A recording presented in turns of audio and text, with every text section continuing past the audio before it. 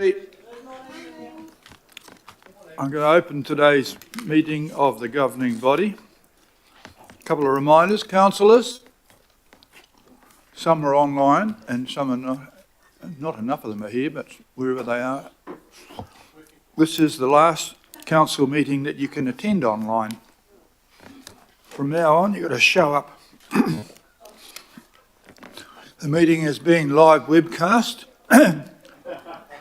A camera will go around the room showing that at present we have Councillors Hills, Henderson, Dalton, Baker, Deputy Mayor, Councillor Leone, Ferry, Newman, Stewart, Williamson, Fletcher. And online, at this stage I have Councillor Turner and Sayers. So the other one, this being live webcast today, and we have electronic attendance protocols, and I'd ask you observe which you should be in a secure place during the meeting if you're not present here, and you should not be driving while connected to the meeting. Please be present and ensure your phone is turned off, at the very least on silent. And I do have some apologies. For lateness, Councillor Fooley and Councillor Filipina, and for early departure, 3 p.m, Councillor Dalton. Good luck with that. Your Worship.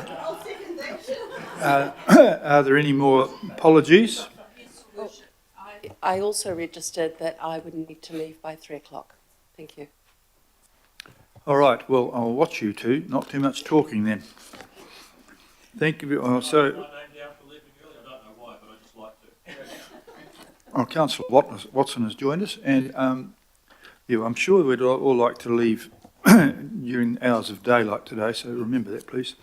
So, I'm going to move that we accept the apologies, and it will be seconded by Councillor Henderson. Thank you. All those in favour, please say aye. Contrary, carried. Te whakapuaki I te whaipanga. None of you knew what that meant, but I was asking you for declarations of interest. None, so we'll move on to te whakaina amiki, confirmation of minutes. Please, a mover and a seconder for that, please. Thank you. Councillor Dalton, Councillor Baker, all those in favour, please say aye. No, carried. Thank you very much. There is no public input. We did have a request from the Howick Local Board, but under Standing Order 6.2.3b, with the decline as there has been consultation process attached to this matter. I think it's about the fact that Howick want to grow from a netball team to a cricket team. Extraordinary items, none are known. Speaking notes, we are going to move to item 8 before item 7. It's due to Mr. Carruthers is booked to attend another meeting, so I'm prepared to accept the recommendations from the Arts, Sports, Social and Community Political Working Group. The Deputy Mayor has led a working group to figure out how we deal with all these outfits who are all here today, so we've moved this item up on the agenda. I have to say I think there is room for improvement with the current situation, which we're told by law, where we're told by law what outfits we have to fund, but have very little ability to influence what they do. There's been a string of reports all suggesting exactly the same thing. There's been a string of governments who've done nothing about it and a string of councils who've done nothing about it. So this is a good step forward. As the Chair's recommendation to tidy up the recommendations a bit to make it clear that there are recommendations in paragraph 50, as set out in paragraph 50, and some of the notes it said paragraph 0. And unfortunately for everybody, I actually read them and found that out. So, Deputy Mayor, would you like to speak to this? We have staff and Alistair Carruthers here today. The gentleman has just taken a seat next to our thing. We have also present in the room the chairperson of Tātaki as well. Deputy Mayor, will you move this? I'd be happy to move, Your Worship, and I think we have a seconder from the political working group. Henderson's in a seconding mood today. Okay. Deputy Mayor, prepared to introduce this item. Thank you. Thank you, Your Worship. Our cultural institutions are magnificent assets for our city, enhancing our social, artistic and cultural fabric, and ones I know we are all proud of. They are all in the room today, or pretty much all of them, and I want to acknowledge each and every one of them and the role they play, as well as acknowledging the amount of work they have put in alongside the political working group to get us to this place. I also want to acknowledge Nick and Vicky from Tātaki. I don't think Nick's here, but Vicky, you are, thank you. And the role that they have played too. Again, this work stream by the political working group has added to your own workload, but you've taken on the challenge and have assisted in the process and the negotiations. So thank you, and good to see you here too. And I acknowledge that's on top of, saving a lot of money for our city and losing staff. You've still taken on that extra workload, so thank you. Today's recommendations are not about making cuts to the sector. They are about delivering better outcomes for our cultural institutions, for Auckland and for ratepayers. It's been a very long journey. We've had a number of external reviews costing hundreds of thousands of dollars, but never actually done anything about it. And today we can. The recommendations are split into two parts. Part one is focused on getting on with the improvements that can be made now by us and that are focused on better outcomes across the sector. We want our organisations to form an alliance to ensure shared outcomes and efficiencies in the likes of promotion, shared advertising and programming, telling a cohesive Auckland story, integrated ticketing. This sort of thing happens in many cities around the world and should happen here. And whilst these improvements are important, the political working group strongly believes there's a need to fix the existing law around some of our institutions. Some of that law is, of course, many, many years old and does need to be relooked at. To that end, while the Track 1 improvements are progressed, staff should also concurrently look at the second work stream and see what that would entail. Change can be challenging, but with the right people, change can happen with everyone feeling good about it. And that's what's really happened today. But one of those key people in that change is Alistair Carruthers. Alistair is a known lover and supporter of arts and culture. And it's no coincidence that Alistair sits on the boards of Auckland War Memorial Museum, MOTAT, Arafa, and Tātaki Auckland Unlimited. It's a deliberate effort on our part to foster better collaboration. So I'd now like to hand over to Alistair to tell us more about the work that he's been doing to date and the benefits of the recommendations for both us and the organisations. Alistair. Inga mana, e te rangatira, ko Alistair Carruthers, toko ingoa. I'm really very pleased to be here. You say I'm overemployed in these matters, and Mayor, I'm very grateful to be in these different boards because it has given me and will give me a unique perspective on how we can pursue what I think is actually another step in the integration of our great city. I'm not going to talk about the legislation, which is obviously all designed at a time where we're not a united body. What I want to talk about is the willingness of the institutions to just get on with some really good things and to try to create more value for visitors, for citizens, and for ratepayers. Great cities are defined by the knowledge holders of institutions that share knowledge freely with members of the public and visitors alike. Really outstanding cities have networks of institutions to do that in a better way. If I look at Washington, this is a word that has been tossed around a bit at different times with the political working group. The defining brand for Washington for culture is the Smithsonian Institutes. There are over a dozen museums and galleries that all network and share marketing resources, shared services, and even ticketing to create a cohesive network of knowledge. And what happens as a result is that the city is a net attractor of visitors because of culture. Now, I think we actually have that big opportunity here, right in front of us right now. I see three examples of how we might, as institutions, work better together. One is to create a cohesive master brand for culture. Every institution still has its identity and its specialisation. But if we were to think about the treasures of Tāmaki or a Smithsonian type brand, I think that will create a really interesting new measure for us to be able to hold ourselves to account when we attract visitors. I think at an operational level, I see so many different ways in which boards are measuring success or failure in these organisations, and I can see an opportunity for us to simplify and create common KPIs across all of the institutions. A really good example of that would be net cost to serve, which is something that at Tātaki we've been looking at through the institutions that we help to manage. But another really interesting thing to look at would be KPIs where we're not necessarily doing well. I happen to know that every institution in the last 12 months has struggled to meet its education targets with learning outside the classroom and getting kids into their environments. Now, there's got to be a reason for that. I think it's not a failure of each institution. I think there's a transport problem. There's actually a resourcing problem, and there's probably a communication problem with teachers about what we can do to support the curriculum. If we share data together around that sort of thing, then we actually have got an opportunity as a group to make changes more easily. The other example is, of course, shared services, and this is something, again, at Tātaki we've been really pleased to provide to the Maritime Museum, the Zoo, the Art Gallery, and I think there are opportunities for greater efficiency and actually better value if we look at those things as well. Those are just examples of what might be possible. I'm really pleased that my colleagues from the institutions are here. I think there is a lot of history in all of this, but all the reports, and I really commend you, Chris, on this one, have said the same thing. We've just got to get on with it now. And I think the opportunity is real because you've got a very collaborative group of leaders and excellent leaders of these institutions who also agree that it's time.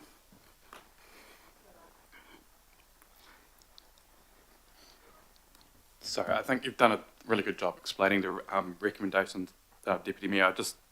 The report includes staff advice that we recommend that the governing body endorse them in full.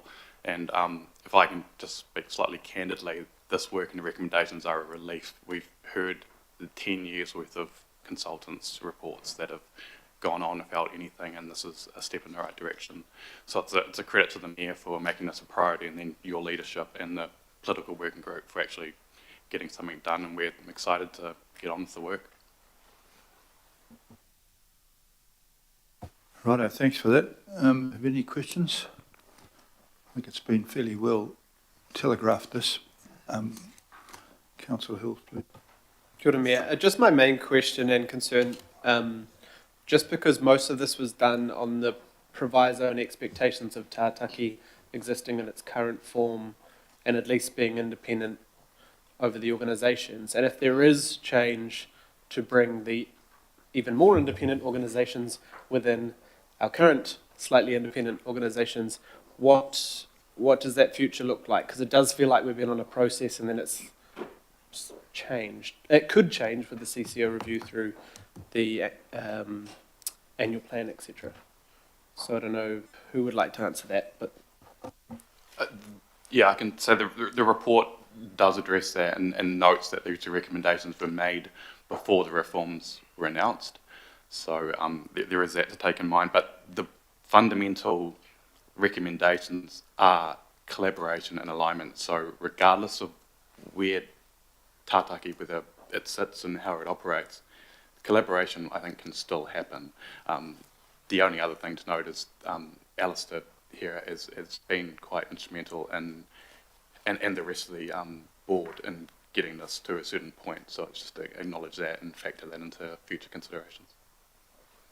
But by supporting this, we're still supporting, because I was on the working group, but we're supporting it moving forward, but we're not necessarily supporting anything being locked in until there's more certainty around what structures are existing after next year. Yeah, I think the the intention is to factor this into that future work. Okay. So that is a consideration. But this work can start and can get on. We can get on with it. It is largely led by the organisations. Yeah.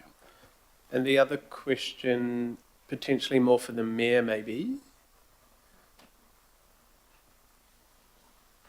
Or okay, I guess I can say it in my speaking turn, or maybe to Deputy Mayor.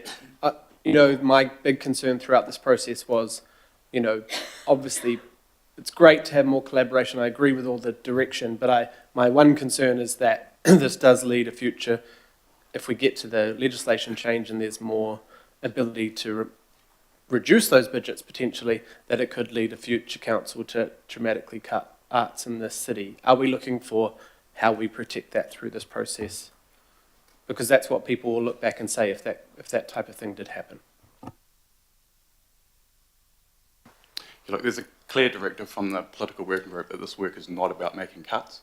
It's also not about increasing funding. It's about getting better outcomes for the money that's already spent, which Alice has sort of outlined just a few examples, and there's plenty more. But that will all be factored into the future work.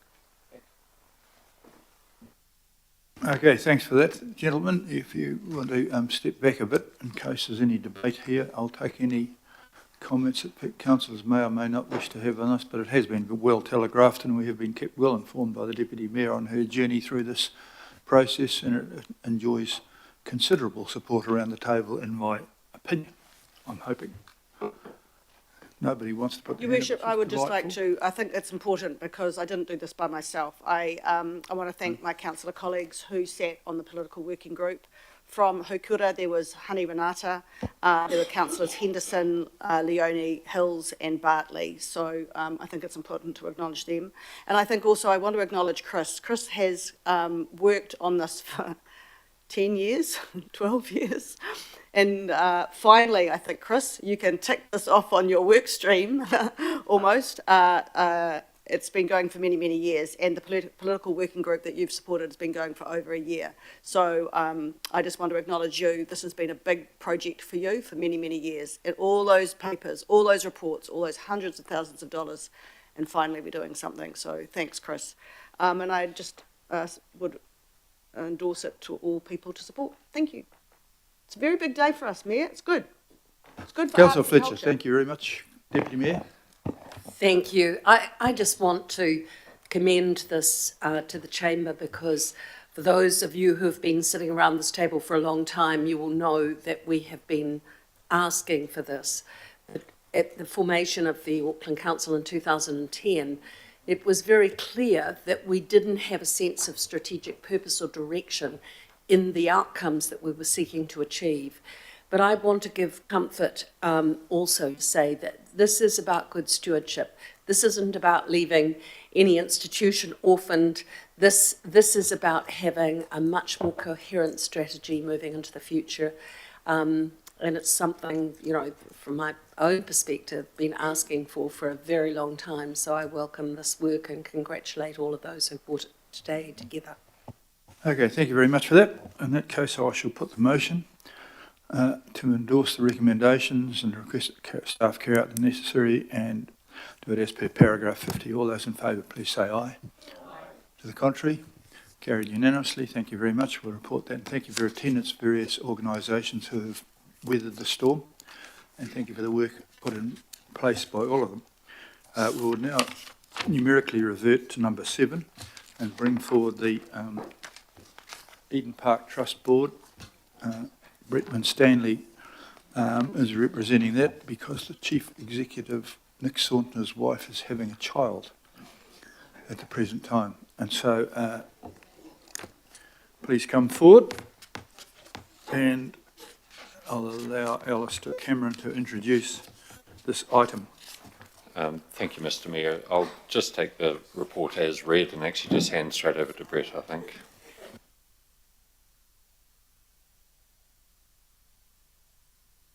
Kia ora and good morning, everybody. And once again, apologies on behalf of Nick, whose wife, as the Mayor has mentioned, is having a baby today. So I've just move that way. Which one is it? That one? Okay. I hope everybody can read that. We'll just start by a brief summary of financial performance. At the beginning of the year, we forecast or budgeted a small break-even result, operating profit before depreciation, and that number was 591k. In the event, we've had a far better year-to-date than we budgeted, thanks to some additional content, including the likes of the Super Rugby playoff matches. We've had the Phoenix and a few other events which have put us in a position where we're currently forecasting a profit before depreciation of $2.366 million. It's a good position to be in. It does include a one-off grant from IMBE, which was the tail end of their contributions towards the FIFA Women's World Cup improvements of last year, so that's given us a little bit of a leg up, but even discarding that, we've had a better financial performance than we expected. That's the forecast to our financial year end on the 31st of October. I'll just move on to the slides that Nick would normally present, and we've first of all got a summary of our major events in the year. The Park's major events in FY24 have included 2 sold-out Pink concerts, international cricket, Super Rugby, including the home final, which the Blues won, a Phoenix game, 2 successful All Blacks tests, Bunnings NPC and Farah Palmer Cup fixtures. Reached a significant milestone on the day of the Argentina All Blacks test in August, notably that the All Blacks cemented their Eden Park as the home of rugby in New Zealand, winning both Auckland fixtures and stretching their unbeaten run to 50 tests over 30 years. So since 1994, the All Blacks are unbeaten at Eden Park, 48 wins and 2 losses.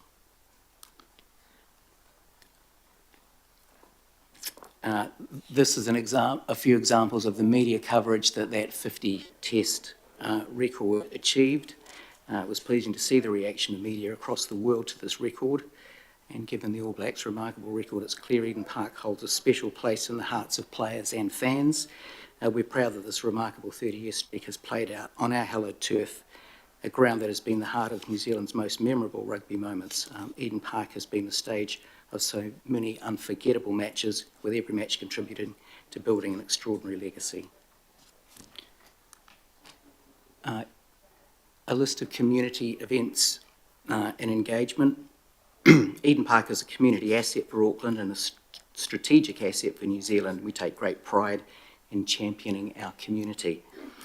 There have been a number of community highlights over the last 6 months, including the Art Battle Grand Final, the Adoya in Eden Park, and the Cure Kids Red Nose Day event, which saw members of our community recreate the iconic Cure Kids Red Nose Day song. Thank you to the Deputy Mayor for braving the rain and attending on that day. We've also facilitated recent fire and emergency New Zealand training, hosted art exhibitions and local orienteering groups, and made dreams come true for children through Make-A-Wish.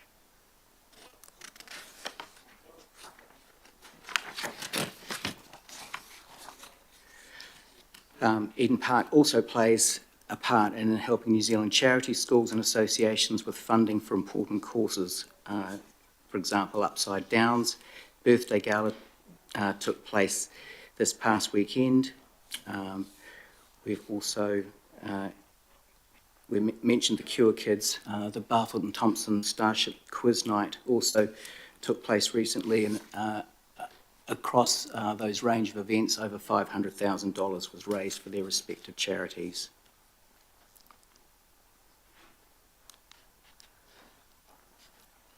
Moving to economic benefit, as we touched on at the last governing body meeting, Pink's 2 shows made a significant contribution to the Auckland economy.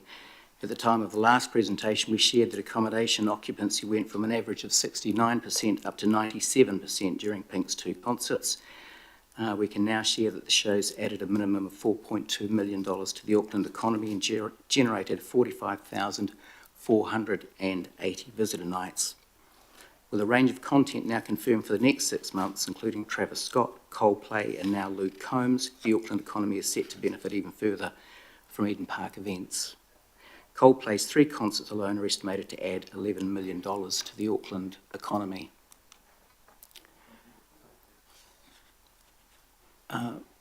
Some comments around sustainability. This year we have built on our sustainability action plan, looking to continue the important work in this area.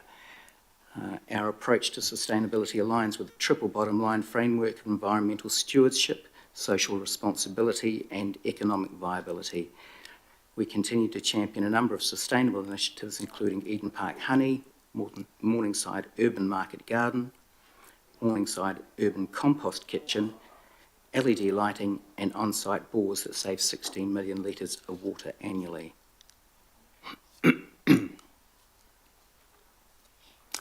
The Stadium Business Awards is acknowledged worldwide as the benchmark for stadium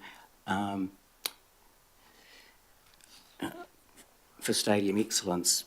This year we're built into our Eden Park was named the winner of 2 categories at the Stadium Business Awards. Regarded as the leading awards for the industry, the Stadium Business Awards 2024 recognises leadership, innovation and achievement across global stadia. Eden Park jointly received the Event of the Year award for the FIFA Women's World Cup 2023 alongside Sydney's Accor Stadium and claimed the highly sought after Venue of the Year title. Thank you. Activating new partnerships. The stadium has partnerships across a number of different sectors and works closely with each of these partners to explore opportunities for further collaboration. As an example, we're currently working with the University of Auckland on opportunities for collaborative research and recently delivered the second Pumaville Power in the Park event, an open day for people to gain hands-on experience with accessibility initiatives and products. A number of our partners have also participated and assisted with fundraising for our community events, playing their part in the success of the Eden Park community. Planning for the future, there is an exciting 12 months ahead for Eden Park as we host domestic rugby, the world's largest haka this Sunday, Travis Scott, Coldplay, international cricket, and functions and conventions such as the Jehovah's Witness Special Convention. We're also developing plans for Eden Park 2.1 with an eye toward the future of the stadium. And lastly, a thank you from the Hyphen Project. So an example of a recent community experience that we facilitated was the Hyphen Project, who were provided with a personalised Eden Park tour and experience package by our Experiences Manager Grant Medcalf. At Eden Park, we're in the business of delivering money can't buy experiences. And as written on the card, Emma and Seth have both been out of school or work for over a year now, despite being talented and highly academically capable. The purpose of our initiative at the Hyphen Project is to re-engage them and others like them in their interests and in learning and transition them into employment or further study. For Emma and Seth, the trip was a big step forwards in gaining confidence to tackle new situations and in growing their independence. For both, it has been consolidated in their plans for next year and has affirmed their emerging identities and made them feel a part of the world. Thank you for your part in that. And that concludes our presentation.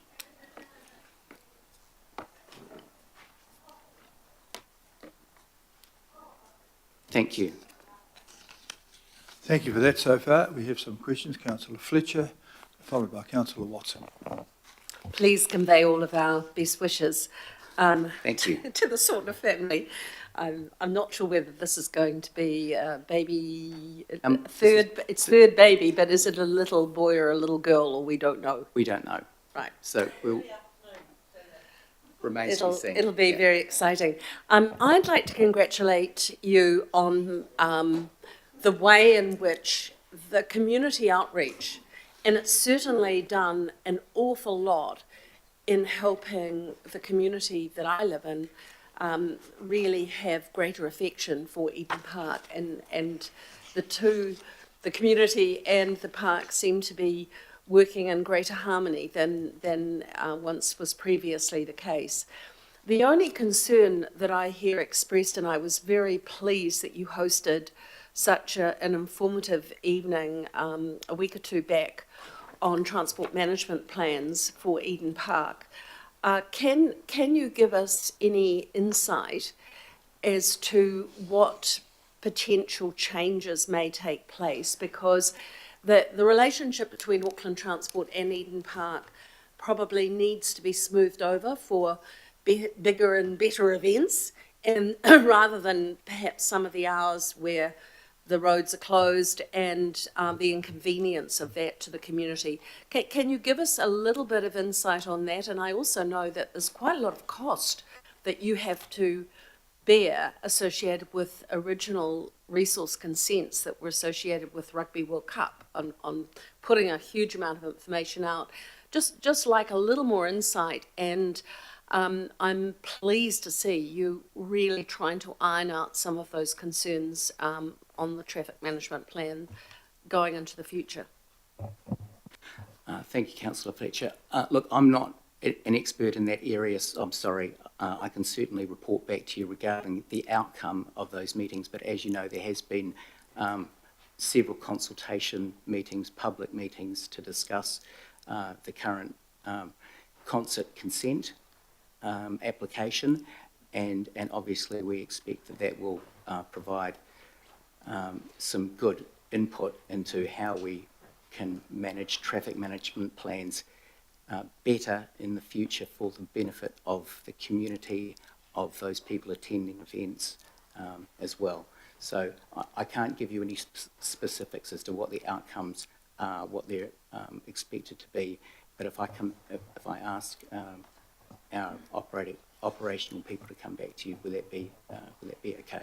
I think that would be wonderful, and I also, Your Worship, suggest that we really closely follow how we can play our role through Auckland Transport in making this more effective than it currently is. It could be easily, I think, improved, but I'm also quite shocked by the cost that you are bound to in terms of the distribution of material prior to any events that were associated back a number of years ago, where I think technology and everything has moved on. So maybe that's something we can be mindful of as well. Thank you, Councillor Fletcher. I think that was reason 352 for getting more control over Auckland Transport. Councillor Watson, please. Congratulations, Brett, again on a wonderful year to date. Almost as impressive, if not more, than the All Blacks' 30-year winning streak is the diversity of events you continue to put on for the community is quite remarkable. I'm assuming that any number of those don't necessarily make a profit, or you end up on the right side of the fence. What's the philosophy there, Brett, that enables you to just basically open up Eden Park to all manner of community functions, yet still keep that within the balance of profit loss that seems to predominate everywhere? Thank you, Councillor Watson. It's within the trustee. We've got an obligation to utilise Eden Park as an asset for the community. It's not just sporting, cultural, musical and recreational groups, but that's the genesis. But the fact is, as many people have acknowledged, that without community support, it's very difficult to transition the park into an asset that has a far more diverse and a higher utilisation of events and activities. So the payback for the loss of that we may incur in hosting community functions in a charitable sense is that we have been enabled to host more events. We've got more freedom in that respect. So we can succeed commercially as well. Just to follow up, Mr. Mayor, on that kind of phenomenal winning streak. I think that the last time they lost was to the French. They only lost in the last few minutes of that game too, I think. In terms of a marketing kind of opportunity, it's always clear to me that Eden Park is often thought more of overseas than it even is, within Auckland. Ironically enough, when you talk to sports enthusiasts, and it's like coming to Mecca. is there any plans or opportunities to kind of keep that phenomenal record as a kind of attraction to to people all and sundry, not just within New Zealand but overseas? I can't say specifically that we market ourselves internationally, but certainly, we conduct public tours on a daily basis, and we always receive, as you say, a phenomenal reaction from international visitors, whether they're cricket lovers or rugby lovers, who recognise Eden Park as an icon stadium and, as you say, a mecca of sorts in that respect. Thank you. Very good question and very good answer. I'll move this because it's in celebration of being probably one of the loudest and most vigorous supporters of the Blues. We had a great year this year, and I actually enjoyed soccer for the first time in my life there with the women's soccer as well. So I'm moving this, and the seconder is the Councillor Fletcher, who's a neighbour and a supportive neighbour, I believe. And so thank you for that. If you two just move in case there's a debate here. But I think we're all very happy, and I'm also pleased to see you paying interest on the debt, just to remind you that I am also a grumpy old Conservative politician as well. I have no questions, and so in the interest of brevity, I'm going to put that motion. All those in favour, please say aye. To the contrary, thank you. Carried. Thank you very much for that presentation and for the work that you've done in the last year. Now, to confuse those numerically challenged, we're going to go to item 9.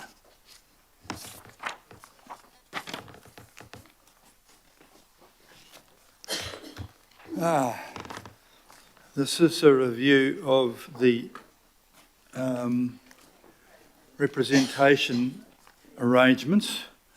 It's a culmination of a lot of work. There is a lot of appendices, attachments 9A, 9B, 9C, 9D. I'm led to believe that if you look at 9C, you'll get something, no, 9D rather, you'll get the report and recommendations. I'd like to, before we get too far into this, thank Councillor Ferry, who has led the Joint Governance Working Party on a lot of meetings and a very full process. I'll ask Councillor Ferry to lead this, and thank her for. I've sat through quite a lot of those meetings, and I don't know how you endured them all, but you did. And I welcome to the table Warwick. Yes. Who's also endured those meetings. Kia ora, so just a few comments to start, if that's okay. So I want to acknowledge it's been a huge piece of work to get to this point. And we've had amazing staff supporting the 13-member working party, which has included both local board and governing body members, as well as Chair Taipiri from Haukura. What's before you today is the result of early engagement. People may have forgotten that this happened earlier in the year. It feels like a long time ago, back in February, with advisory panels, mana whenua, mata awaka, local boards, key stakeholders, staff, people's panel. And that shaped the initial proposal, which went out then through July and August through a special consultative procedure. And you can see on page 29 the list of engagements undertaken as a result for that special consultative procedure, which then attracted over 2,300 written submissions, which is not too bad. We then held hearings late August and earlier this month, and heard in person from 21 of those submitters, and also from 8 local boards who asked to speak to their resolutions. We had 19 out of 21 make resolutions, but 8 sought to speak directly to the hearing process. It was quite interesting because we don't usually have formal hearing processes like that outside of like bylaws and regulatory stuff. So it was quite interesting the level of formality that was required, but trying to keep the tone constructive and not too intimidating for submitters. So thank you to the Working Party members for creating an atmosphere where we could have some good conversations. We seriously considered those submissions, and that resulted in some minor but important changes to the final recommendations that you have before you today, particularly in regard to where to draw the subdivision boundary lines for Rodney Local Board, and also the tricky issue of where Newmarket and Parnell belong in terms of council wards. Those are the two particular changes that came out of the submission process. We also identified a number of issues that need future work but could not be addressed in this representation review, sometimes because of the limited scope of a representation review and other times because we sort of need to see how things in those areas develop. So, for example, the rapid changes in Drury. And so before I hand over to Warwick, I'd just like to acknowledge all of the staff. I started making a list and I think I've probably forgotten some people, so I'm a bit nervous about it. So what I might do, if it's all right with you, Mr. Chair, is I'll leave that comment for when we actually move the item, the final thing, and that way I can check my list. But I can acknowledge all the Working Party members now. So Chair Taipari for Hokura, for governing body, councillors Henderson, Leone, Watson, Newman and Baker. For the local boards, so they have a process where they had a local board member representing a group of local boards, and then they had to go back and forth with that group. So we had Chair Handley for the Islands, who was also Deputy Chair remains Deputy Chair of the Working Party, Chair Full James for Rural, Member Northey for the Central Boards, Chair Gillen for the North, Chair Catchpole for the South, and Chair Thomas for the West. So I'll hand over to Warwick now, if that's okay with you, Mr. Mayor. Thanks. Thank you, Mr. Mayor and councillors. The discussion today focuses really on what changes from the initial proposal that went out for consultation as a result of submissions. And the purpose of the presentation is just to highlight for you the key things that you need to know for basing your decision making. In terms of where we're at now in the process, we started off with the initial proposal and there was quite a lot of work prior to that done by the Joint Governance Working Party. Had the consultation, had hearings. We're now at the point of resolving the final proposal, that's today. We then publicly notify the final proposal that you agree today and receive objections and appeals. We're required to refer those to the Local Government Commission for final decision, and there's a tentative date set for a hearing on those for the 4th of February next year. In terms of the consultation process, there's quite a lot of detail in the written report about the engagement that was undertaken. As Councillor Ferry has said, there were 2,359 submissions. Local boards resolved formal submissions. The Joint Governance Working Party heard oral submissions and considered all other submissions. And in your attachments, there is the formal report and recommendations of the Joint Governance Working Party. This is just a high-level overview of changes to the initial proposal in terms of the key elements in the initial proposal. So in terms of Central Auckland ward boundaries, in the initial proposal, these were all realigned to local board boundaries. That's amended.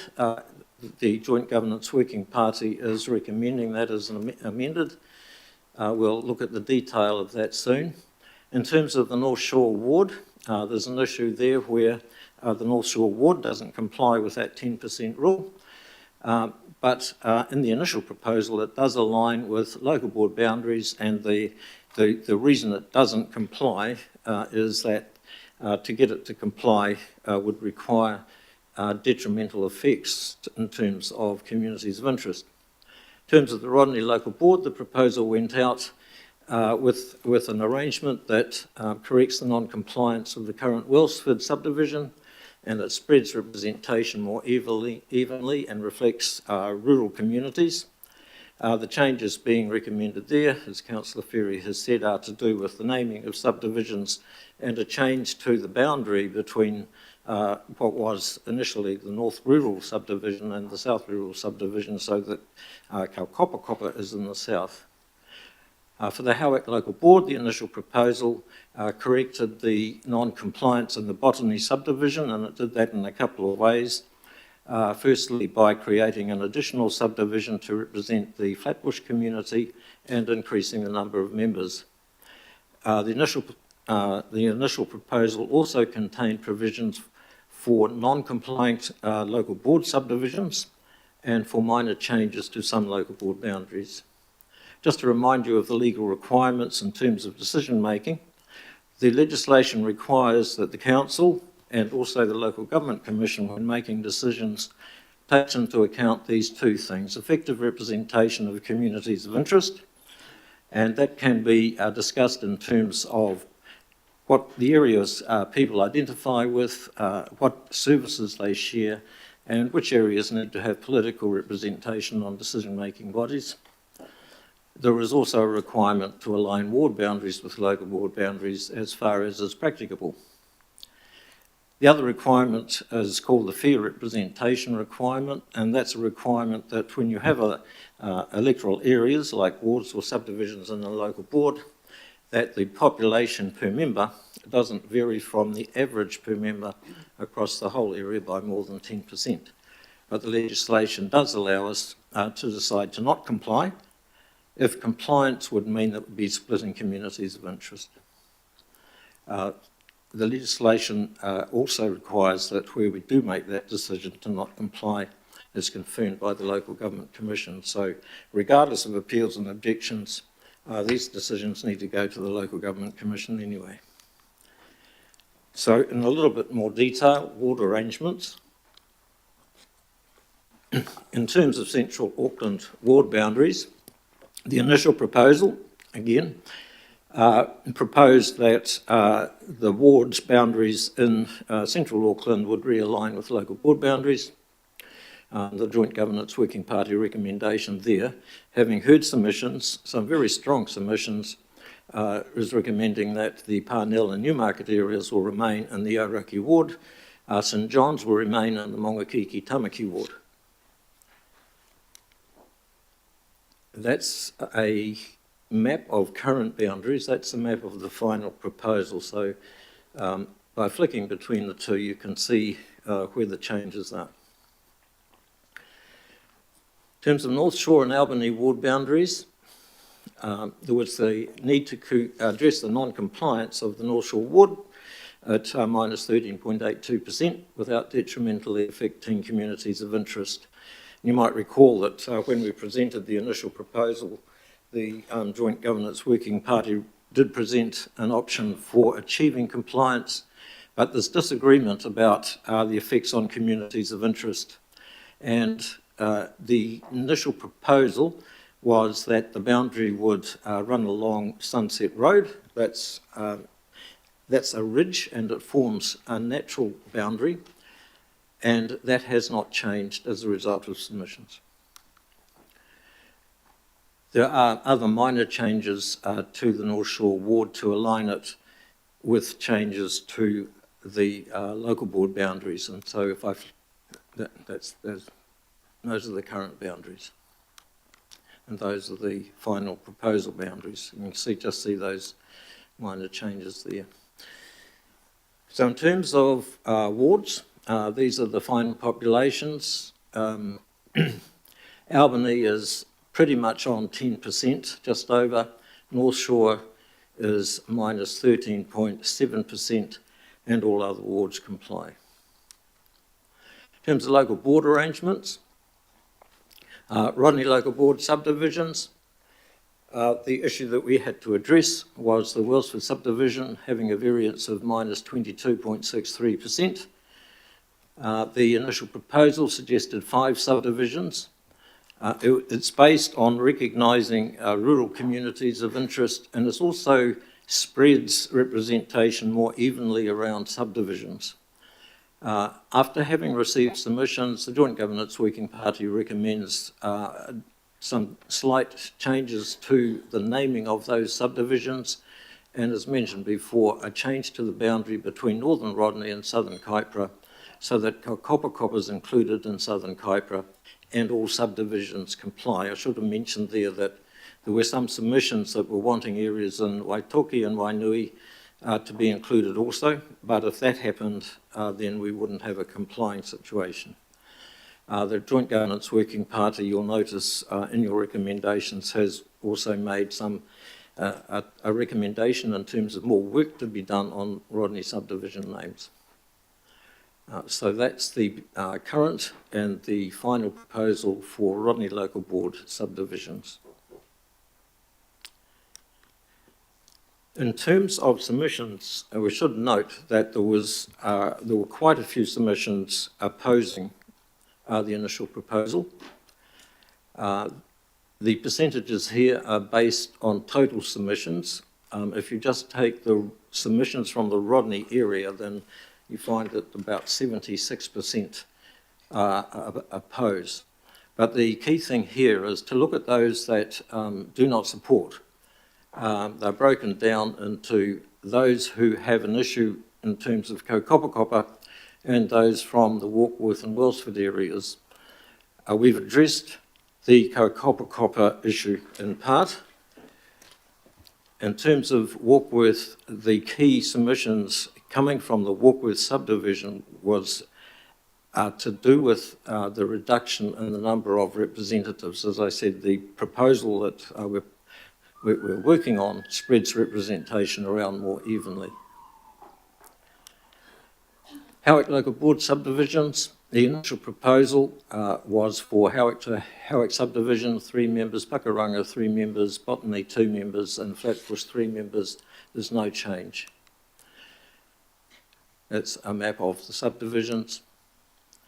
In terms of non-complying local board subdivisions, there were 4 situations in the initial proposal. That hasn't changed. In terms of minor local board boundary changes, there were those proposals there. Most of them are to do with aligning reserve areas with local board boundaries. There's no change suggested there. The final proposal for local board populations is shown on the screen at the moment. I've highlighted the situation of the Howick Local Board. So there are a total of 11 members for Howick. The population per member is 14,000, which does not indicate that the Howick Local Board is overrepresented and compares quite favourably with other local boards where there are fewer people per member. The Joint Governance Working Party has also made recommendations in regard to other matters. In terms of receiving submissions, the Joint Governance Working Party noted that, well, I should say that a number of submissions noted that, including things like people don't really understand how the council works, they don't understand the difference between the governing body and local boards. And also there were a number of submissions that suggested we look to the future. The legislation requires us to work with current population statistics, but there's no doubt there's going to be significant residential growth into the future, and so there are recommendations there that we look at the effects of that. That's the presentation, Your Worship. Thank you for the presentation, Warwick. Councillor Syers has a question.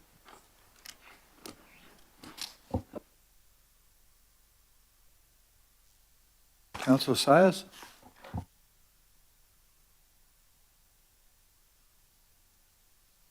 Thank you, Worship. I just had one question around the Rodney ward boundaries and the feedback you touched on to do with the Warkworth area, and there were a number of submissions there that indicated they weren't supportive of the original proposal, Warwick. So was there any way, listening to their feedback, was there any way that their concerns were able to be incorporated, or was that not possible?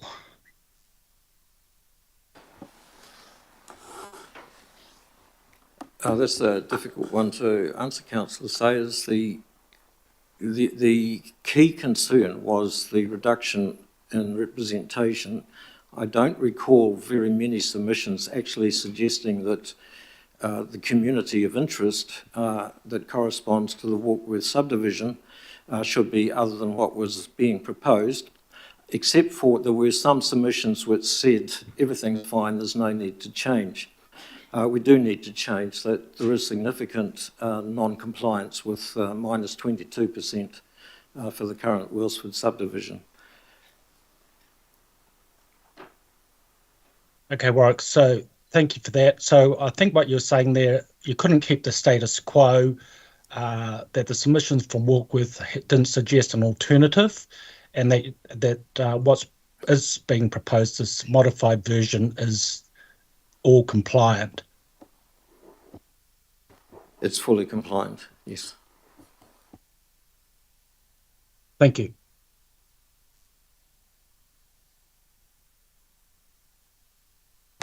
Okay, I think there's no further, oh no, somebody's, there are no questions, but I'll let Councillor Ferry I have a sum it up question. and ask a question. Yeah. I've got a question. So the question is just for Warwick to explain in terms of this process of the decision making. Members will recall that we decided that the hearings would be done by the Joint Governance Working Party as opposed to this group, which is the ultimate decision maker. That's right. So I wondered if you could just explain it in terms of if people are seeking amendments that make significant changes to the recommendations, what does that mean? The fact that all of us around the table, or some of us have taken part in the full hearings process, have read all the submissions, some may not have. So could you just explain a little bit about what that means and how the Local Government Commission might respond to significant changes from the recommendations? I think that's important for people to understand before decision making. Thank you. Thank you, Your Worship. The legislation requires the Council to consider all submissions and make such amendments as the Council thinks. So the context for the decision making is the submissions that have come in. So if members are interested in proposing amendments to the recommendations of the Joint Governance Working Party, they should have acquainted themselves with all submissions and thinking through the whole process, particularly to the next stage. If you were to make a change now, which people might oppose to the Local Government Commission, the Local Government Commission would want to know, why did you make that change? And so it's important to record any reasons for making a change. Thank you for that, Councillor Henderson. Thank you. Just quickly, Mayor, thank you so much for all your work. Just a real quick question. Can I confirm the proposal, particularly the Rodney area, whether that has been changed and proposed to focus on communities of interest having rural character? Yes, that's correct. There has been a lot of discussion, particularly at the Rodney Local Board area. When you're looking at a large rural area like Rodney, it's difficult to say this is rural, that's not rural. We've tended to focus the subdivision areas around what's on our plans as future development areas. But even so, even the proposed Warkworth subdivision is larger than what's shown as a future development area on our maps. But basically, the northern Rodney and the southern Kaipara areas correspond to areas where there is no future urban development proposed, and Kumiu, Dairy Flat and Warkworth correspond to where there is future urban development. So we've got rural wards essentially within that local board area. Yes, I mentioned that there's been quite a lot of discussion, and some people will argue that even with the current arrangements, I've heard the argument that the representatives for the current Warkworth subdivision are actually live in rural areas, and it's mixed. Yeah, thank you for that. Yeah, people even in the townships in rural areas think they're rural. So it's an interesting dynamic to deal with. Councillor Hills, please. Yeah, two questions. One, just following up from Councillor Henderson, just because of the difference, I guess, in the general subdivisions and rural, do you think we should be having a referendum on those wards? I'm just asking. And, well, my personal opinion is no. The legislation makes this a responsibility of the council, and if we get it wrong, then people can object to the local government commission. Okay. And my other question is, and I did send you question you gave me some based on a proposal from the Devonport Takapuna Local Board. I understand was that there was just one submission of the 2,000 submissions? There was one submission that suggested extending the North Shore ward even further in order to achieve compliance. The point being made by that submission was to achieve compliance. And could you just give the brief for, you gave me one pro of the full compliance, but there was 4 cons there, just for transparency, because this popped up during the final part of this process. Sure. Well, one of the arguments against the suggestion to expand the North Shore up the coast is a community of interest argument. And what I've heard is that the East Coast Bays kind of have a community of interest together. Historically, and this is going back quite some time now to when the Local Government Commission was proposing arrangements for the Auckland Council, it initially proposed that Campbell's Bay be within the North Shore ward. After it received submissions, it changed that and determined that Campbell's Bay should be in the Albany ward for community of interest reasons. The feeling I get is that there are community of interest reasons for deciding to keep the North Shore ward boundary as it is, even though it's not complying. One of the pros for that is that in the initial proposal and keeping it as it is proposed, it aligns with the local board boundary. And in the requirement for effective representation of communities of interest, there's a sub-requirement to align ward boundaries with local board boundaries as far as is practicable. So that proposed change wasn't consulted on, but also wouldn't align the board and local board boundaries. They would have 2 different boundaries. If we followed the suggestions of the Devonport Takapuna Local Board, the boundaries would get out of alignment. Thanks very much, sir. Thank you very much for that. I have no more questions, so thank you. You can retire. Oh, no, hang on. I've got one from Councillor Williamson. Yeah, thanks, Mayor. I've got a couple of questions. First of all, to Warwick about the Joint Governance Working Party. I think I heard Councillor Ferry say there were local board representatives for the north, for the south, for the west, and for the isthmus, but I missed who was for the east. And I can tell you that the northernmost point in our subdivision, for Councillor Stewart and I, is further north than we are right here in this building. And why we are somehow not considered a part of Auckland or grouped into something called south when we are further north than here makes me worry. Why was there not an eastern advisory group? So the division of doing local board reps like this is actually something that goes back several terms and was determined by the local board chairs forum, and is used as a mechanism not just for this group. So often local boards are approached for representatives, and when they are approached for 6, this is how they are broken down and the Howick board falls within South, and that's been the case for some years. Thank you. I get that's been the history of it, but I just think there is a grave anger in my community that keeps saying, why are we not treated as one of the north, south, east and west points of the compass? We're East Auckland, proud of it, and yet we never seem to get that representation. And now another question I guess it's to you, Mr. Chair. I do wish to make or move an amendment. I guess that will occur after you're finished with questions. Can I just get a ruling on how I can move an amendment?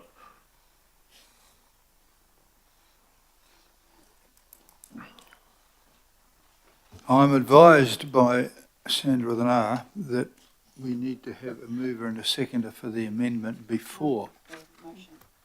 Sorry? The original motion to get the. Perhaps you should speak to this because this is not my. Thank you, Mr. Mayor. We need a mover and a seconder for the recommendation, and then Councillor Williamson, you can move your amendment. Right. Well, I'm definitely a mover because I'm it. It's about getting the substantive motion on the table in the first instance and then the amendment to follow. Well, that's what I'm thinking. Do I put the amendment after the substantive motion is put? Yes, Or do we need a mover and a seconder for the original motion. So Councillor Ferry. Oh, sorry. Councillor Ferry and Councillor Turner.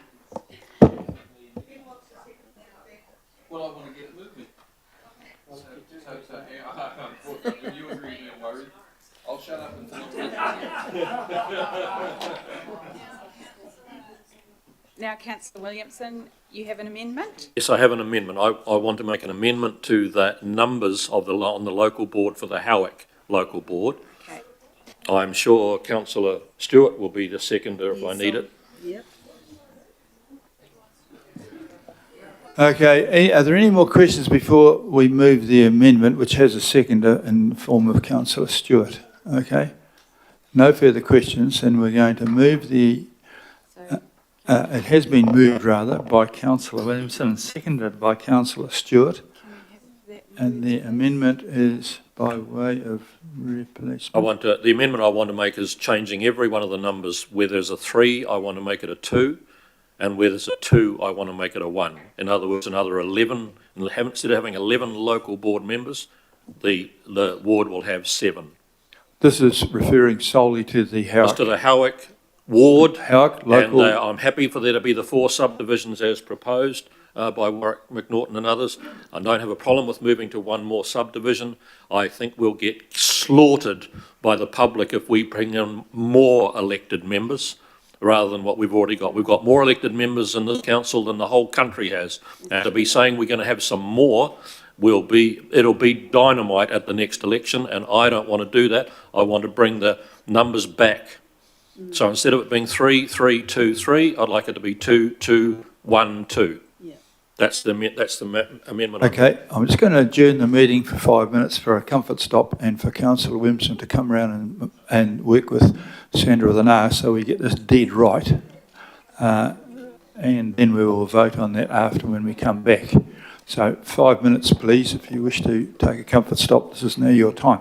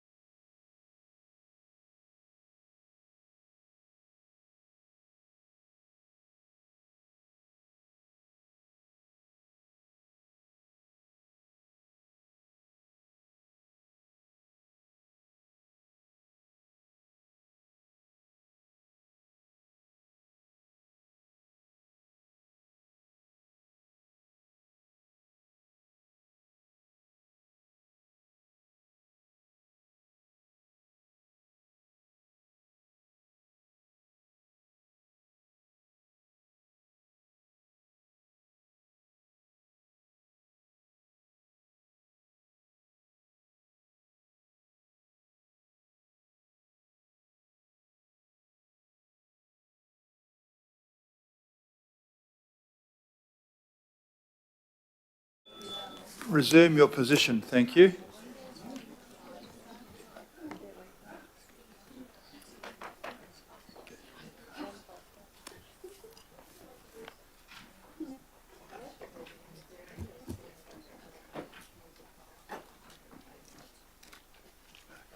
Come on, Councillor Philippina, pop back. Rightio, we now have the amendment up there in red. I'm going to ask Warwick to come back for questions solely about the amendment. That's apparently in the rules. Okay. And I think there will be some questions about this. In fact, Warwick, having considered this, I'd like you to just address us on your initial concerns about this. I know there's all sorts of rules and things to be complied with, but on the other side of things, I do note that we would now have more local board members in Howick than there are councillors for all of Northland. So there is sometimes rules produce odd results. So please address us, Warwick, on the implications of this. Thank you, Your Worship and members. Before you vote on this, you need to be aware that based on current subdivision or the proposed subdivision boundaries, changing the number of members in that fashion would produce non-compliance in the Botany subdivision of 23.65%. To decide to accept non-compliance, there needs to be a community of interest reason. That would be my comment, Your Worship. Okay, there's a question from Councillor Baker. And hang on, and I'll get you next. Thanks, Warwick. So a couple of questions. Did we consult on, as part of the initial, did we consult on reducing Howick's total number of board members from 9 to 7? Was that part of the original consultation? We didn't consult on it, but from memory there were 4 or 5 submissions suggesting it. And just to clarify, if we increased it to 11, there is no budgetary impact that the payment for those 2 extra board members comes from the pool of money. So basically the local board members would be paid less because it would be divided by 11, not 9. Is that right? Thank you, Councillor Baker. I checked my understanding on that with the Remuneration Authority yesterday. It might not be correct to say that going to 11 they would experience a decrease because the Remuneration Authority is currently undertaking a review of local government remuneration. But it is true to say that the way they decide, or the methodology they use at the moment for deciding the remuneration of local board members is based on a sizing index for the local board and is not dependent on the total number of members. And so regardless of how many members on a local board, it's the same remuneration total. Well, that's obviously a definite perhaps. Deputy Mayor Simpson. Yeah, I'm struggling on this because on one hand, we seem to have a huge amount of elected members in our governance structure, as the mover said, more than central government. On the other hand, you've got a very unbalanced ratio in the local board between local board and community. Can you give me, so it was already over at what figure? 14,000, wasn't it? Everybody else was about 12. That's correct, 14,000 if it was 11 members. And if it was 7, it would be what? 22,000. 22,000, one person to 22,000 people. Okay, my next question is, because I was going down the same path as Councillor Baker, we didn't consult on this, but is it legal? I mean, because we didn't consult on it, but because 4 people suggested it, that means that we can actually make a decision on it. This is not illegal. I'm sorry, I'm using the wrong words. Is this within the scope of what we should do? I'm subject to correction from our legal people, but my understanding is that there's no kind of black and white legislative guideline on what change you can or can't make. It's safest to make changes based on submissions that you've received. There were 4 submissions along those lines. And my last question is there no other way, like boundary change or something? I mean, obviously the Howick local board area is humongous with regards to its population base. Is there no other way of doing this? I mean, the answer for me, if I was trying to get to where I thought was a good place, would be to reduce the boundary, keep the local boards the same and spread the love. Is that not a possible? The population across. So you're talking about changing the local board boundaries in more than a minor way. It's not possible through a representation review. There's another process called reorganisation, which we did start to look at before, but we were going the other way. So we were looking at wards which had 2 local boards in them and amalgamating those 2 local boards in the ward. What we've got with Howick is 1 ward and 1 local board. And in terms of the numbers we were thinking about when we were looking at reorganisation, which was a maximum of 12 members on an amalgamated local board, 11 on Howick seemed to be consistent. So you're really telling me we should have 2 local boards? Well, really, I'm advising that we can't create 2 local boards through this process. We can through a reorganisation process, if that is what you wanted. Okay, just bear with me, I'm trying to get to a good point here. So if we were to vote for the amendment, what is the next stage to then move to a better place? Because, I mean, the better place of getting a second local board or whatever. I mean, is this a temporary step? I mean, I just don't think that Aucklanders really feel that Auckland elected members need to increase.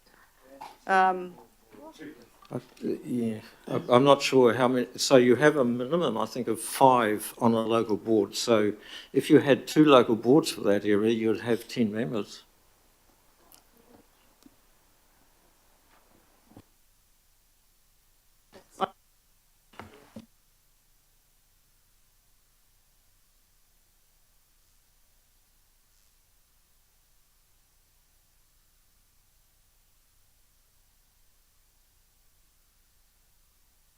Councillor Ferry, please. Thank you. I have 2 questions. The first is, did we vote on a proposal to include this in the initial proposal, the idea of this amendment? My recollection is that at the debate, when we decided the initial proposal, Councillor Williamson objected to increasing the number of members on the Howick Local Board. We didn't consider a proposal. Right, but we had a vote on an amendment at that time which was not successful, so we decided not to put this out to in the initial proposal. Is that correct? I can't recall whether we actually voted on the amendment, but I do recall the objection. Okay, thank you. So we have had this debate before. The other question I had was, so you mentioned there that, so we're looking at potentially a 24% over non-compliance for the Botany subdivision, who would have 1 elected member to deal with that 24% over non-compliance as well. And you said that the argument that the Local Government Commission would look at was whether it split a community of interest. Yes. Now, earlier on in the slides, you said that there are 2 factors that the Local Government Commission is looking at, and one is about fair representation and the other is communities of interest. Yes. Given that a non-compliance of that size is more about fair representation than about communities of interest, how do you think that conversation will go?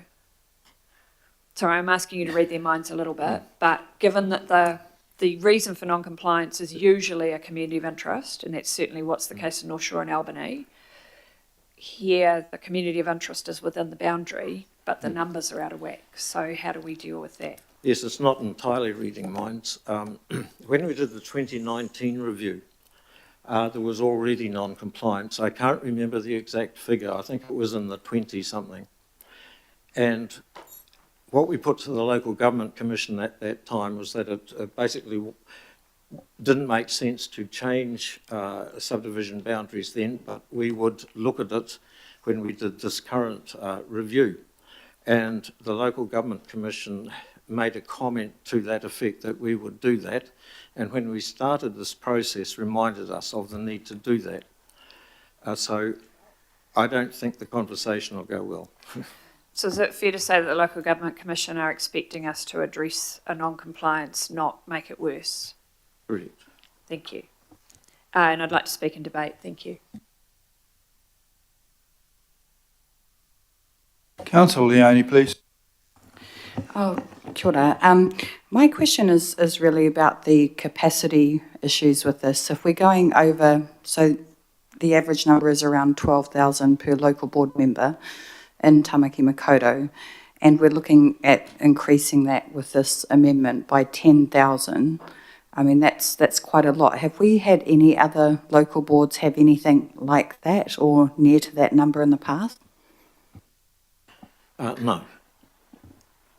And I just wanted to ask the other question around, I mean, they're only paid for working 20 hours a week, but obviously the workload would increase quite significantly with having an extra 10,000 constituents to have to deal with each. So, I mean, how would that work in terms of their pay? I mentioned earlier on that there are two key requirements to take into account: effective representation of communities of interest and the fair representation rule. We try and keep discussions about remuneration off the table unless they go to effective representation of communities of interest. There may be scenarios where it's reasonable to talk about remuneration because it will lead to better representation of communities of interest, but I don't think that question falls within community of interest considerations. Okay, thank you. It does to the extent that we do want to make it as viable as possible for people in the community to put themselves forward for local board. Thank you for that. I'm not sure if that is that the proportion of work and payment and the number of people links very well. Otherwise, the people on the Great Barrier would only be allowed to work 10 minutes because there's 1 for 200 there. In fact, you've got to be careful to avoid getting onto the council out there. Councillor Stewart, followed by Councillor Philippine. Well, thank you. Well, as you know, that I'm going to be supporting this change, but I think there is really a time for change. Listening to what the Mayor is quite often discussing out in the community about wanting to look at reducing the number of elected members, and one of the things that I've heard you say, Your Worship, many times, that we have far too many elected members in Auckland, and when you look at the whole of the country, we've actually got probably more elected members looking after the Auckland region than the whole country just about. I think one of the things that I thought we were going to be looking at was, this is just the first tweak, and maybe next year we can have a look at another tweak, maybe looking at the number of elected members that we have right around the Auckland region. I think we need to really start thinking about reducing the numbers, and there's a few reasons, because not only the remuneration, but you get elected members that maybe, and we want to encourage people that have got families and things like that, but there's all sorts of things that are add-ons, like you have the child support, you have the children in daycares and things like that. So there's a whole lot of things, and you've got your technology, and you've got all these sort of things. So I think the public out there really do want to see a bit of change, and they want to see that we're actually trying to reduce some of the costs. So that's all I have to say. Thank you. I'm just been listening to what you had to say, Your Worship. Thank you very much. We have had a long process going on. Possibly next year when we do look at this, those points should be raised. They have had the opportunity here. I'll take 2 more questions and that'll be enough. Thanks about this. Councillor Philippine. Thank you, Chair. Well, kia ora, Warwick. Good to see you. Warwick, do you know what the view is of the Howick Local Board?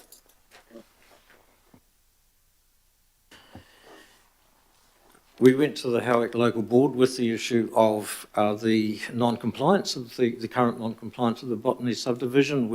In our report, we talked about 3 different options, I think. One option was based on changing current boundaries, and there was the option of, we put to the board of increasing the number of members in order to address the compliance. The local board chose that latter option. That's the preference of the local board.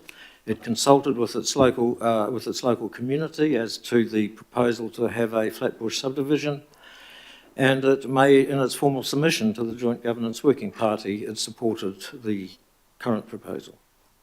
Okay, and supplementary, thank you, Chair. If the local board, depending on where this heads around the decision, the local boards do have the ability to appeal the governing body's final decision.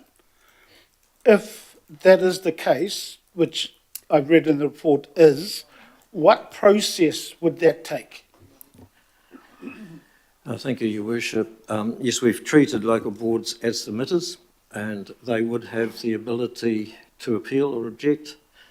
The process is that all appeals and objections would be heard by the Local Government Commission. I mentioned the tentative date is the 4th of February next year.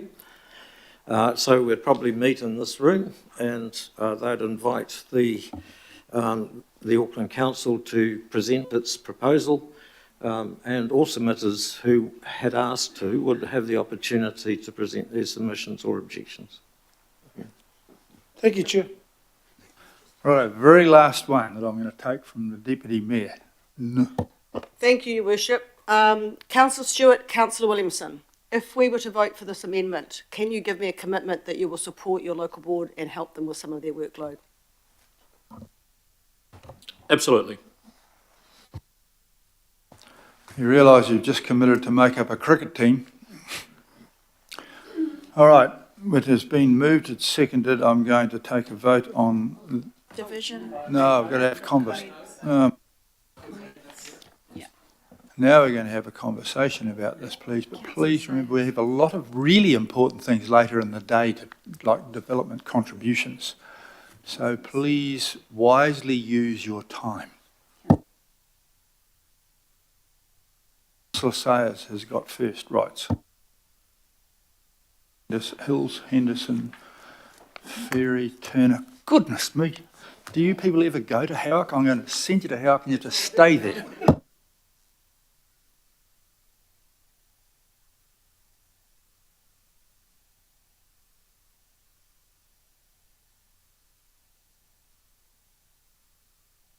Come on, Councillor Sayers.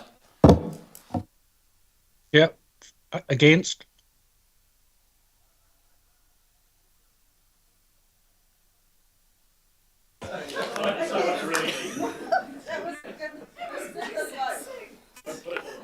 Use it. So we're on comments, we're not voting. Does he want to make a comment? Oh, no comment. That is a perfect comment. I want your hand up for it. Councillor Hills, can you outdo that? No. For those who are getting annoyed at this, we have debated this and voted it down already, and then we didn't consult on it. And that's my point. We voted it down, mainly the drop from 9 to 7, which is the opposite way. To your question about Far North District Council, Mayor, they have about 7,000 people per councillor, but they also have a regional council and local boards, which community boards, which means 39 members for the far north. That means each 1,800 people have access to their very own elected member. This would bring it up to 22,000. So the argument across the country, even before the super city, was that locals will be underrepresented. The issue, I think if it was an amendment to 9, maybe that would be not as bad, but to reduce it and not consult on that is quite concerning. And 86% of people who submitted on this in Howick were in favour, and 79% were in favour from the city.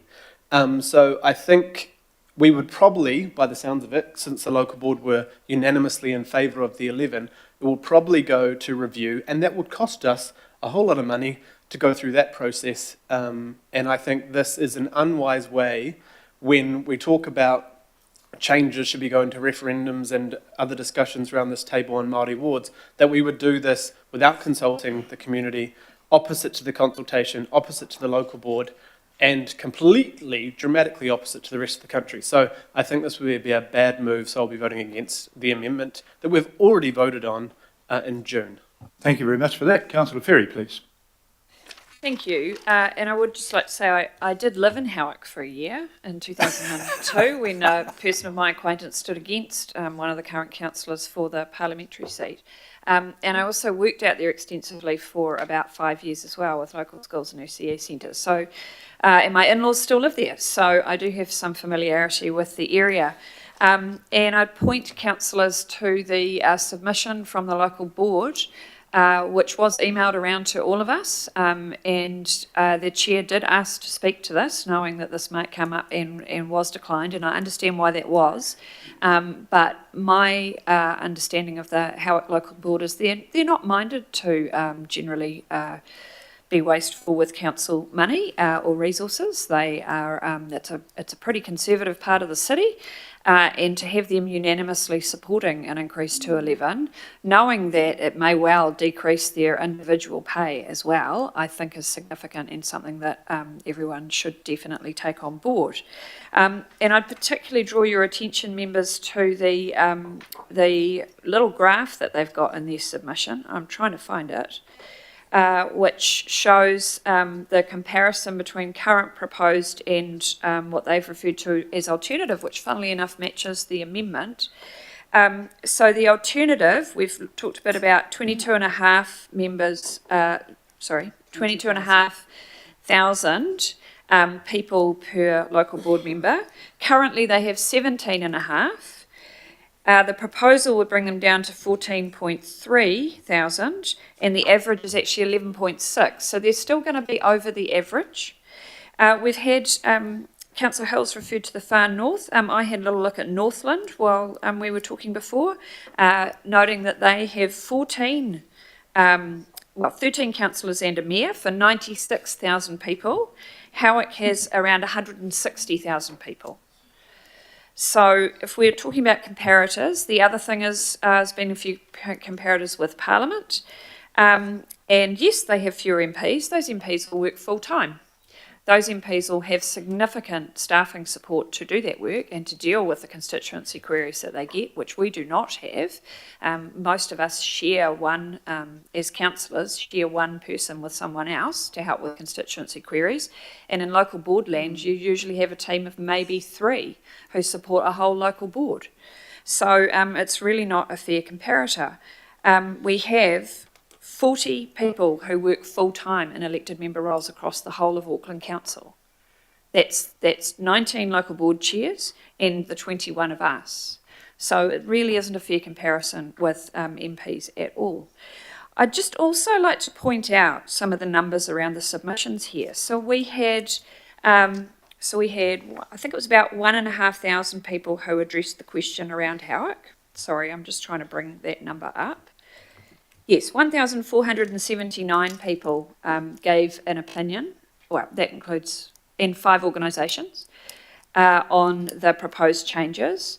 Of those, 79% were in support across the city. That's what Member Hills referred to, 86% locally.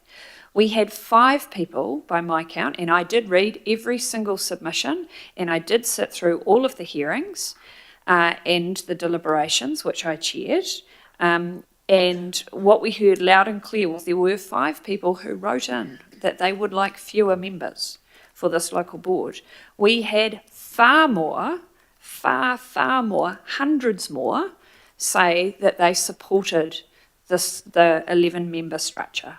So I think, it's quite frustrating to me to have this debate for a second time, having done all the work that we have done to get to this point, knowing that if we do make a change of this significance at this point, it will likely cost us a lot more money to deal with in appeals and objections and probably get undone. So I am, I kind of feel a little bit like this might be a bit of virtue signalling for someone's community, and I don't appreciate that as a way of and not respecting the process that we've all been through. I'll leave it there. Thank you. Oh, and I agree with Greg.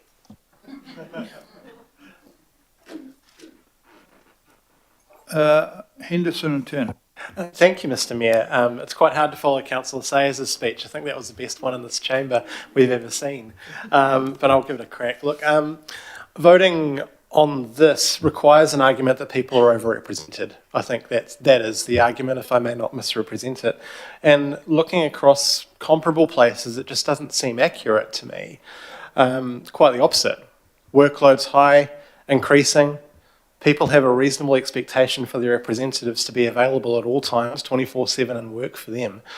I looked up the history of the city and how things were, and I looked at the Waitakere City Council. 150,000 people in Waitakere at amalgamation.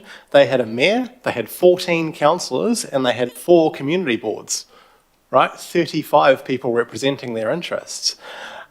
People look at that as the good old days in my area, where politicians were closer to their community and people felt empowered and like they could make a change themselves. Politicians need to be as close to the community as possible. And when the ratios between elected members and residents get too high, people feel a greater distance from their decision makers and from decision making. This amendment would create that distance, and therefore I cannot go along with it and I won't support it. Thanks, Mayor. Thank you there, Mr. Henderson, who is shortly shifting to the Great Barrier so he can get closer to people. Councillor Turner. Thank you, Mr. Mayor. I'm a 67-year-old West Aucklander, and the reason I got political is I couldn't find any good old days, so I came here and got stuck in. I would point out that over my lifetime, as representation has climbed, voter turnout has plummeted. I don't think it's to do with the number. I think it's to do with the quality. And I stood in a West Auckland marae after the vote on the Maori independent the Maori ward seats, and I said I did not support that, which I didn't, because we didn't want one more politician. We wanted to get this place working properly first. And so, the community out our way supports the things you've said, Mr. Mayor, in the past about lesser number of local boards, less number of elected members, and I certainly support empowering those ones who are there to do the job well and properly by giving them procurement closer to where the action's taking place. So I'm not, this is on the opposite side of town to me, but I'm not going to be duplicit in my voting. I support less politicians, and I'll be voting for the amendment. Thank you. Okay, that's it. Let's vote. Oh, I must have a right of reply. Oh, okay. Okay. I'm sorry, there's no right of reply on an amendment. No right of reply. Apparently there's not. But you do have a right to vote on your amendment, and if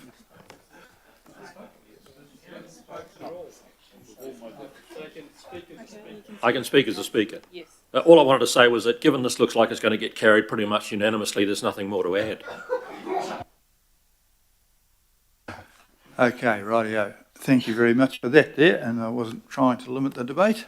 I was just trying to think about going home at some stage. I'm going to put the motion now.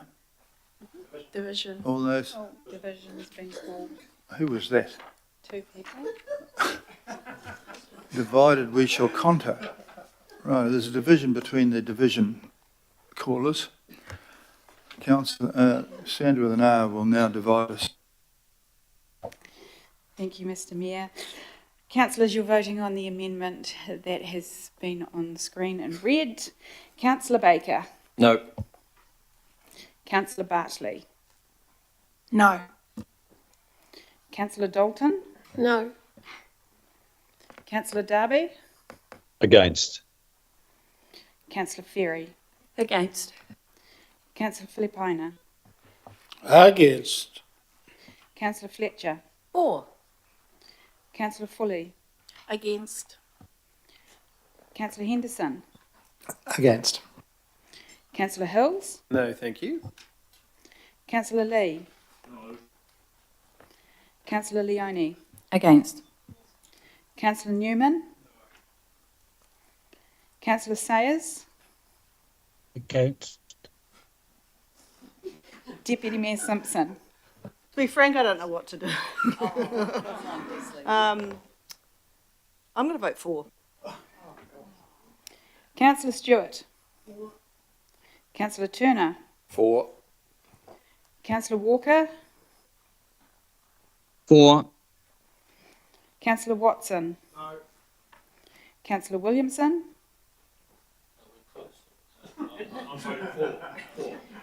Mayor Brown. That's lost. What have we got? 6 to 15.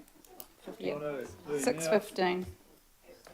Now I'm going to go to the substantive motion, which we, for those of you who have poor memories, was to support what we initially spoke about. I have been approached by Councillor Lee, who wants to speak on an item he hadn't spoken on before. I'm allowing that, so he will speak on the Waitemata and Gulf. If this is the right time, Mr Mayor? Yes, this is your shot. Okay. First of all, I should declare an interest.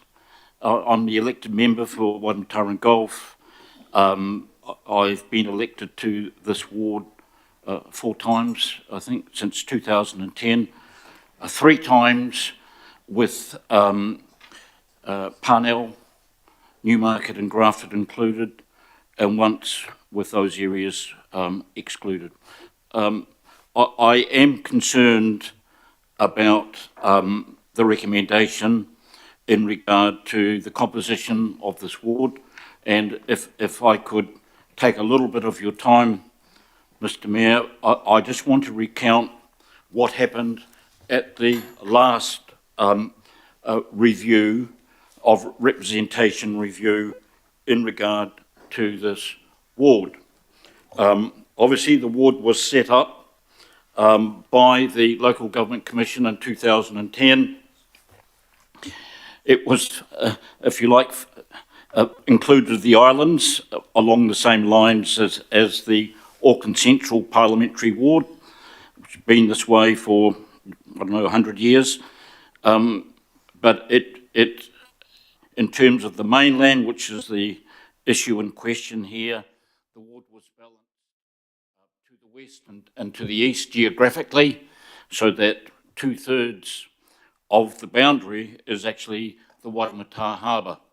To the west, around the city centre, to the west of the city centre lies left voting Ponsonby, and to the east, the more right of centre voting Parnell, Newmarket and so on.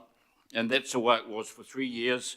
Then we were told at the last representation review that the population had expanded to 19,100 people, and that one councillor representing all those people was under representation and was essentially unfair.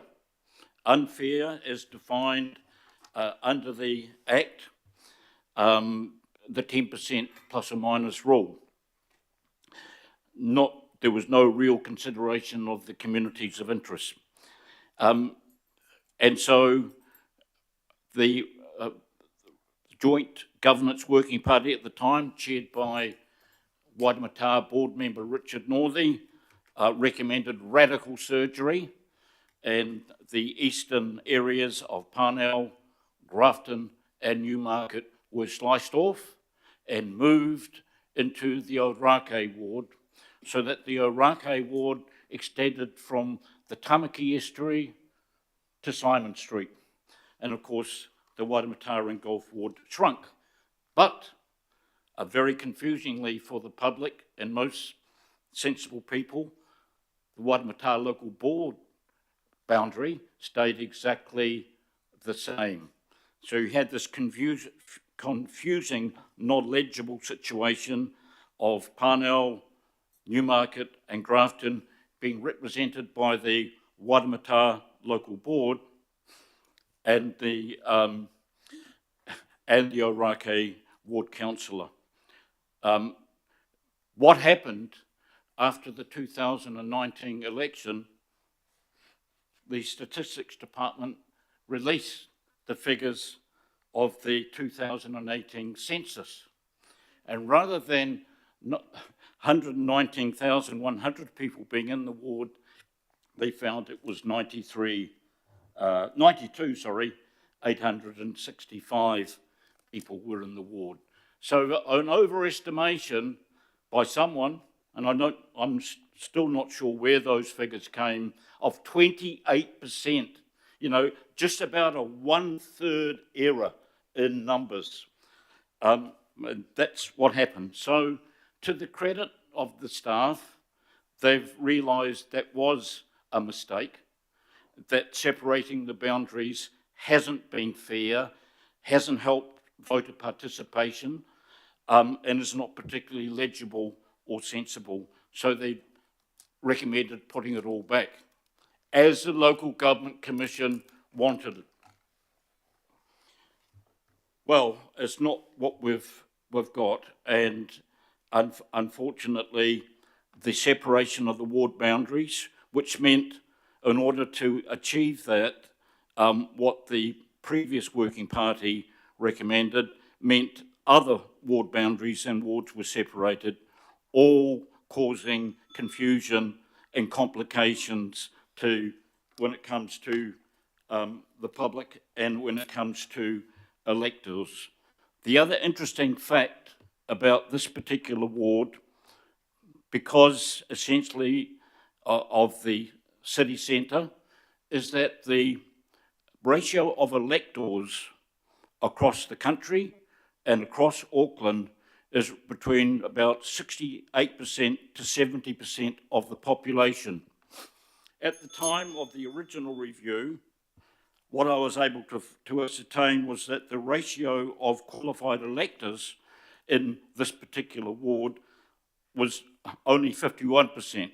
And that is because Auckland Central, the city centre, is truly international, with international students and people on short-term working visas, a significant amount of them.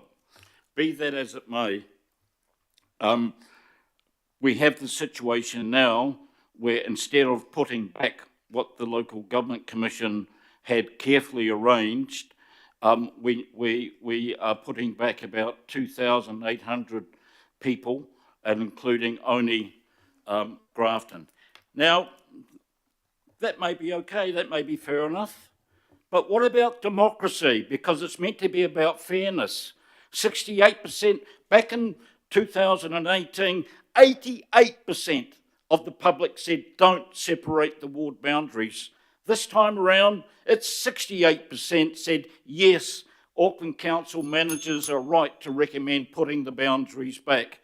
And 8% of submissions said no, we want to stay where we are. And that's fair enough.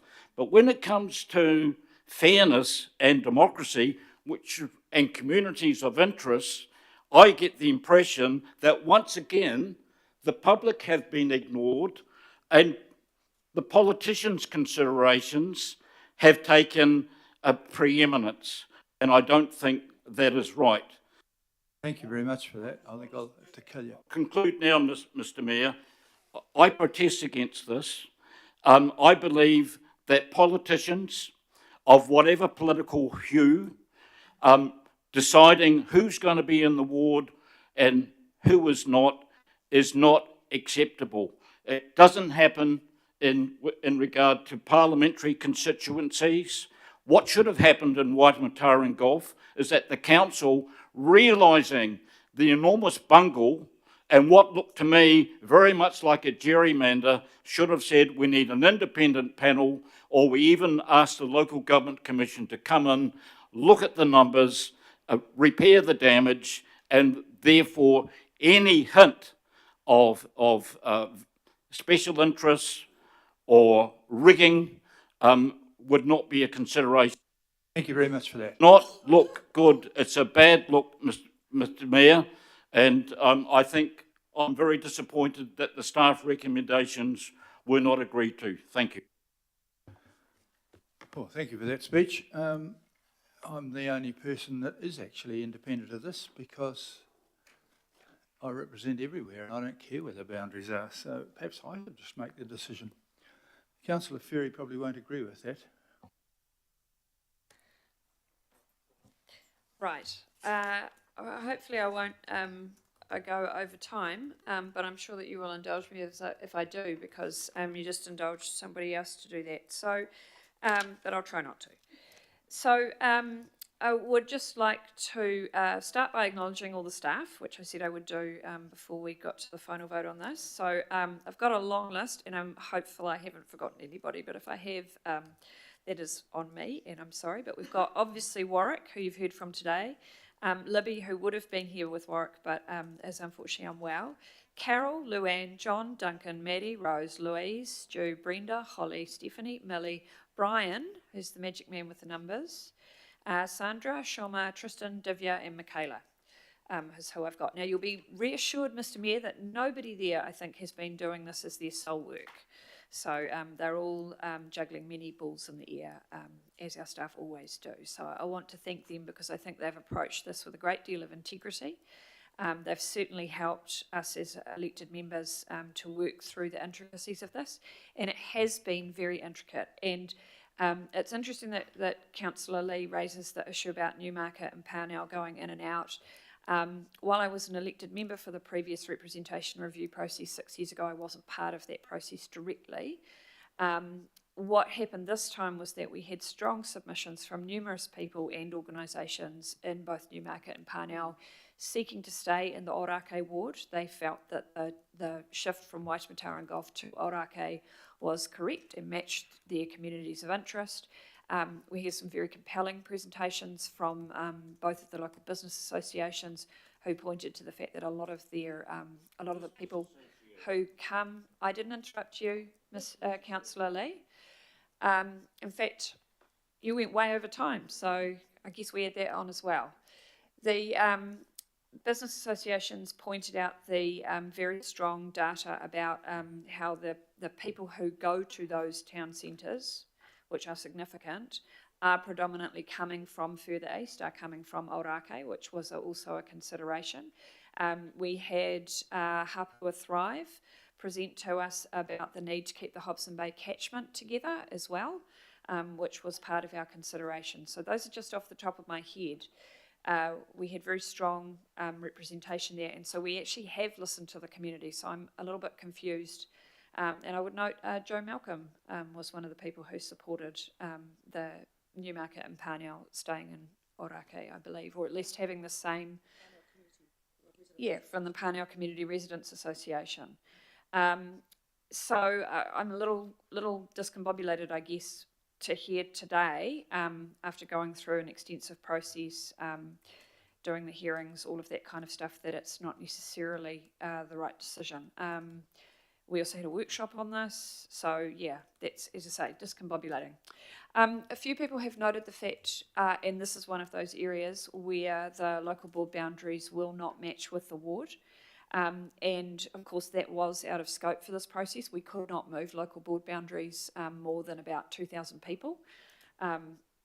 And so we did pass some recommendations that note, if you don't mind scrolling down, some future work, and we did specifically call out this particular area about the boundary between Waitemata and Orake needing attention. There we go, local board boundary issues in relation to Orake and Waitemata around Newmarket and Parnell. So hopefully a future process can address that. One of the other things that came up a lot in the discussion was people not feeling like they necessarily knew enough about the difference between local boards and councillors, what the role of subdivisions was. And so we've also recommended there some work before the 2025 election for the council organisation around hopefully increasing the public understanding of those structures, which I would ask people to strongly support. I think we all would benefit from people understanding what we and the local boards do better. So I'll leave it there, and very keen for people to hopefully support this through to the next stage in the process, going to the Local Government Commission for appeals and objections. They will then make a final determination which comes back to us no later than the 11th of April to take effect from the next election. Kia ora. Thank you. Everyone's lining up. Please, we do want to get onto the development contributions later in the day, which is something of actual importance. Councillor Leone. I'll make mine very short. So firstly, I want to acknowledge Councillor Ferry and the extensive work she's done navigating through this very important piece of mahi for our city. Tamaki Makaurau is growing, and we need to ensure we're advocating for good representation and boundaries in our beautiful city. Councillor Turner, I just wanted to raise a comment in response to what you mentioned around Māori wards. I know this discussion isn't about Māori wards, but I've got an opportunity to speak. Look, I'm really still saddened about the prehistoric thinking that some of these councillors have regarding Māori representation at this table.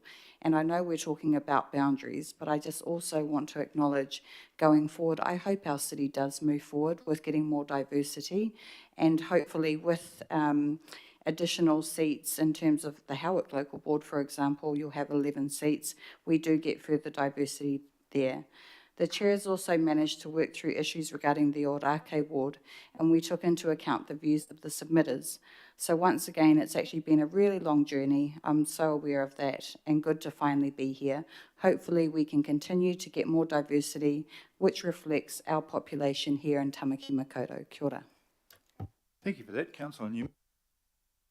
Well, thank you, Chair.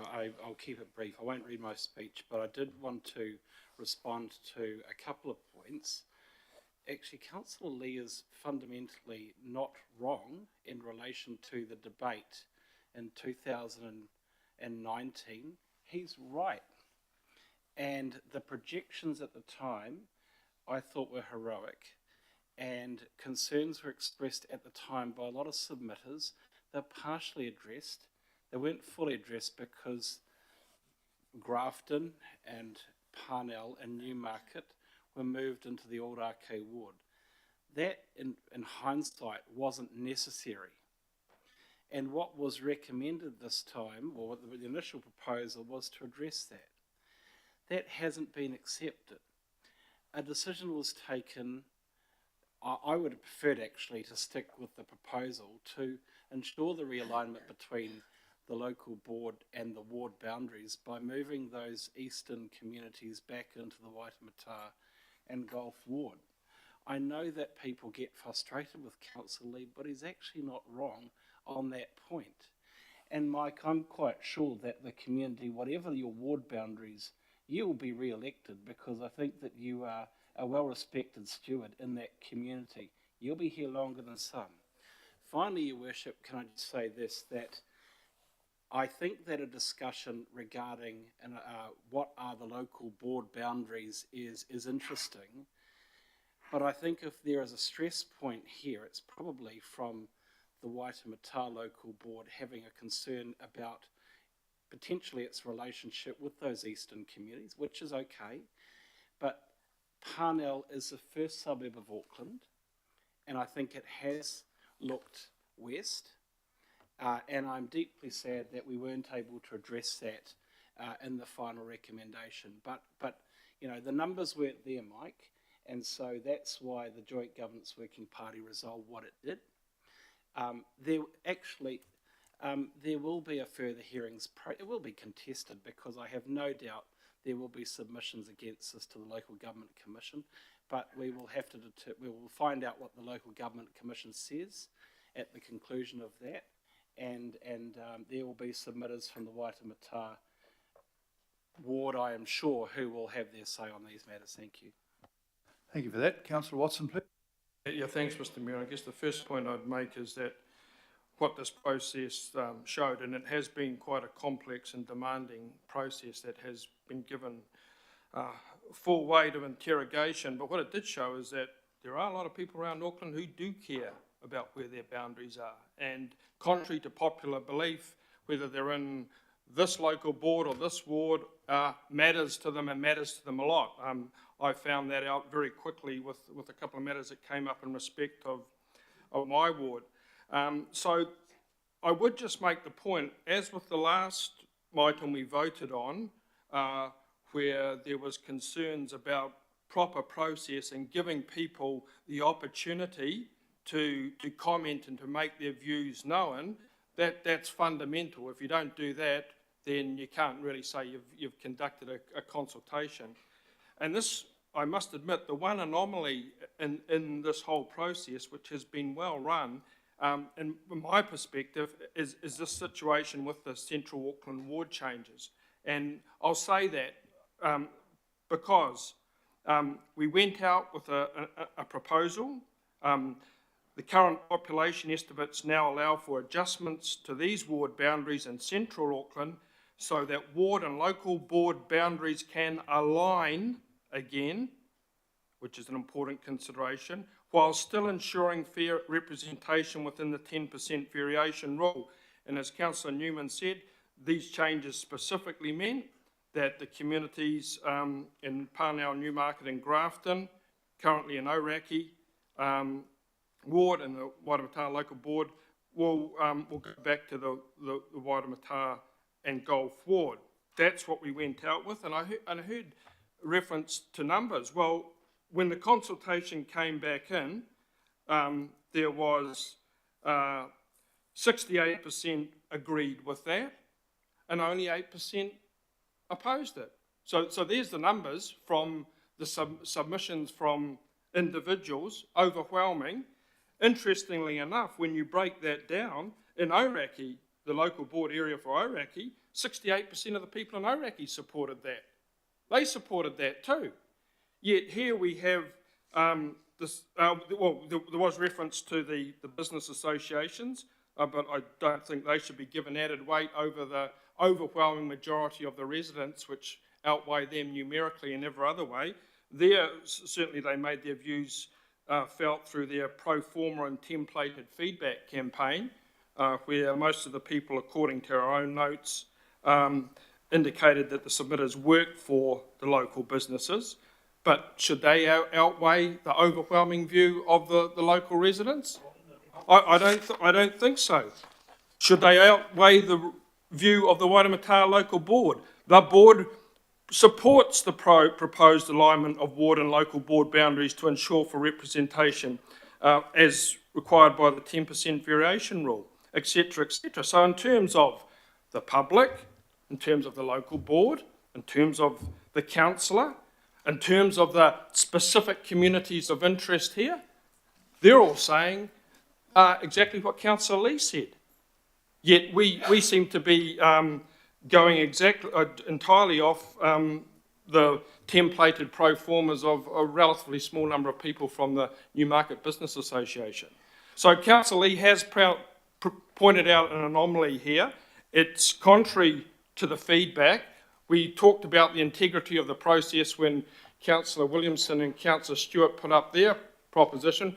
What about the integrity of the process here? We've gone out with a proposal. It's been supported overwhelmingly. And what, we're going to now ignore it? That seems to me to be out of kilter with every single other thing that's occurred here. So I won't be supporting this specific proposal because it's not backed up by the feedback from the submitters. Thank you for that. Councillor Sayers, please. Thank you, Worship. Look, even though the sample size of feedback in Rodney was very small, there was only a small number of people that participated in the feedback. And for the original proposal, as was pointed out by Warwick, there was over 70, or I think it was 76% of the submitters did not fully support the original proposed boundary changes. However, after listening to the public's feedback for changes and by incorporating those changes, that achieves an over 50% public support. So that's a good reason for me to be supporting the recommendations as a councillor. But perhaps more importantly, I want to support the Rodney Local Board. The Rodney Local Board, as all local boards, have been integral part of this process, much more so than councillors to date, in terms of the decisions they've already had to make. And the Rodney Local Board support has nobody voted against the recommendations up there. 3 abstained, but the rest of the local board, Rodney Local Board, voted in support. So I want to support my local board, so I'll be supporting the recommendations. So I guess in summary, Your Worship, I'll be supporting the recommendations of this modified version, going out for further public consultation and going through the local government commission process. That's all. Thank you. Councillor Henderson, please. Thank you, Mayor. I'll be quick. Look, I've been thinking about the rural subdivisions. And yeah, look, to be clear, I really do support it and I will be voting for it. The Rodney subdivisions that have the rural focus to them and the way those boundaries have been drawn. But look, I just need to make the point that honestly, it's a disgraceful situation where we can set up rural wards, we can set up rural subdivisions of communities of interest, but we need a referendum for Māori wards, for our treaty partners, for tangata whenua. I'm embarrassed about that. It's a mess not of our own making, but I'm just really ashamed about that, and it's disgraceful. Thank you, Mayor.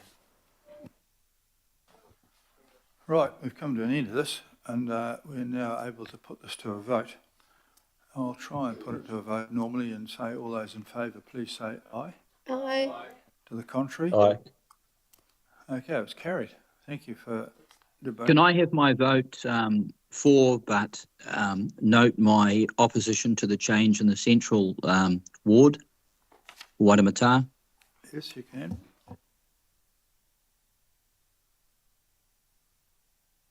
Thank you very much. Thank you. Right. John Watson as well. I'm tempted to join that, but I won't, because I shall maintain my glorious independence, even if I did miss out on the noted people from Councillor Ferry, of those who helped, having sat through dozens of the bloody things. I won't bother next time. Thanks very much. Right, as a punishment, you're going to have the Chief Executive and Group Financial Chief Officers report before lunch.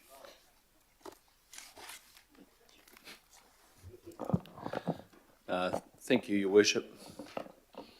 Is Ross making as well? I shall start anyway.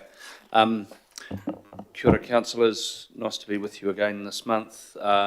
As is my brief with this item on the agenda, I'm going to cover a range of things in fairly quick-fire fashion to sort of be on the record with you about some key things happening in the organisation.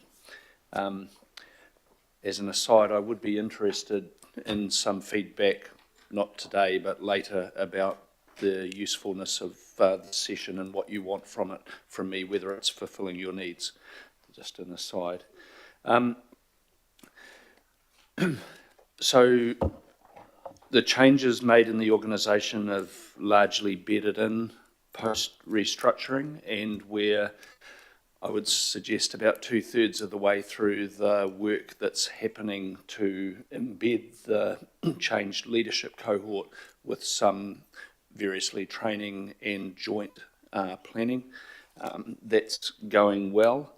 We've just completed a staff engagement exercise, which is our key tool for checking the extent to which staff are on board with the direction that we're heading in as an organisation, motivated and such like, and I'm pleased to tell you that that score has increased reasonably significantly. So we're in a good place. It's moved significantly from last year and the year before that. Service highlights wise, I won't be exhaustive here. I really just want to illustrate a point I've made at a previous session, which is to say that year on year, demand for services has continued to increase. Indications of that, 6% growth in library memberships year on year, 6% increase in visits to libraries year on year, 24% increase in the number of electronic book issues, digital services. So the changing nature of our library service is evidenced by 24% increase in digital take-up. Pools and leisure memberships up 8.5% year on year. Visits to pools and leisure up 14% year on year. So the staff, the different business activities, by using those as an illustration, are dealing with significant increased volumes of people through the door, services demanded.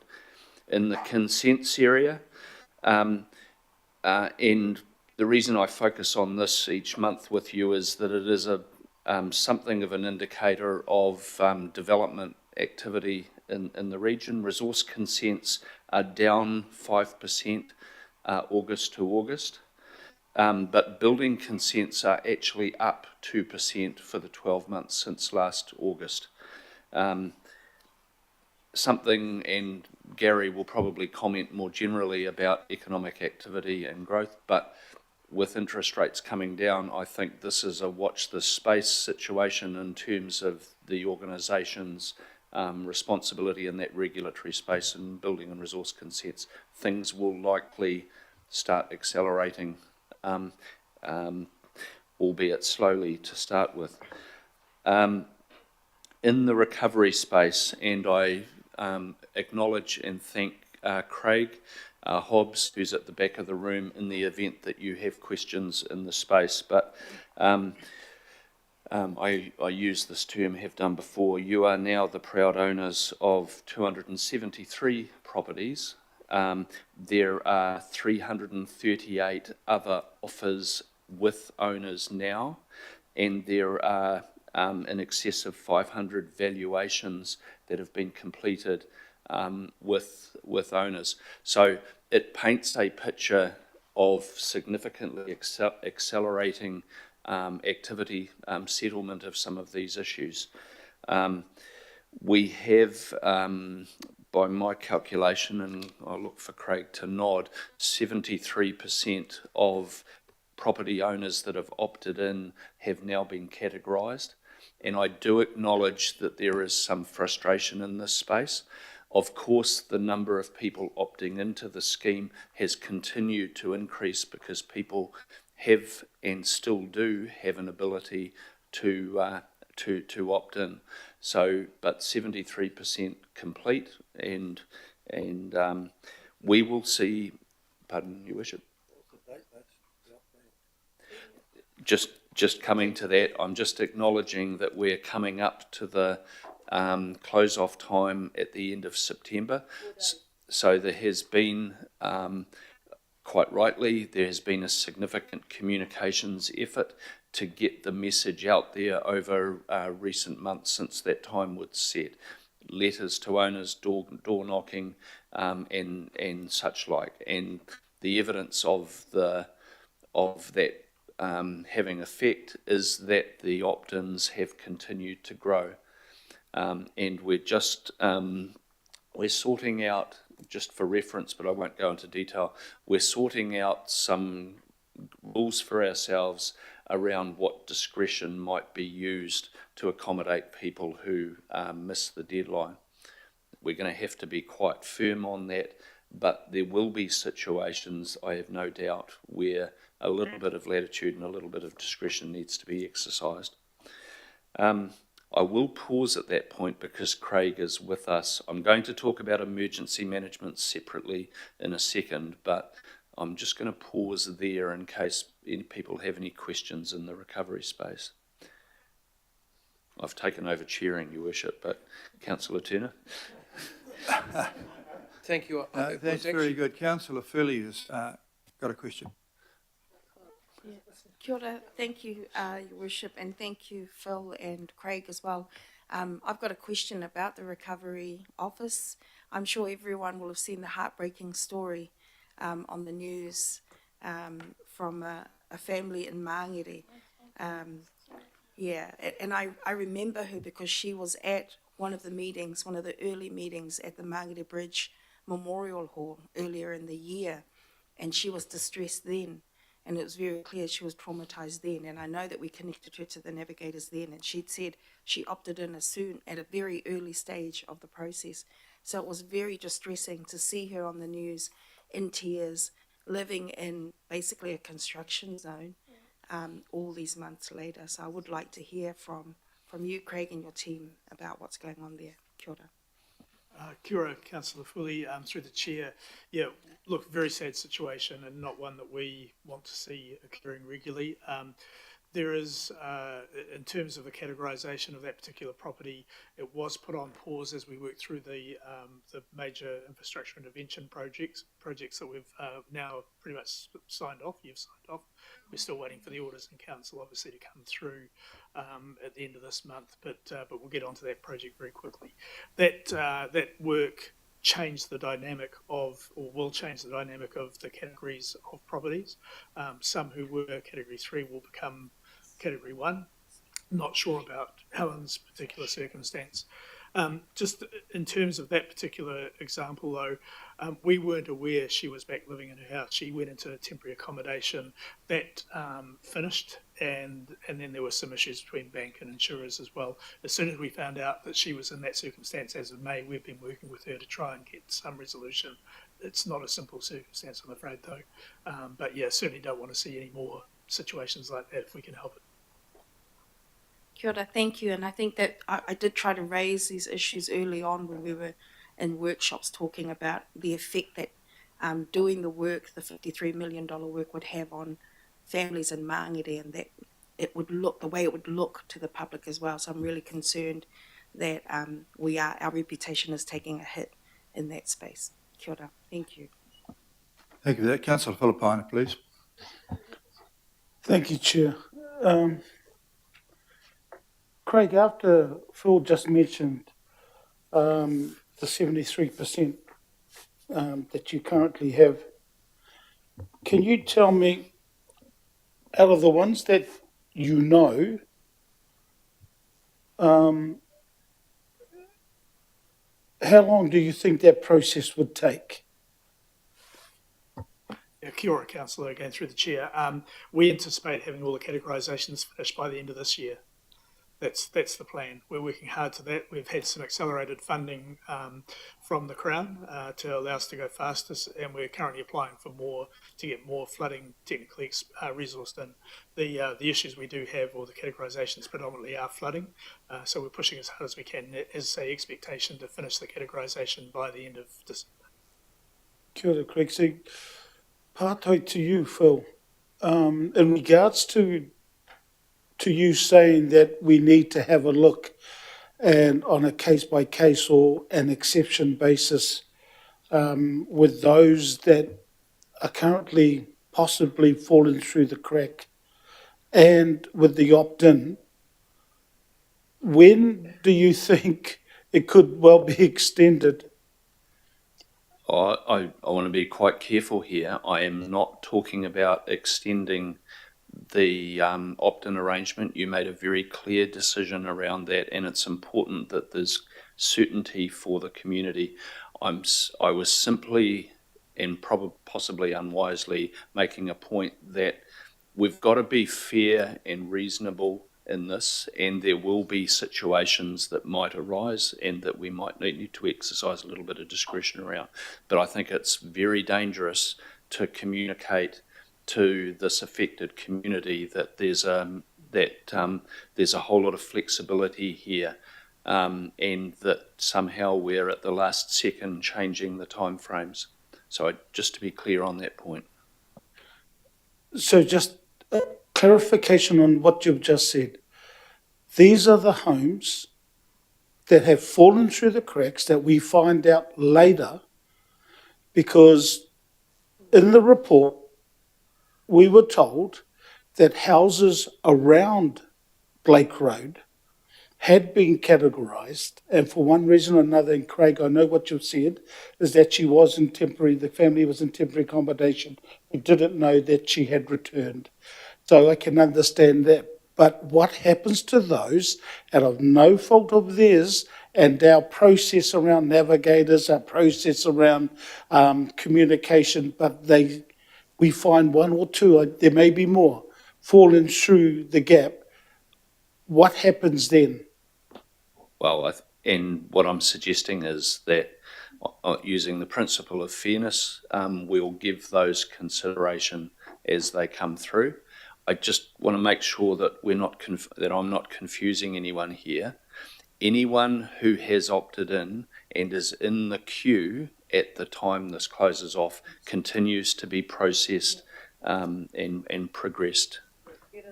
No, that's clear, because Craig's explained that we're hopefully trying to get them through by the end of the year. So I understood that, so I wasn't confused. It's those that we have now finding that are slipped through the cracks. Now, Chair, I just wanted to sort of table with you that I've got questions as well based on, not about this, but other questions based on what Phil Wilson has said. So I'll do those after the recovery ones with Craig. Kia ora. And I will offer on behalf of Craig and I that we will talk with any councillors who need to follow up scenarios with us afterwards. That's probably the best solution. Alf, I think that you've got some specific ones, and you should take up the option of chatting directly with Phil afterwards, if that's okay. Yeah, no, I'll be ringing Mace and Craig. Okay, Councillor Turner has one. Thank you. Just to Mr. CEO, 14% year-on-year improvement in those other figures. That's a compounding effect. Have we got enough population growth to achieve that? You know, library visits, 14% year-on-year improvement in visits. Is that a compounding number you're giving me? Oh, that is simply the increased volume in people through the door between this time last year and now. Oh, you made the comment year on year. Compounding, yes, in the sense that there in the years prior to that, it's also been significantly increasing. Okay, thank you. And for the staff, so the houses that we've brought, we're either shifting, deconstructing, or demolishing. And I did ask last time where that money was coming from. That seems to be a gelatinous figure that is off to one side at the costs of that. And we were also talking about the costs of deconstruction compared to straight out demolishing. Have you got a breakdown of how many are being shifted, how many are being deconstructed, how many are being demolished, and what the recovery out of the deconstruction is value-wise, and how that sits to the overall cost of getting rid of these houses? Thank you, Councillor Turner. Through the chair, we will be coming to you in October with some numbers around that. We're just doing that analysis at the moment. I know that there are 50 homes that have been identified for relocation, and we are currently working with a number of groups, including iwi and community groups, around taking some of those properties. It is fair. It's those relocatable homes. Yes. Yep. It is fair to say it is costing more to deconstruct than to demolish, and that is something that we do want to come back and talk to you about. The budgets have been set based on the forecasted numbers for each of those different categories, though.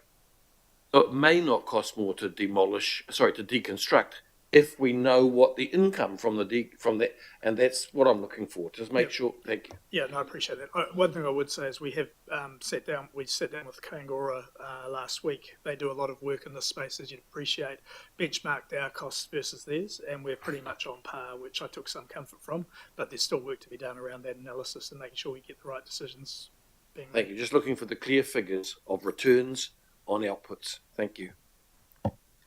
Craig, if I might, a question's been raised with me about effectively, are we optimising the number of properties that are being relocated, saved and relocated? Thank you, Phil. Through the chair, as far as I'm aware, Phil, at the end of the day, there's a limited market for relocatables, and we have gone out to quite a wide group to see who's interested in those, and we're working with them as best we can. Of course, there are a number of homes that can't be relocated either, and there is cost prohibitive factors in there when you're moving brick homes versus timber homes and so on. But again, I'll get all that analysis to you in October. I raised that. I think I'll talk to you offline because I'm not quite sure you've gone about that the best way. There are a number, you've got to open up very widely, and there are lots of people who see value where people don't.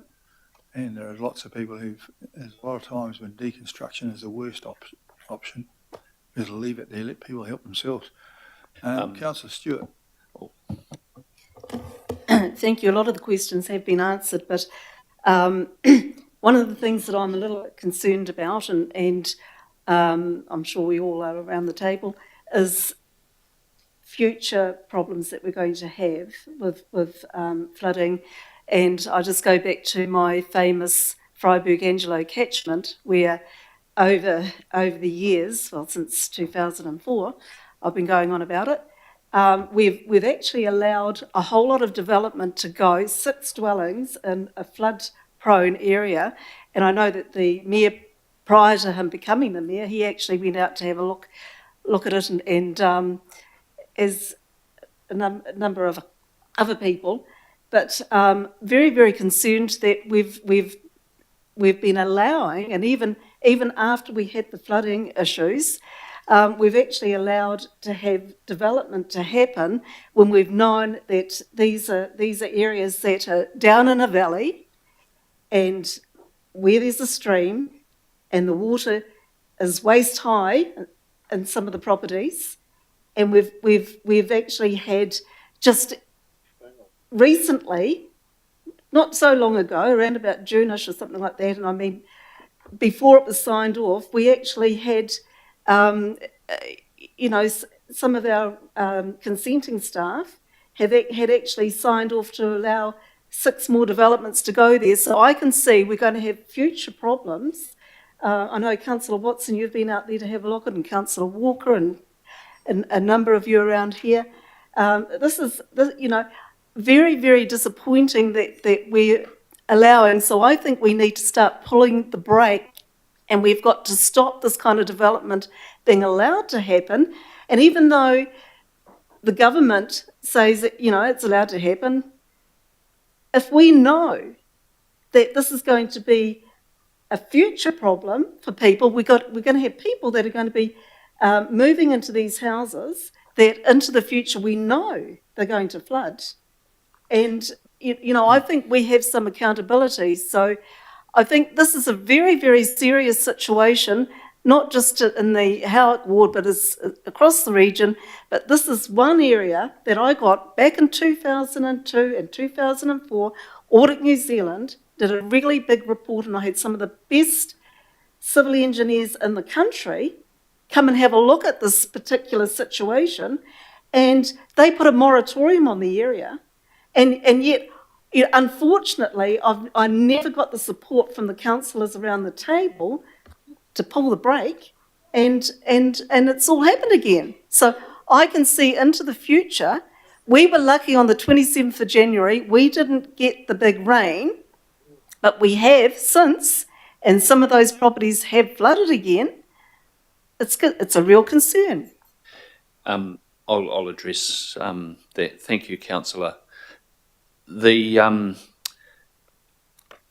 I can confidently say that the stormwater folks' input to our planning process is more rigorously taking account of risk in this space. But there is a fundamental problem here.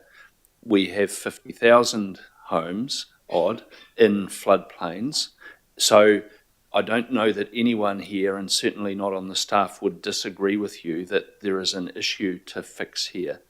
It's being worked through in terms of the hazards-related plan change at the moment, and it requires some legislative help, which is being worked through with government now, and we can't get the substantial fix because it goes to property rights and such like. So I probably can't do justice to the full story here, but I'm really, really happy and in agreeing with you that this requires ongoing work. Just one other thing. I think some of our staff, our regulatory staff, when they've been told that there is a situation, they need to go and investigate. In fact, I've had nearly all the key staff members have gone down earlier this year, I think it was, to have a look, and the consenting staff out at Manukau, to have a look at this particular catchment that I'm talking about. And I pointed out that there was an illegal fence that was actually sort of like, it was damming up the water. And, you know, it took many, many months. In fact, it took another flood before it was actually removed. So I think we really do have to have a big talk with our consenting staff, because I think we've actually, and resource consent, the regulatory staff, because I think we're being let down. Well, okay, I hear you, councillor, but I need to be fair to the consenting staff who need a change in the planning construct in order that they can more adequately deal with this problem. So again, I'm agreeing with you that some action is needed, and we have a pathway for this, as frustrating as it might be.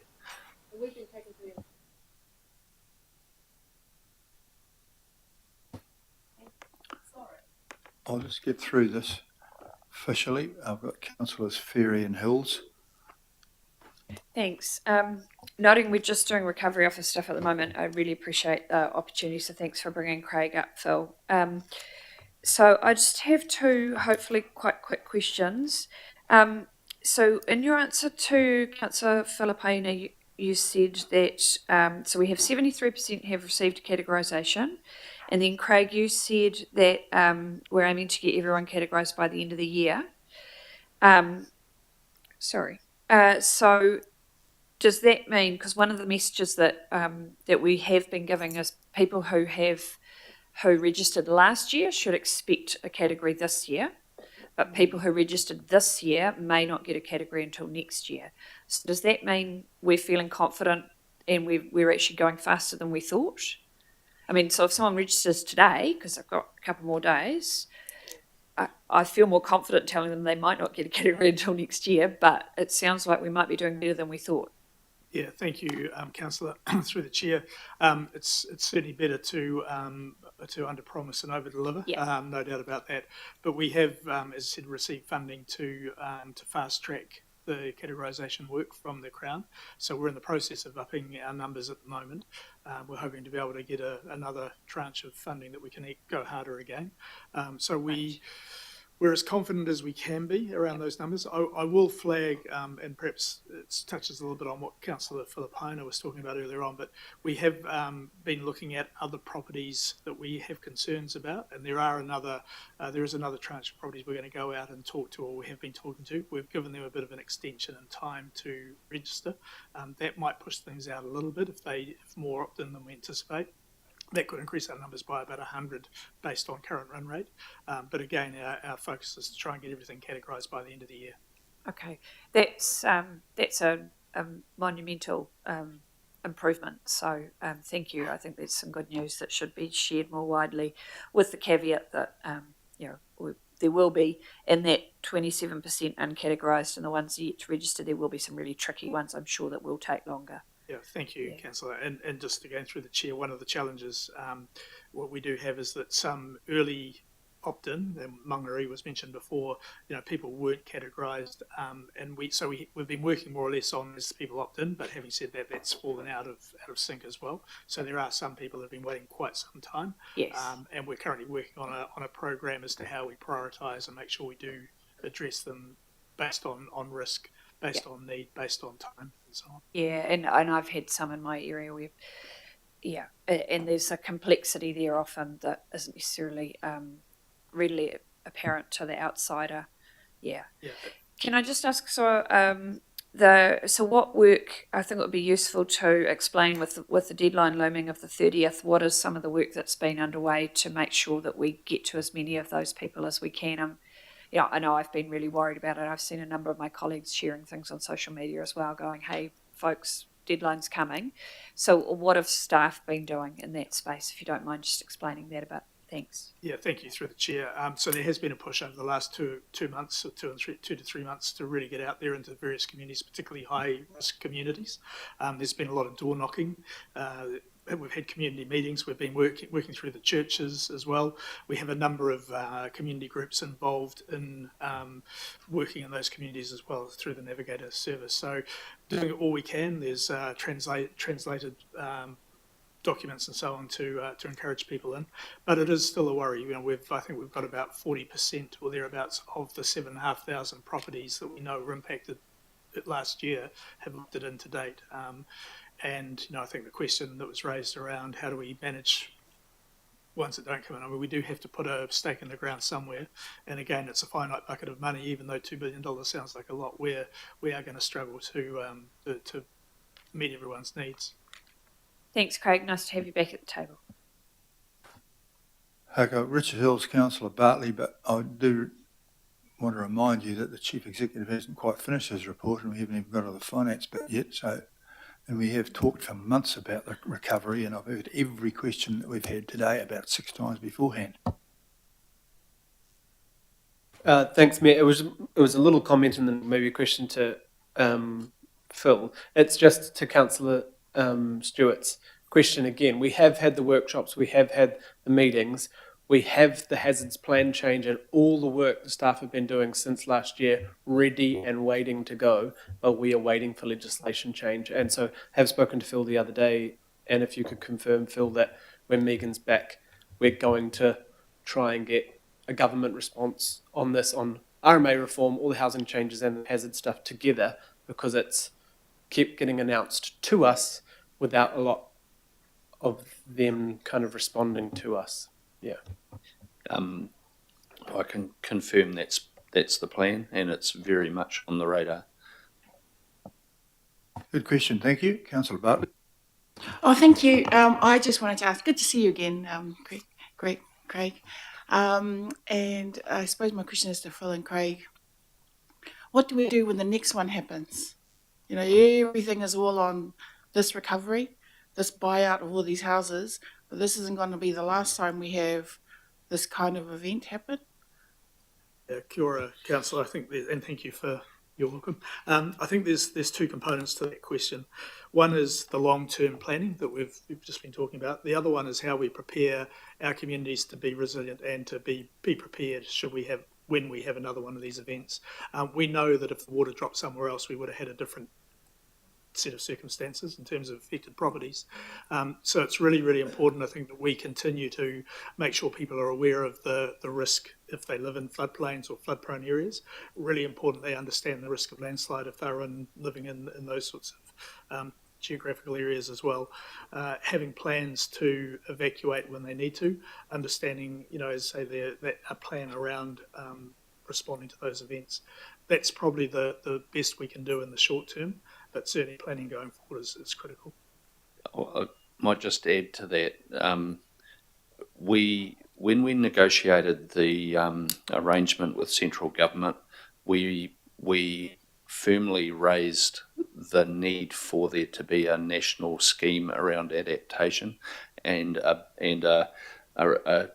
well thought through national response to this situation, because we're not alone. A lot of councils, a lot of communities have faced this, and it will happen again.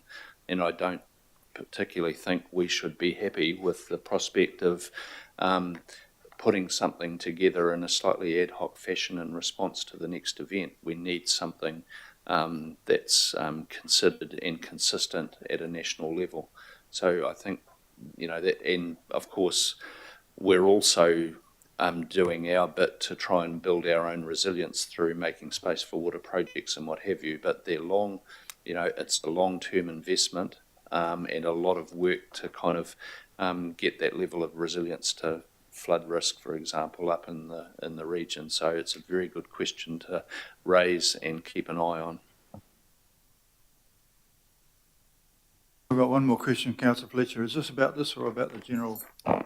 It's about this in part, and I'm just going to foreshadow at your next report to us. I would like to know the work that you're going to undertake for the use of these sites that we have purchased. There are opportunities for instance, community gardens, those sorts of things. And I'd like to know where the policy work will go that will underpin these moving forward. And I would like to commend you on your sensitive choice of Craig Hobbs.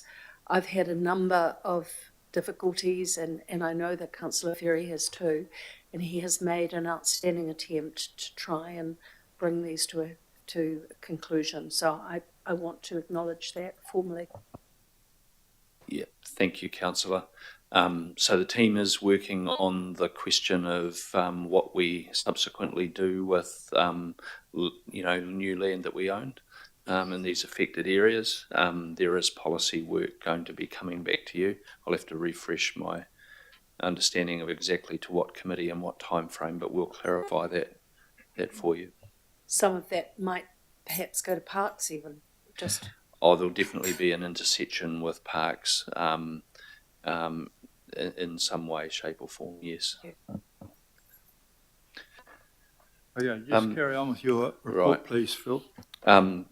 Yes, thank you. And just acknowledgement, if I can, to all of the staff working in that space and to Craig for helping with this critical work. It's appreciated. A few other things and then I will wrap up and hand over to Ross. I wanted to record with you that FTEs in the organisation are running slightly higher, in excess of about 100 positions more that are filled year on year, 12 months. Important that you understand that because you might note it in the annual report.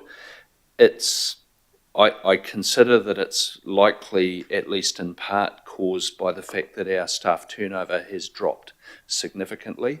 It's now at 10.5%, which is on the lower side. It had been up at the 16-17% level. So simply, some of it's a function of turnover in the organisation reducing. And second point, don't misunderstand it. It is still well within the cap that was negotiated with me for headcount in the organisation, and so we're doing okay. And if I might, in the context of the additional work flowing through the LTP and $500 million of increased capital investment at a group level, it's something of a miracle that it's not higher. So I'll leave it there. I don't want to get into a debate about working from home. It's had lots of media attention this week, but it's important that I kind of record that I think we do have the balance about right. I don't have an appetite for revisiting our policy in this area. We actually have higher occupancy of our key office buildings than we have done for several years, and it is above a level prior to COVID. Okay, so it's well recovered in that regard. I do acknowledge that we have concentrated staff in particular locations, e.g. bringing 2 of the CCOs into the Albert Street building. But actually we're in a good place in this regard.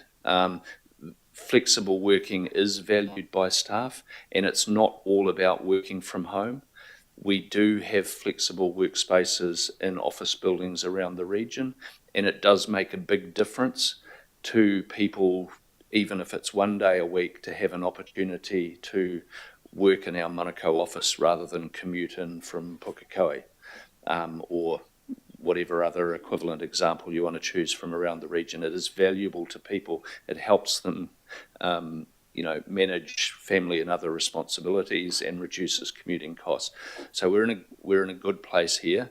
I also acknowledge the concern about the number of people in the city centre, some of the advocacy that's happened around that. Again, I think the numbers speak for themselves. I don't consider that council is a problem in this regard. We might want to share our example with some other employers if that's our concern, but I don't want to be in a situation where I address that problem by further centralising staff in the city centre to the detriment of the other town centres and metropolitan centres that we have offices in. So that's sort of my position in that regard, and I thank you for your support around that. A few other things.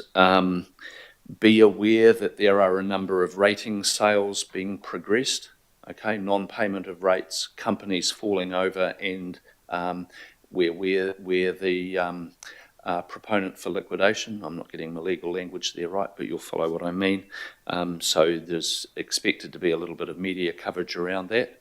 I'm talking in the region of a dozen, and if there are questions, Ross will bail me out in a moment. Water care making good progress in terms of where they're at with the reform work. They are heading towards their own credit rating, and that's a focus in that regard. You know, following the moves to get balance sheet separation. Auckland Future Fund, the first meetings of the directors have been held, and progress has been made around key milestones there, including the signing of the trust deed now. And I acknowledge Councillor Fletcher's support and leadership around that. And if I might, just to let you know that that board is meeting on, being a CCO, that board is meeting on Friday, and there is an invitation for any councillors who want to or who are in the city to meet those directors and familiarise yourselves. They're keen on that, that relationship building. Continuing work on CCO review. I won't talk to that in any detail. Three final things. Please be aware that I am applying for accreditation for living wage status for the organisation. This follows your earlier direction to me around that, that you wished us to go down that path. As a kind of prudent step, we've made sure we understand what the cost implications of that are. They are in the region of about $2 million to address non-living wage practices in a few of our contractors, notably, for example, the security people who do noise control work for us after hours. So that is manageable, and you can leave that with me, and we will be pursuing that accreditation. Very finally, I want to acknowledge that today the report of the Auditor General will be tabled in Parliament around 2 p.m, which is the work. They were going to revisit their earlier recommendations to us about our preparedness and emergency management terms. We negotiated with them for them to do a fulsome review of all of the reports and the actions, the Mike Bush report and what have you. So that report, which I have an embargoed copy sitting on my desk here, it speaks to the progress we've made with all of those actions. I'm not going to comment on what it says because it's embargoed and we need to respect that. But post about 2 o'clock, it'll be available to you, and we will, with Councillor Stewart as chair of the relevant committee, we will be responding to media in that regard. And I'm looking to have an opinion piece that sets out where we're at for the Herald tomorrow, if they choose to accommodate that. Your Worship, I will leave it there and hand over to Ross. Kia ora. The report mentions, the Auckland Future Fund. I won't go into that. Phil's talked about it. I'll just mention that, next, in terms of the governing body, the next steps here are at next month's governing body. There'll be two items coming to you around the Future Fund. One is the next status report on how things are progressing, and then the other bit will be the draft statement of intent. Because the Future Fund is a substantive CCO, there's a statement of intent process, and so they'll come through to you for your approval to go back to the funds to finalise. Also in the report, we talk about credit rating assessments. So over the course of this month, we've had both Moody's and Standard & Poor's come in and do their annual credit rating review. We've had Moody's come back and reaffirm the current credit rating of AA2. So no change to the rating or the outlook, so it's a good result. We're still waiting to hear back from Standard & Poor's, but they haven't raised any sort of major new issues with us. And the Moody's report, they talk about, well, what are the factors that are supporting the council's strong credit rating, and that's our well-established institutional framework, the strong relationship we have with Crown in terms of lots of constructive funding relationships, and then the unfettered right to adjust rating level, so without any restrictions on the level that we can rate. And the challenges, though, are the high inflation and interest rate environment that economic challenges that everyone is facing, and Gary will give you the latest update on that, as well as we're a relatively high debt burden compared to other local authorities on a global basis. So just a high debt burden is always a challenge, and if debt goes higher, it puts pressure on the rating, as you expect. So that's the credit ratings. Other things going on, annual budget, you'll be aware of that. There was a workshop yesterday, so we're kicking off the annual budget process, working away on things like the CCO reform stuff that Phil mentioned briefly, or that advice. Staff are busy working around that advice, and will come through to you to inform decisions for consultation in December, with the consultation occurring in the new year. Other things the finance team have been busy on are development contributions in the annual report, and they're coming up later in this agenda. In terms of the numbers for August, the financial dashboard is available, attached to the minutes, attached to the papers on Nexus. Slightly a new look format. We've tried to simplify, streamline it, make it 3 pages, sort of clear bullet points on what some of the key highlights are, and key points, just to try to make that a bit clearer. Happy to take any feedback once you have a chance to look at that, if that is a format useful, or do you want to see something more different. In terms of how the numbers are looking, in terms of CapEx delivery for the group, we've had pretty strong capital delivery for the first 2 months of the financial year, 580 million delivered year to date, 91% delivery against budget. That includes the acceleration of some of those Category 3 buyouts that have been talked about already, but also strong delivery across the board. Auckland Transport has delivered 83% of the budget year to date. Some of that's slowed down a little bit because of the funding concerns with in terms of a bit of that uncertainty around the National Land Transport Plan coming out, and there's further work going on that through the Transport Resilience and Infrastructure Committee. And there'll be some decisions for the governing body and that committee to make on how we work through some of those funding issues.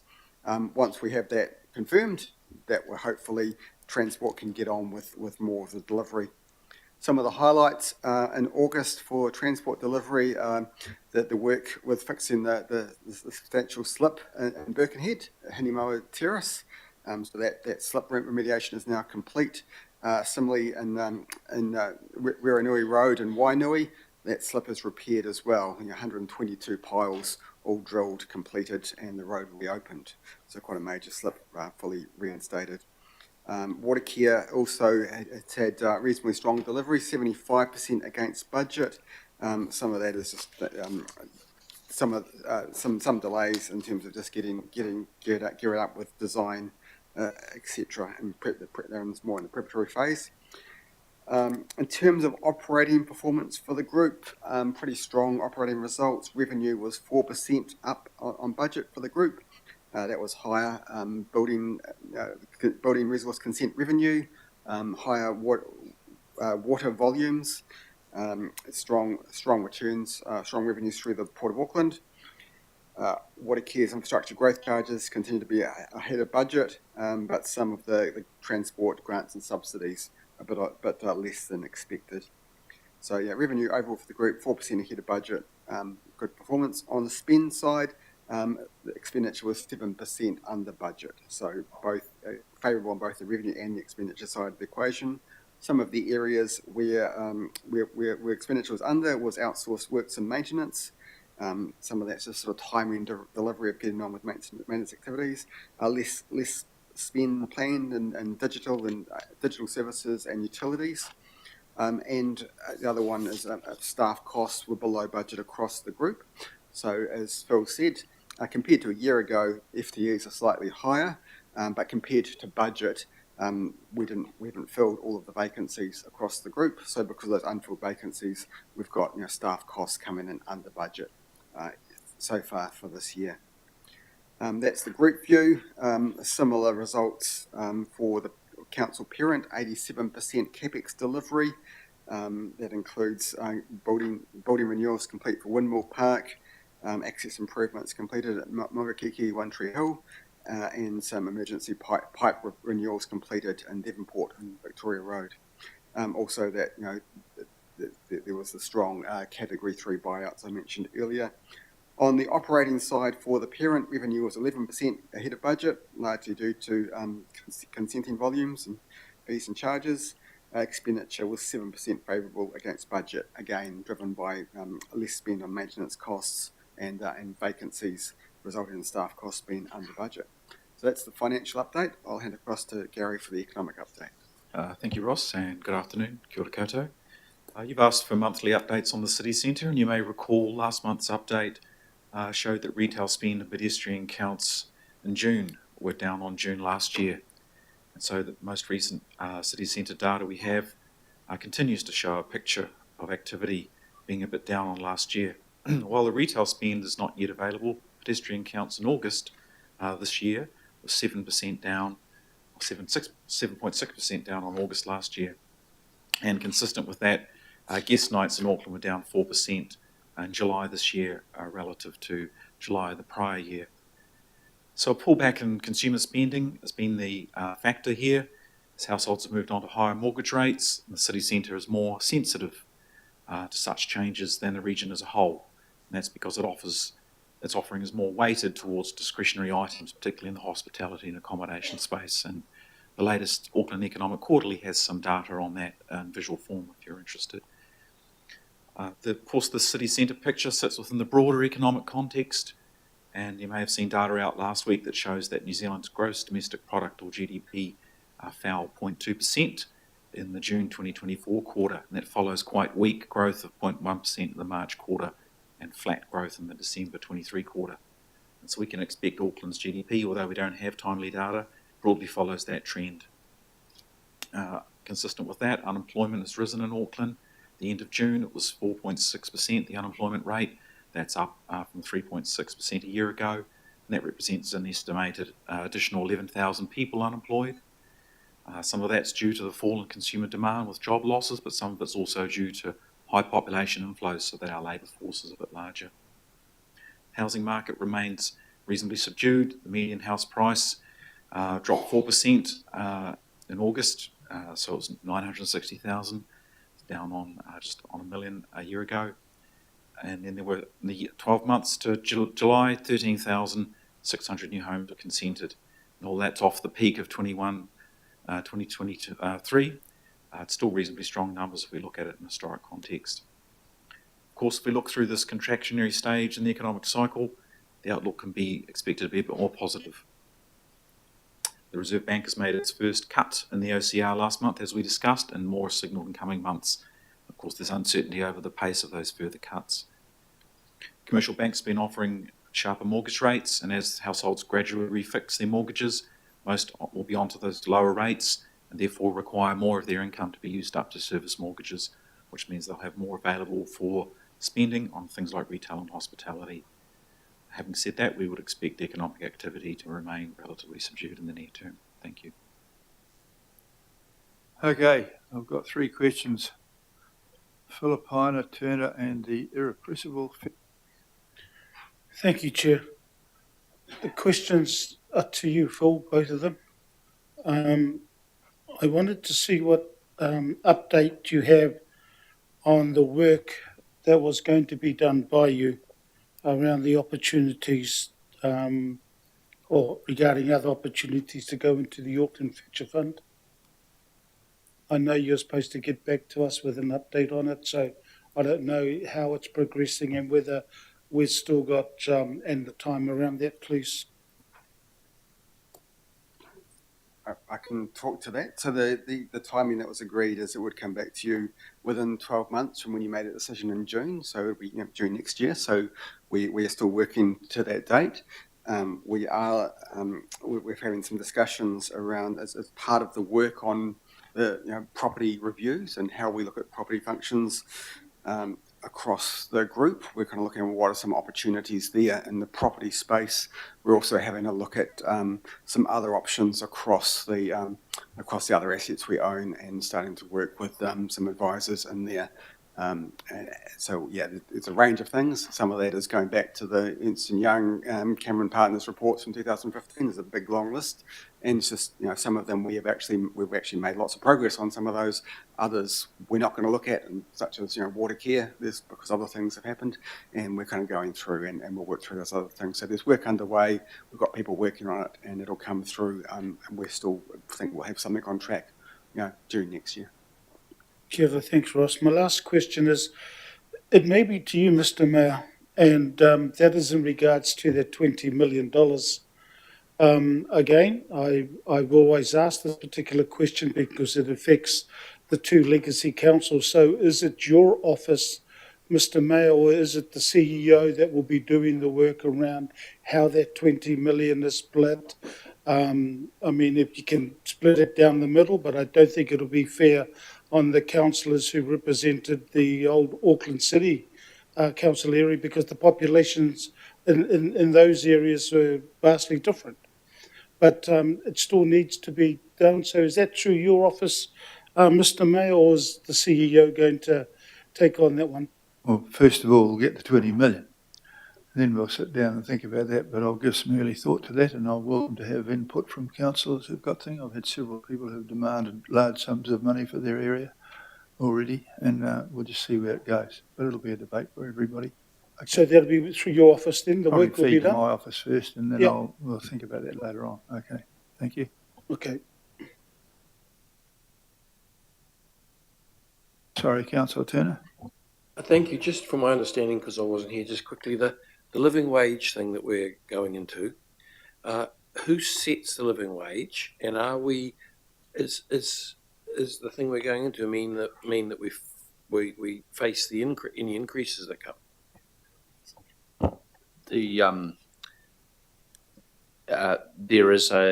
mechanism is that the living wage is set by an independent group with a number of inputs. So it is external to the organisation, and yes, if we subscribe to this, then it carries an obligation that we will increase in line with what they advise.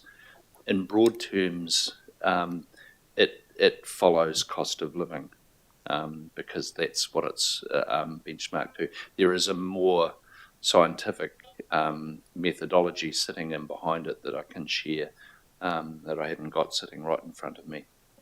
But I'm in retrospect because this was voted through anyway, correct? Like my question, this is coming. Yeah, the formal position of the governing body is to support me progressing this. Thank you. Councillor Ferry? Thanks. So I just had a quick question around the unemployment rate. So do we have a sense yet of the impact of central government job cuts in that space, acknowledging that obviously it's having a big impact on Wellington, but there are actually a lot of government functions that operate through staff in Auckland. Do we have a sense of that yet, or an idea of when that might start to have an impact? Thank you. Thank you, Councillor. We'll do track the aggregate numbers that are reported for the public sector as a whole, but we don't have a breakdown by region. We can look into that if you're interested. I think that would be helpful, starting to hear about people in Auckland-based people who are losing jobs through those central government cuts as well. Thank you. Certainly makes a difference. Councillor Lee, please. I just want to pick up on the point made by the Chief Executive in regard from working from home. Yes, there's been quite a lot of media coverage of that the last week or so, and I fully support the Chief Executive's approach. I believe this is something which is valued by our staff. and something that needs to be managed carefully, but it is a real benefit that we should keep. But interestingly enough, that privilege increases the difference between what you would call broadly clerical workers and manual workers, because unlike clerical workers, which would include ourselves, you can't fix the roads or the power lines or manage the parks via Teams or Zoom. And so then the Chief Executive's comment about the living wage is very apposite. Councils used to have manual workers before the reforms, but they're all gone now and they're all outsourced. So I think his comments about ensuring living wage accreditation from contractors is very important. And I just wonder, how do we get to see the progress in the Chief Executive's intention there? Thank you. Councillor, I can share that with you. To your specific point, as a prudent step, we've been very careful to make sure we understand what the practice is with all of our contractors. So we're very clear on exactly where there is a challenge to meet, an extra cost to meet. As I say, it adds up to about $2 million, and it's principally in our facilities management and security for noise control purposes space. So I can share that with you outside of this. Righto, on that case, well, you step back and we will have debate if we haven't already had debate, which in fact we have had. But I'm happy to move. Councillor Fletcher will move this and I will second it. And if there's no further debate, I'm going to move it. All those in favour, please say aye. Aye. Contrary? Aye. We're going to reconvene at 1:45 and prepare yourself because there's quite a lot of meaty stuff this afternoon. But thank you for the Chief Executive and the Chief Financial Officer for their relatively positive report. Thank you very much in progress. And that's it. Apparently there's lunch in the room along the hall for those who've been good boys and girls. Can you just confirm what time we're back, please?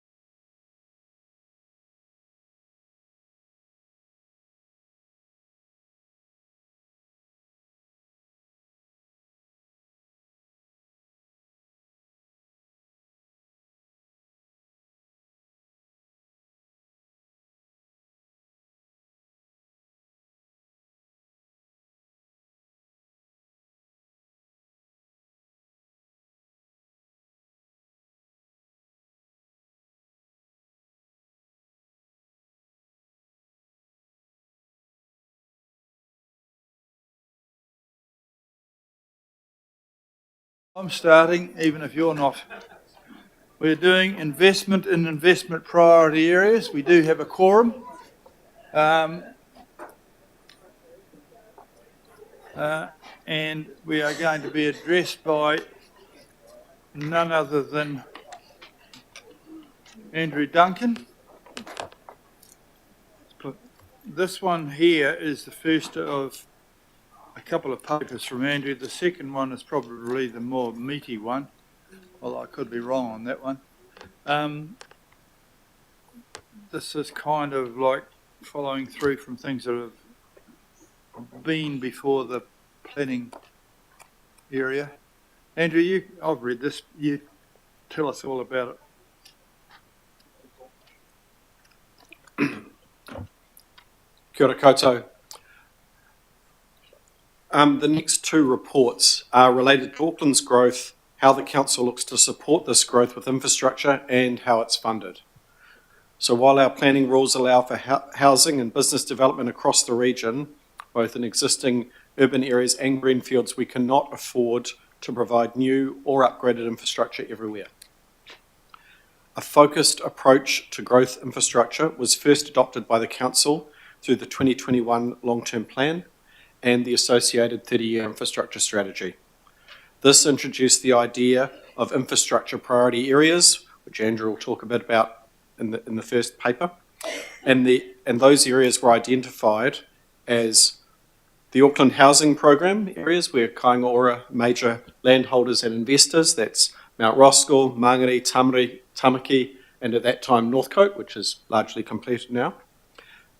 Drury, the inner northwest around Red Hills, Panuapai and Westgate, and the city centre areas around the new CRL stations. So those four areas of focus were reconfirmed in the new long-term plan and 30-year infrastructure strategy you adopted earlier this year. So calling out a focused approach in our long-term plans was not just about CapEx prioritisation process, but also about providing clarity and certainty to the development community around the council group's investment intentions. And the first report that Andrew will talk to today looks to reinforce this certainty.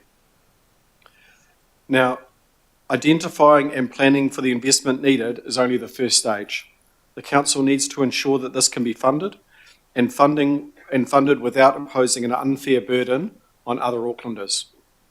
There is general acknowledgement that our current funding tools are not perfect. The government has undertaken a program to review these tools, look at how existing ones can be improved and whether new tools might help. We are working with the government officials to provide input into this process. On our side, we continue to investigate options with the existing tools we have that could enable us to accelerate investment and to share the costs more fairly. We also look forward to the outcomes of the government work and then considering how the new or improved tools could support the council's work. In the meantime, our best tool for funding growth infrastructure remains development contributions. So just a few things around this tool. One, it still requires the council to finance that investment upfront. It is based on cost recovery and therefore needs a huge amount of detailed work, planning and costing infrastructure.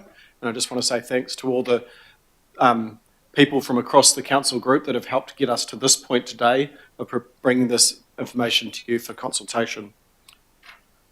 Development contributions do have some legislative limitations around their ability to recover the full growth share of costs.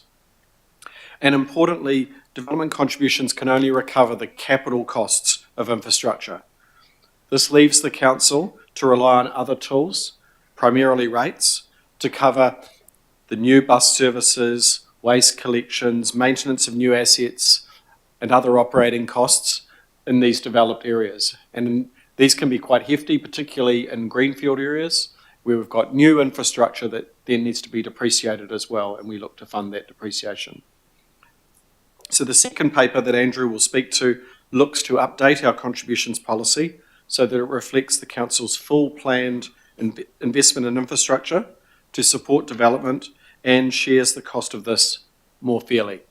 So I hand over to Andrew, thanks. Thanks, Michael. So longer term investment requirements in the investment priority areas, as Michael said, are set out now at a strategic level in the LTP and the infrastructure strategy. What we're asking you today is to endorse for consultation the specification of these investments at a more detailed level over transport, stormwater, parks and community infrastructure. The scale of investment we're looking at is substantial, and that reflects the scale of growth we're expecting in the city. So we've got 652 million, actually 801 million if you include Drury in the investment priority areas in the next decade, probably creeping up to 10 billion over the next 30 years. So in April 2023, the council endorsed looking out ahead 30 years, the investments required in Drury, and these were added to our contributions policy. We've now updated the work we did 18 months ago for the latest information and to include the council required stormwater investment in that area. We've also done detailed work on 4 of the other investment priority areas in the northwest at Whenuapai, Red Hills and Westgate, and within the urban area in Mangere, Mount Roskill and Tamaki.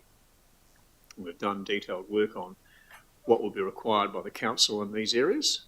We've still got work to do on the city centre priority area around the CRL stations, and we'll do that next year, and a bit more stormwater work to do for Mangere and Mount Roskill, which we'll also do next year.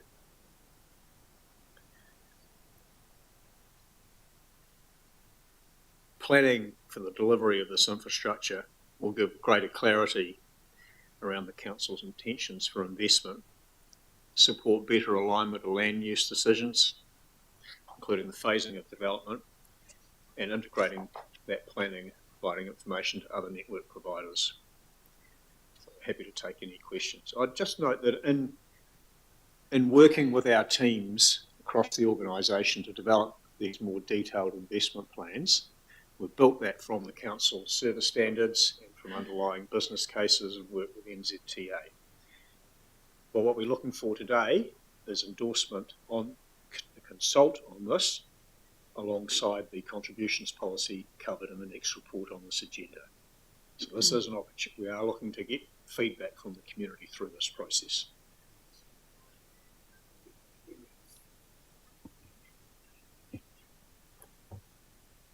Thanks, Mayor.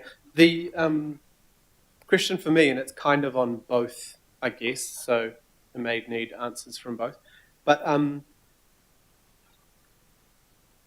my concern, I guess, is just, and it's a question then, do you have concerns in the urban areas, the brownfields, that by doing this in some areas that it will just turn off the tap for development? So that's what we're going to get, I'm sure, feedback-wise.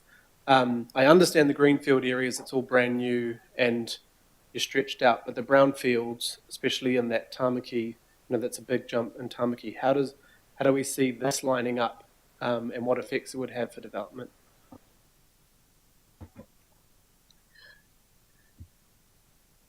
So there are major investments that have been identified for these areas on which feedback is sought.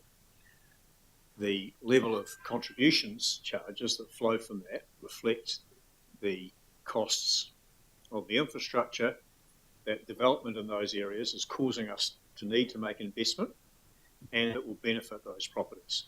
Now, when we calculate the DCs for these investments, we do take into account what will benefit existing properties, and that's funded by rates. So DCs are only set, and in this case proposed to be set, feedback, based on what we consider these developments are causing the need for.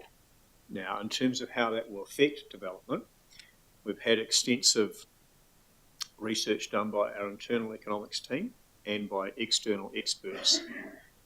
We don't expect this to flow through to house prices. They're driven by supply and demand in the broader housing market across all of Auckland. We might expect that there to be some impact on the pace of development in some of these areas, But we're looking over a 30-year period at this growth, at a 30-year time frame for the investments and the costs that council will have to invest in to deliver these services. And over that time period, yes, there may be some short-term impacts. We recognise that, and we recognised that when we looked at Drury as well. And this was the advice we received from our independent experts on it. And just two questions. Just to add, just to add to that, one of the reasons why the council initially chose those areas as the investment priority areas is because they're areas where we're working in partnership with the government and Kaingora particularly. So we have a partner there whose appetite for investment and development is strong. The other thing, yes, and jumping ahead to the next paper, the development contribution prices may go up significantly. In the scheme of development costs and costs of development, those are, I don't want to say minor, they're not the only impact on that cost. The decisions that a developer will make around the pace of their investment and their development will be made looking at a much wider total cost of development. Okay, so we don't believe there's an effect of, say, Tamaki, which is really good connected, infrastructure connected to it, pushing development further, east or south away from here, like an adverse reaction to that. So we would expect there'd be some impact on the pace of development in the areas with the increases, but that's our advice, our economic advice, is that will be a short-term effect. Plus we've got Kaingora who will be proceeding, and they've got a commitment to these areas and their partners, as Michael said. And we would expect over the long run, in the shorter term, there's an impact, and that the prices for land will adjust to reflect these costs over time, and then you would. And on Tamaki, because it's such a big jump for the stormwater, how do we know, and I don't want to use the gold plating words, but that will come through the consultation. What is different about, and can it be explained why it's so dramatically different? Like, I'm sure the Mayor and others have concerns about lots of, how we get the figures for many of those projects, but this one is so glaringly different. Could someone explain? I know it's connected to both papers, but... So I'll lead off. So the investments that the stormwater team, and they've gone through it with stormwater engineers, got internal and external advice. The investments that are include addressing the blue-green network and overland flow paths to manage major flood events, and that investment's planned within the first decade. But a lot of the area doesn't have a pipe network at all. It relies on soakage, and the other areas the network's at a lower standard. We recognise the substantial cost in bringing it up to a much better standard, but we also acknowledge in our documents the impact, as your question indicates. And in our consultation materials, these issues are discussed, the officer's recommendations on the service standards identified, but we've also noted that you could have a lower service standard, would have a lower cost, but it's not going to be less than half, given that there's no network at all in some parts. And that then opens the debate up for feedback on the relative cost of a different level of service and the relative impact on the level of service you get for that, so that following feedback, the councillors can weigh up those choices and decide what they'd like to implement in this area. Is there anything you'd like to add, Andrew?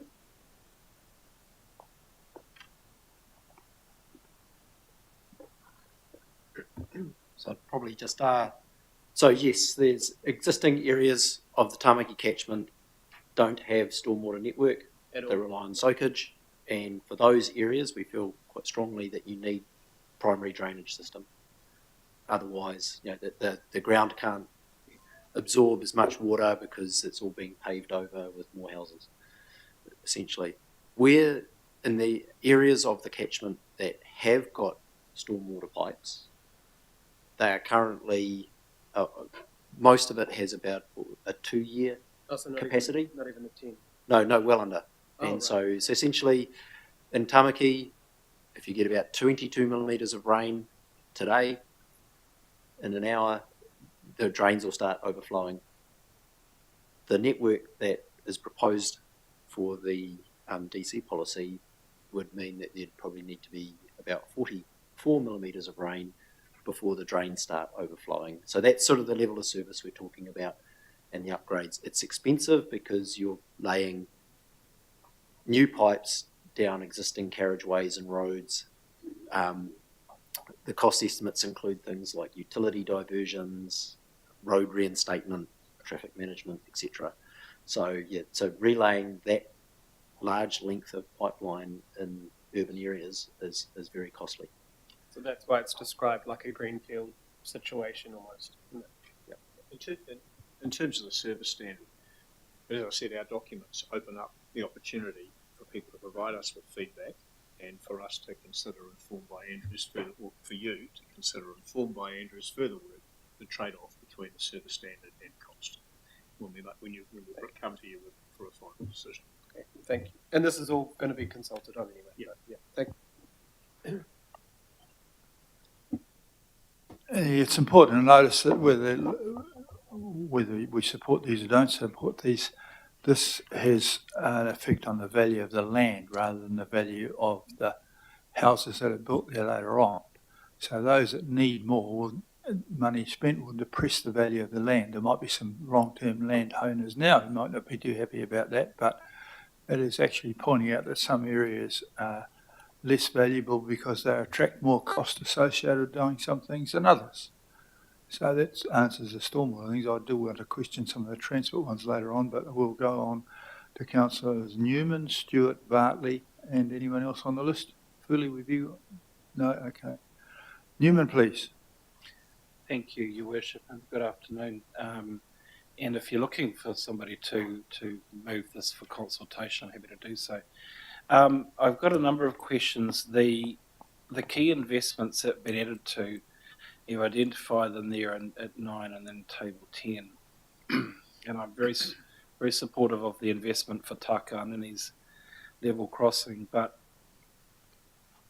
I'm interested to know how far behind you are in identifying the proposed parks and community facility assets that really have a growth component that need to be flowing through into this, particularly within brownfields. I'm very concerned that we haven't got enough of these growth projects scoped for this policy. I am assuming that we're going to have a refresh of this DC's policy every annual plan round. Yes. Well, usually we'll do it every 3 years, but if there are key issues coming up through an annual budget process, we can certainly refresh it at that point. So our parks planning colleagues have planned the parks acquisition, development, and the community facilities delivery based on the council's policies for the delivery of these services. Some of the brownfields areas are reasonably well served, and some upgrades to existing facilities will assist in managing and continuing to be able to deliver the right level of service to these growing communities. In the greenfields areas, new parks will be required as there's nothing there at present, hence the larger investments required in those areas. So these investments only relate here to Mangere, Mount Roskill, Tamaki and the inner northwest, and what we've already discussed for Drury last year, as opposed to the broader across the city, because these are our investment priority areas at this point. Yeah, which what I'm interested in is how quickly we can pivot to include those other areas beyond this, because, for example, I'm looking at Te Akarata in my ward, stage 2, the potential future facilities, which our parks and community facilities team are already identifying and are working out the timings of this for years 2 to 5 and then 5 to 10, which comes within the scope of a DC's policy now.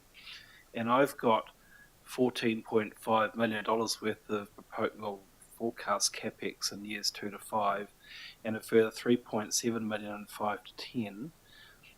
Significantly, a lot of that needs to be apportioned to growth. So I'm wondering what's the mechanism for that, because it's not in the policy at the moment, and that I assume is because it hasn't yet got above the line at an officer level for this to be recommended for future capex. But if we don't start to charge it, that's just by one example. So what I'm interested in is how does one get that conversation to the point where we are triggering this? Because if we don't have it in the policy, we're not going to be able to accrue contributions for it. So we'll turn to our parks specialist here for support. But what we're looking through, not this paper, but the next paper, is the DC policy being updated for the investment that is in the LTP. But I'll let.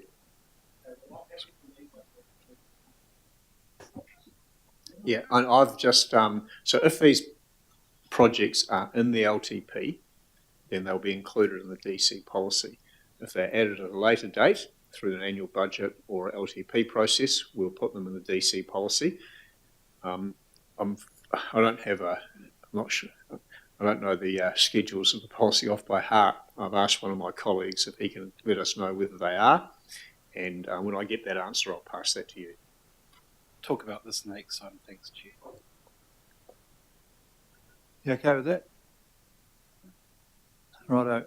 I've got Councillor Turner and Councillor Bartley. I think it's moved on. And I'm all right, because my question is around the DC policy. That's marvellous. I'm going to move this anyhow, and Daniel can second this. He sounded interested in it. And whilst I'm supportive of ensuring that growth does pay for growth, therefore we do need to look beyond 10 years into a 30-year period when charging development contributions. So while I'm supporting this going for consultation alongside the DC policy, I want an opportunity to look at these projects more closely as we get nearer to it. I've had a poke around the transport ones and I'm not entirely sure we've got those right. But the idea to have some sums in there at this stage is sensible. So I want to ensure that these projects are well scoped and do provide value for money. And so, but looking ahead 10 years is hard, looking ahead 30 years is even more difficult.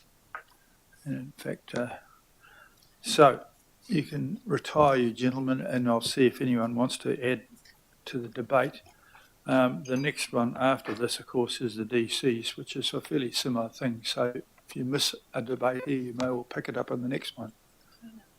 Councillor Turner, did you want to say something about this? Yeah, I just want to say Please right now do. that I, just so that I can say I've said it at a future date, I'm struggling to connect some of this stuff together. When I see the things that are happening in Red Hills and stuff, and the future discussion of this money to grow, but we've got a backlog of problems which aren't funded by future money. So, and you, Mr. Chair, just made the comment about wanting to look deeper into the individual projects. I think I understand what you're saying, and I certainly agree with it. I just wanted to make it clear that I'm struggling to put all the pieces together on this, so that I can say it again in the future. Well, you're not alone on that. This is kind of like a large-scale monetary policy, unless I've got that seriously wrong. And it will be made up of projects, but those projects may well not be the projects we foresee at the moment, and they may not be quite in that thing. I mean, we've also had discussion about Kaingaora being involved, but in fact, unless they dramatically change their way of thinking, they won't be. But then on the other hand, you've got Simplicity Living, which is doing exactly what Kaingaora was set up to do and is doing in the private sector. So somebody will be doing these things, and those areas which are chosen are logical areas to be seeing some of the growth in the future. But I've always found predictions very hard, especially about the future. So I think this is a prudent approach, is how I would suggest that. is anyone, if we're not happy, if we're okay, I'm going to actually put this to the vote. So all those in favour at this stage, please say aye. To the contrary. Aye. I hope there wasn't a rude noise, but I'll take it as a vote. And we'll welcome you, the same team back this time, because it's even more complicated. I'm going to suggest to Andrew that you get a bit close to the microphone, because when you're chatting to Richard Hills, it's not just a personal conversation. We like to hear it as well, if that's all right. So take us through this one here. These things are going to consultation. And one thing I can predict, that this consultation will produce some adverse responses. There are some people who have seriously invested in certain guesses to the future, which may turn out to be not right on their part, particularly people who have invested in large-scale chunks of land in the expectation of something or other. They may well find that they've paid too much for it, but that's not my fault or problem. So it is going to consultation. Just remember that. So we have to be sure that what we are producing is a policy which is valid for consultation, and we will have a discussion about its implementation in the fullness of time. But I have already scoped out that I want to poke around and just see that these are built on things which are viable and sensible. There's a lot of pages in the addenda. I've had a good crack at these myself. Some of them here are very heavy, and I've actually asked ahead of time that we might get some just scoping of examples in here. If you look at some of these pages in here, there are massive figures, and I poked around there. I couldn't be sure whether there aren't any mistakes in some of these ways on the pages. And 100, 200 to 217, there's a lot of information here. And it shows there's a lot of thought being put into this. It's not just being guessed. But it would be heroic to assume that every piece in here is dead right. But if you don't assemble off something to give yourself a gainful estimate of what's the future, you're going to be really wildly astray. Is that fair enough to say that? So, Andrew, just give us a good poke around on what your thinking is here as well, and how you've got to this, to give us a level of sort of comfort to go for consultation, which will further inform this debate. That's just what I'm putting in the background. Okay, ladies and gentlemen, I'm sorry about that speech, but this is a field that people who pay development contributions want to be absolutely sure they're not paying any more than they should have, and we on the other side want to make sure that we're covered enough so that we are protecting ratepayers from things which don't happen in the future. So it is bound to be contentious because the sums of money are very large. Just before I hand you over to the irrepressible Andrew, just further to the comment by Councillor Turner earlier around how the pieces of the growth story fit together.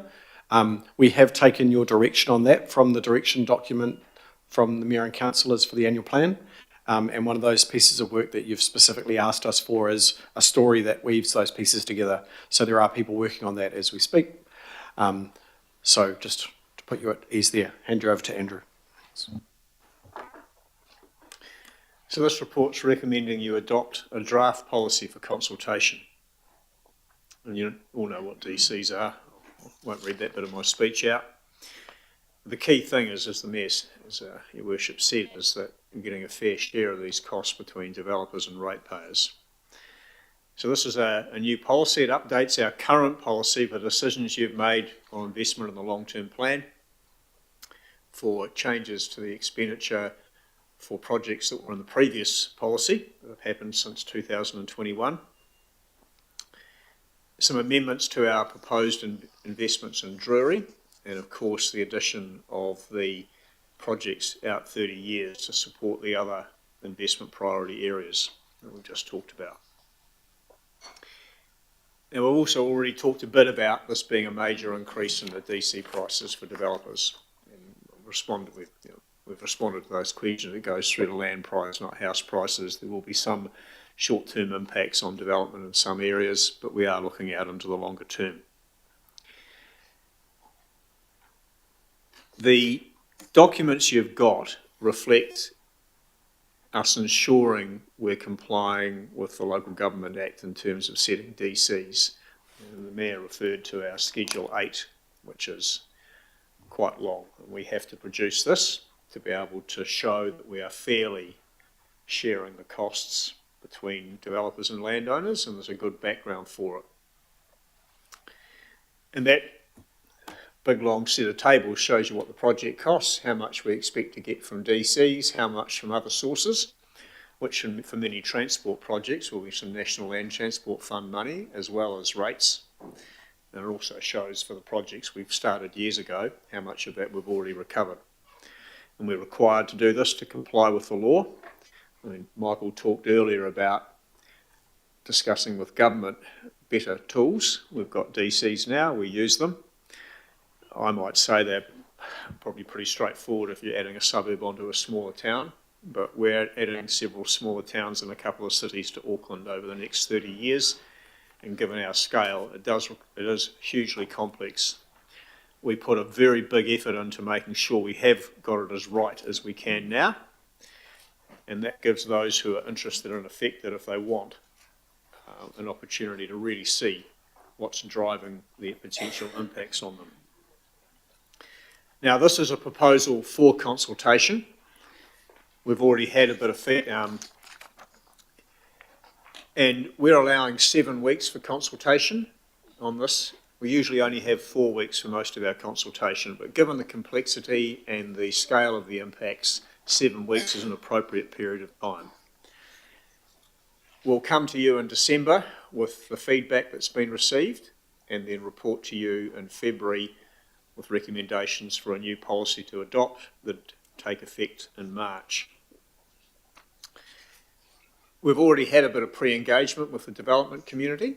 So we had 4 sessions in last month, had over 100 people attend, and some of that initial feedback is an attachment to one of the reports, and it's referred to in our advice as well. The consultation we're planning will provide more opportunity for feedback from the development community, but also the wider public. And we've in particular made arrangements for some of that to be presented to you directly. So that will be there as well. And of course, all our staff will be available to discuss issues and questions with those wanting to make submissions. So happy to take any questions.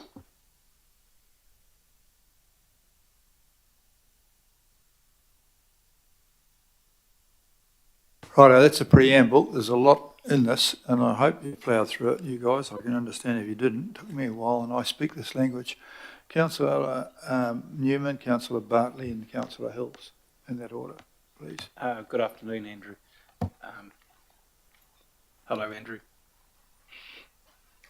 Hi. I've sent you an email, and Chair, if you want, I'm happy to second this one too for consultation. So I've, yeah, as I look, what I really want to know is that internal conversation, not just within parks and facilities this time, but also too with Auckland Transport. Because I still think that even now, there is growth-related capex that will be required, both within greenfields and in brownfields, which is not being picked up. And I assume it's not being picked up because the NZTA rates component of the cost is not identified because of a budget squeeze, which means that if we don't identify the transport costs, we're not charging for that, which is a real worry to me. So how does that conversation work within Auckland Transport so that between now and the next time we do this DC's policy, which will be in 12 months' time, we are picking that up. I think going back to the first part of your question there, we have acknowledged that we can't invest in infrastructure everywhere that growth is going to happen in Auckland. That's a key piece of the council's response. The council has said we can't, and we can't build to the full potential growth in all parts of Auckland. In fact, in many places that wouldn't be appropriate because we don't know where you could end up oversupplying and get stranded assets. But this is why the council has taken a focused approach and has said we need to identify some key areas, and then those are the areas where the limited capacity we have to invest will be made, and that's what these areas are. So that does mean that there are some areas where we may feel that as growth happens, there will need to be infrastructure, but that may need to happen in more of a response manner rather than us proactively planning for growth right across the city in the long-term plan. So when Auckland Transport and Council bowed to central government on the Auckland housing program, a significant proportion of the funding for the Auckland housing program was part of a reallocation away from projects that had been agreed to, albeit indicative, for growth that was occurring, not was proposed to be occur in the future. That growth continues, but because the policy doesn't provide for growth-related projects in those locations, the growth continues, but it's not offset. So if I use the example, in my ward, Hengai 2, which was quite about $12 million for road widening to connect through to West Franklin. The funding for that was cancelled in order to fund the Auckland housing program. So I'm concerned because, the Board of Auckland Transport has given the community about $2.5 million back, but there's still probably between $10 and $12 million of funding outstanding that we don't have, and we won't get it unless we can put it in the policy. So when can we do that? Because Auckland Transport has to do that. It's not a case of, we won't do it because the growth isn't going to come here. The growth has already been there and continues to be there and will accelerate there, and we can't not do something, but I don't have it in the policy. So how do we get that conversation going with the board and the senior management of Auckland Transport, because they'll have to do it anyway. It's just that I'd prefer that they did it at a price of 12 million rather than in many years' time have to spend 35 million.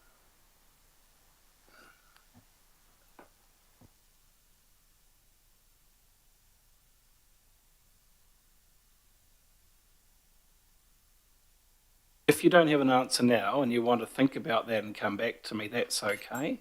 But that goes to the nub of this policy, right? Because this identifies just a fraction of the issues, but we have preferred not to address some of these matters because it is inconvenient to do so. But the cost is being felt by the existing community, and that's what causes Aucklanders to lose confidence in change, because they don't see that we're responding to it by charging the growth component of that to the people who are going to trigger it. So that is a real challenge with the way in which DCs work. So a real challenge with DCs is that the council can only charge, it's a cost recovery tool, the council can only charge a developer where the council has planned for the investment. And in a case where growth is happening, but we are not yet planning for that investment because either it's not a priority area or it's just we cannot currently work out how we can fund the non-growth portions, then people are getting off with lower DCs in some areas. This is a real challenge with the piece, and a piece that we are advocating continually to central government for, and one of the reasons why we would support something like an average DC. that allows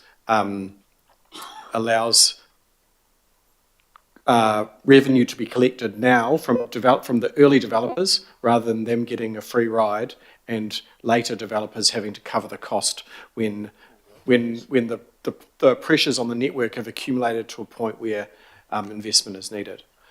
So we have acknowledged that there are many places where growth is happening, and the council is not planning for investment because we have limited capacity, and that means that the DCs are lower than the true cost that growth will over time impose on the council. To be clear though, what we are also talking about is projects that we did plan for, but we have knowingly cancelled, but which need to happen, and they are growth related. We accept that they're just not going to be funded at the moment because we just have decided at some point previously not to do it. We will look at the case that you've mentioned to follow that through. Thanks. That's a very good question, and it raised some very good responses from you, Michael. I think some of the statements in there should be headline statements. When you do a consultation document, we're debating the correctness of the policy on which we're doing, but it's very important that the consultation document, the outlining information at the start, outlines sensibly and frames what the debate is about, what the debate is about. You said council can't build all the infrastructure for future growth on its own. That should be a headline statement. Then and that existing ratepayers are not shouldn't have to actually subsidise future growth investors. All those things, because this is where you balance between a large number of people who are invested in that industry who will complain about this, and potentially those are the developers, a larger community of people who, if we're not careful about this, will accidentally be funding it through their rates. The point you just made recently about the fact that some areas, because they're not included in future growth, will attract lower rates. The thing is, that's the secondary, the unexpected secondary impact position which councils and governments forget. And people like my former self, before I became a very sensible mayor, would read those things and see these idiots haven't thought about that. So we have to be very careful about the things that Councillor Newman has raised, because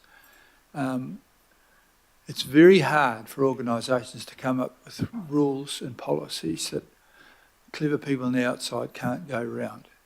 And so what you do when you make a very valid, sensible, forthright policy like this is that you actually inadvertently drive growth into other areas where the margins are higher. So the average DC argument is worthwhile put footing and even should be possibly discussed in there, so that when we do get this consultation, it will not only inform us, but it will inform government. The government at the moment are driving a lot of this because they're wanting to have growth all over the bloody place in an unwise rush. And so we've got to be careful here.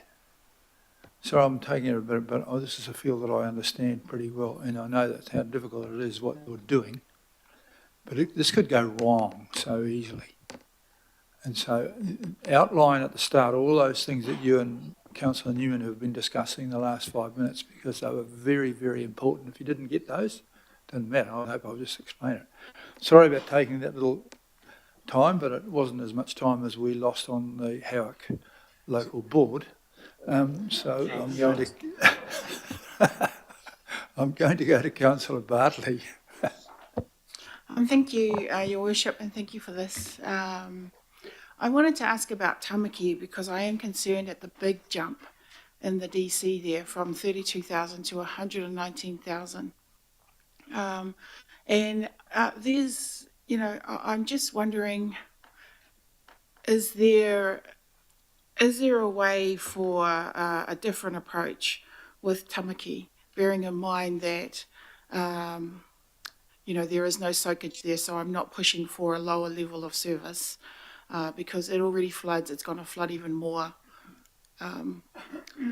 if it continues as it is. And I do believe developers should pay their fair share, but this to me seems very extreme. So I'm wondering, is there a different way to deal with this? Noting this is the first development to start off for the country, the social experiment of regeneration.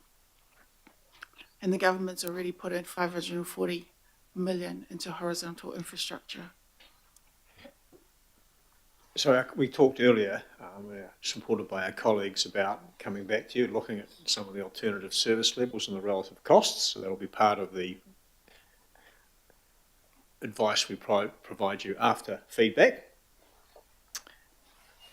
In terms of alternative approaches, our stormwater team is working very closely with Kāinga Ora, and if there are some ways that the service standard proposed here, or a slightly different one, can be delivered at lower cost by working with them and being able to do things earlier because of the amount of money they've got available to invest, then we'll do that.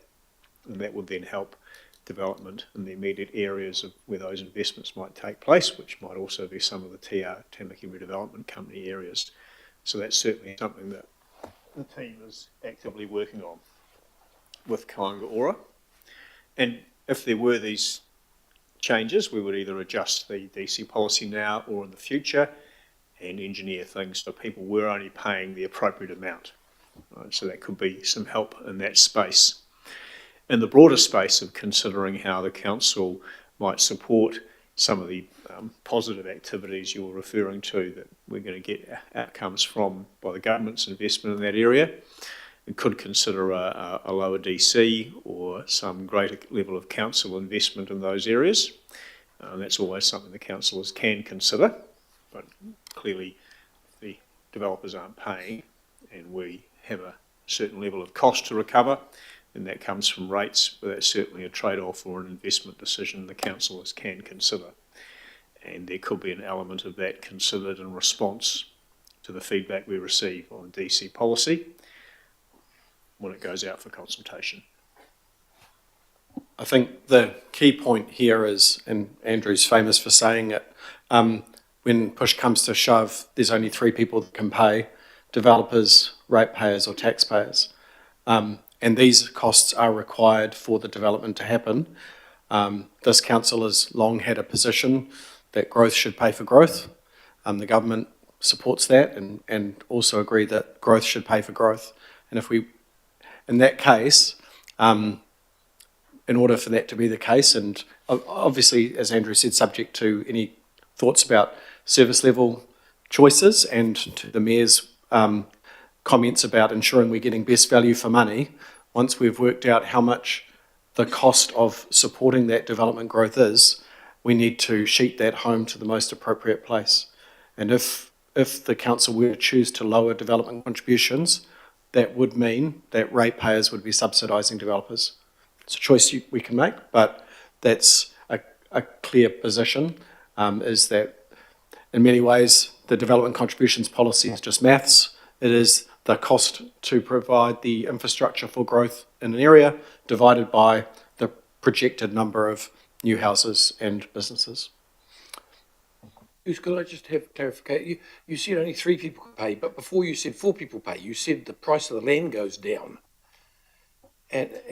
Sorry, that's effectively the developer, the landowner, because the cost of development contributions or rates or targeted rates or government IFF levies or any new land tax to support growth paying for growth goes to the price, impacts on the price of land. Yeah, but hang on, no. You said, you inferred before that the developer won't pay as much for the land that he's going to buy. So there's 4 potentials in this, not 3. And sorry, yes. So there's the taxpayer, as in if we can find a way for the government to give us money. There's the general ratepayer, and then there is the developers and landowners who we kind of bundled together. But effectively, when we say developer, it's the landowner who bears it. So if a developer owns land, then they'll bear the cost. If they come along to buy land off me to subsequently develop on, they'll pay me less. So they I haven't seen it work yet, but thank you for the, prices haven't gone up, thank you. I think I was next. Thanks, Mayor. The question I have is on the back of what Councillor Bartley said. So I have asked this last time we went through this process when we got a lot of opposition to the changes. What is the rough percentage, and I know it's almost impossible, what is the rough percentage of what these DCs will pay for pre this change and post? So as far as I know, even those big ones in Drury only paid for a percentage, the rest did go on the ratepayer. Oops, I'm just trying to flick to the right page in our document, which one of the documents has the funding sources for the investments. That's probably the consultation report.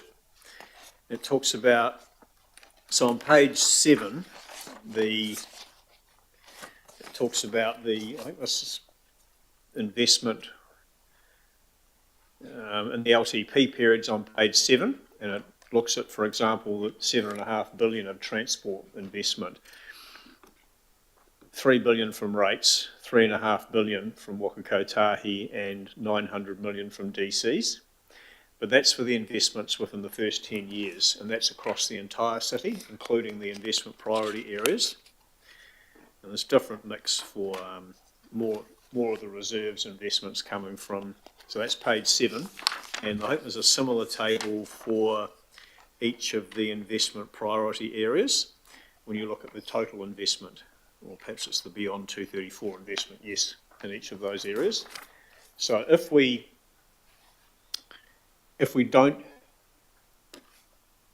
plan for these investments now and include them in the policy, then by the time we could do so, we might have foregone, I don't know, somewhere between 400 and 600 million of revenue that would have to be made up. That's the maximum that would have to be made up from either not building things or higher rates or a combination thereof, because we can't go back and charge DCs to the original developers, and we can't charge future developers who might come along and after, say, 5 or 10 years, we can't charge them what we didn't charge the earlier developers.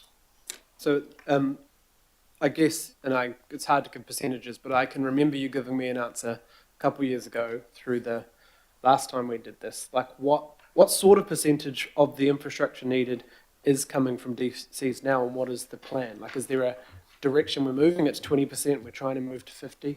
Because when I talk about the growth, going for growth that the government wants to do, I'm hearing that's like 200 or 300 million, 200 or 300,000 per dwelling on some of those, greenfield.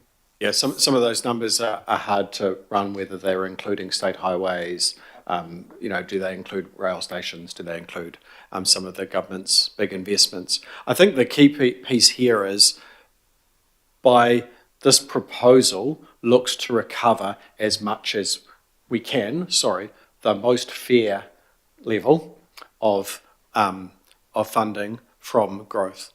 So there are some limitations that have us challenging to get right up to the full level that we think is correct due to some legislative issues. The growth developers do benefit from the NZTA contributions that reduce what they need to pay.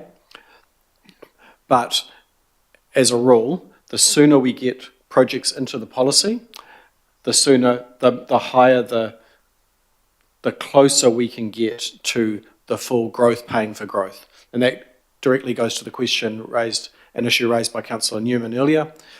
If these projects are left out of the policy, and then when we eventually do need to do them, because we will need to do them, people will have not paid, and the ratepayer will be subsidising it. And I guess the other thing, this is following the direction of the FDS, which we passed, but also to Ken's questions on places like Red Hills. That happened Red Hills happened because that wasn't our plan. We didn't want, so was another area we pushed back against. And this is one of the tools, apart from pushing back on plan changes, that we can do, right? Charging, yeah, because it's not a same formula for every area, I guess. Each area depends on what we've committed to invest in, and to some extent, growth can occur in other places that we may not have planned to invest in, but by making the plans to invest, it also facilitates growth to an extent, and that helps that. But yes, we can't go back and charge the development that's already occurred. Councillor Baker, please. So just in regards, I was just trying to get my head around. So where a developer wants to build infrastructure, so community infrastructure, and instead of waiting for it to be built later on when we can afford it.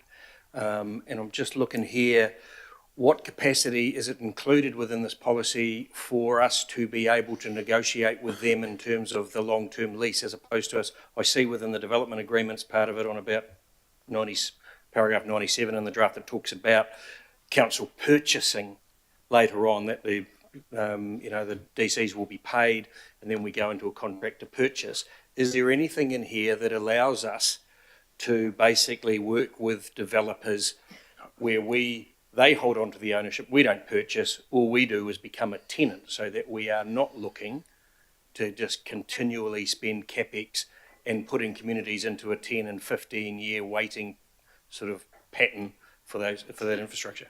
So there's nothing in the policy that would preclude us from doing those sorts of arrangements, but it would depend on how those arrangements might be accounted for as to whether they might be treated like as debt, and therefore it starts to affect our other investment plans you want to make. But if developers are looking to provide some of the infrastructure, then I'm sure that my colleagues in the operating groups will also be looking to see what could be done in that space, because there could be benefits to growth to the developer, landowner, and also to ratepayers if we could find ways to do that are in everyone's best interest and within our overall budget constraints. So but we should be, and I'm pretty sure we are, open to those sorts of discussions. There's not necessarily always an easy answer, but we are and should be open.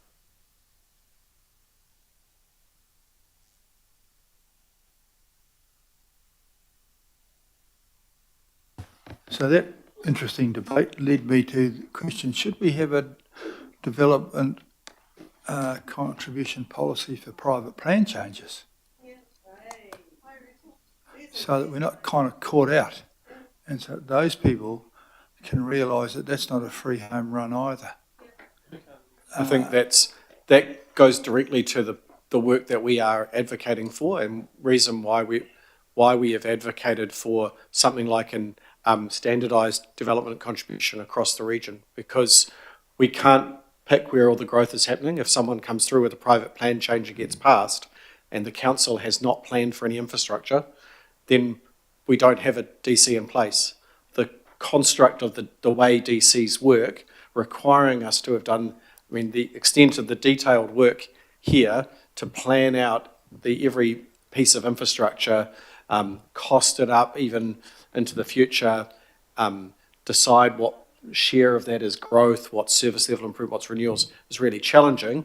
And then when new areas come on stream suddenly, such as like through a private plan change, we haven't done that work and they're avoided the DC. So this is one of the reasons why we think one option to look at, and that we've talked to the Crown about looking at, is would it be better to have at least a base level that's charged for all growth automatically, irrespective of where infrastructure is planned, just because we know that eventually infrastructure will be needed for that area. So the key thing here that sits behind what Michael was saying is that your liability for development contributions is assessed not when you build or finish the house and sell it, but when you lodge your consent. So if you lodge your consent today, then a new policy comes in March next year, we can only assess you for development contributions on the policy that was in place today, and that's how the problem Michael identified manifests itself in terms of the impact on the council. Well, given that, and this has been a worthwhile and quite intellectual debate compared to some of the questioning that we have had at other times, is it reasonable to consider that possibly an amendment adding a G that we ask you to develop that we include some thought as to how we at least go on consultation to develop a contributions policy for private plan changes?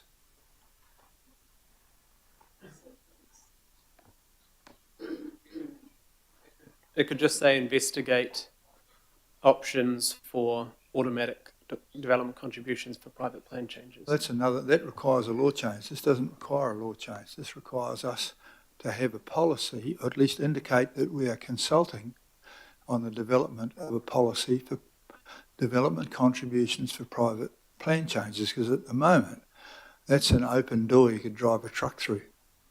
I think that would require a law change too, though, wouldn't it? Because we don't get to choose the timing. No, not necessarily, because you only have to have had a system where you are developing, where you are planning for growth. And so we would be showing that we are planning for growth in unknown and as yet to be advised areas for private plan changes. It's pretty tricky, but our growth that we're planning now on the basis of these is not actually.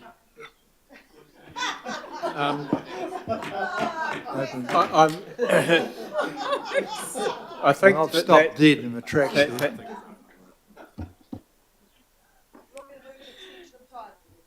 I'm sure I'd get a seconder if I proposed an amendment to include that. You can move it, you're the mover, but you'll just need to get, I don't know if Councillor Newman. What it look like? Yeah. I'm not sure the Auditor General will allow the LTP to include assumptions. I think at this stage, and given the legislative constraints we work under, consulting on a DC policy for private plan changes would be challenging. I don't think we can take legal advice, and I don't think we could do that. However, I think you might be able to consult on it, but you may not be able to implement it. Yeah, what I'm wondering is whether we can take that through the direction you've given us on growth for the annual plan, and we could take that this point as part of that piece of work that you've asked us to go away and work on already. Well, I think the request there is just the inclusion of how we consult on the development on a thing like that there. And I mean, it may not be included in what you do next, but I want to record somehow or other that we're thinking about it. And I'd like the people in the industry to start understanding that we're thinking about it. And rather than flogging off a piece of bloody poo-hoi that they've bought now too expensively and rushing up the road, they'll realise is actually we might be sending a sheepdog ahead of them. As a mixed metaphor.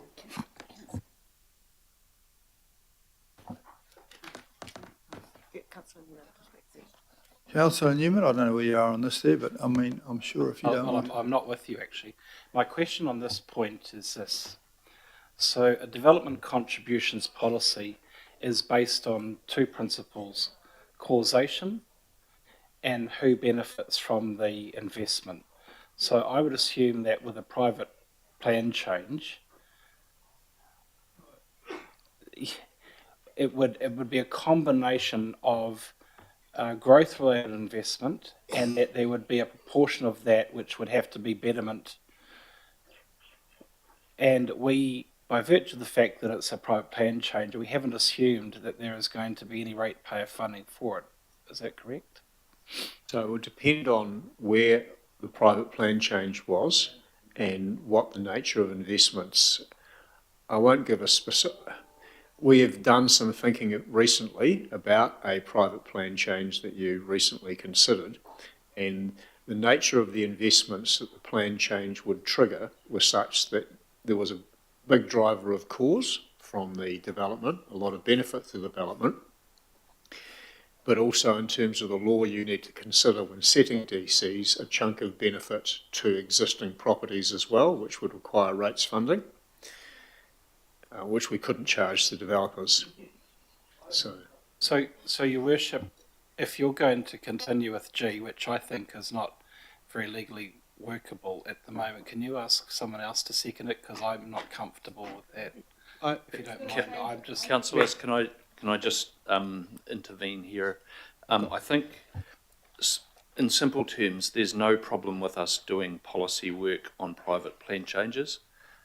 There's no problem with, and there is already a linkage, a relevance to the development contributions policy. So, you know, that's already in there.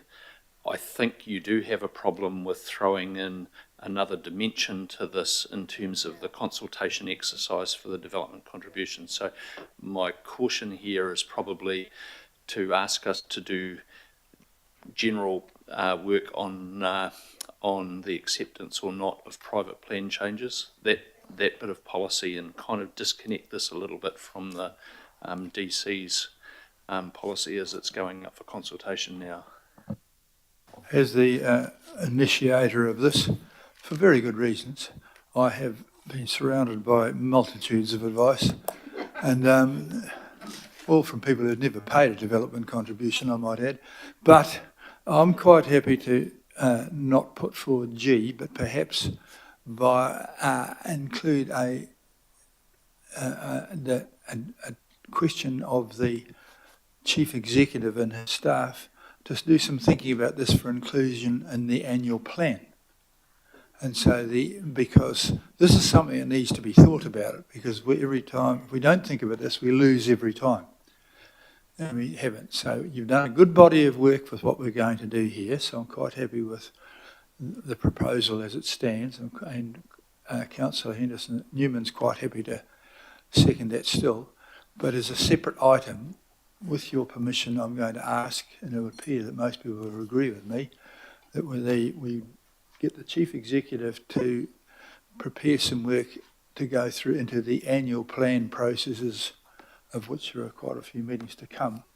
It addresses what is a glaring lack of armament in our preparation for the sector. Is that right?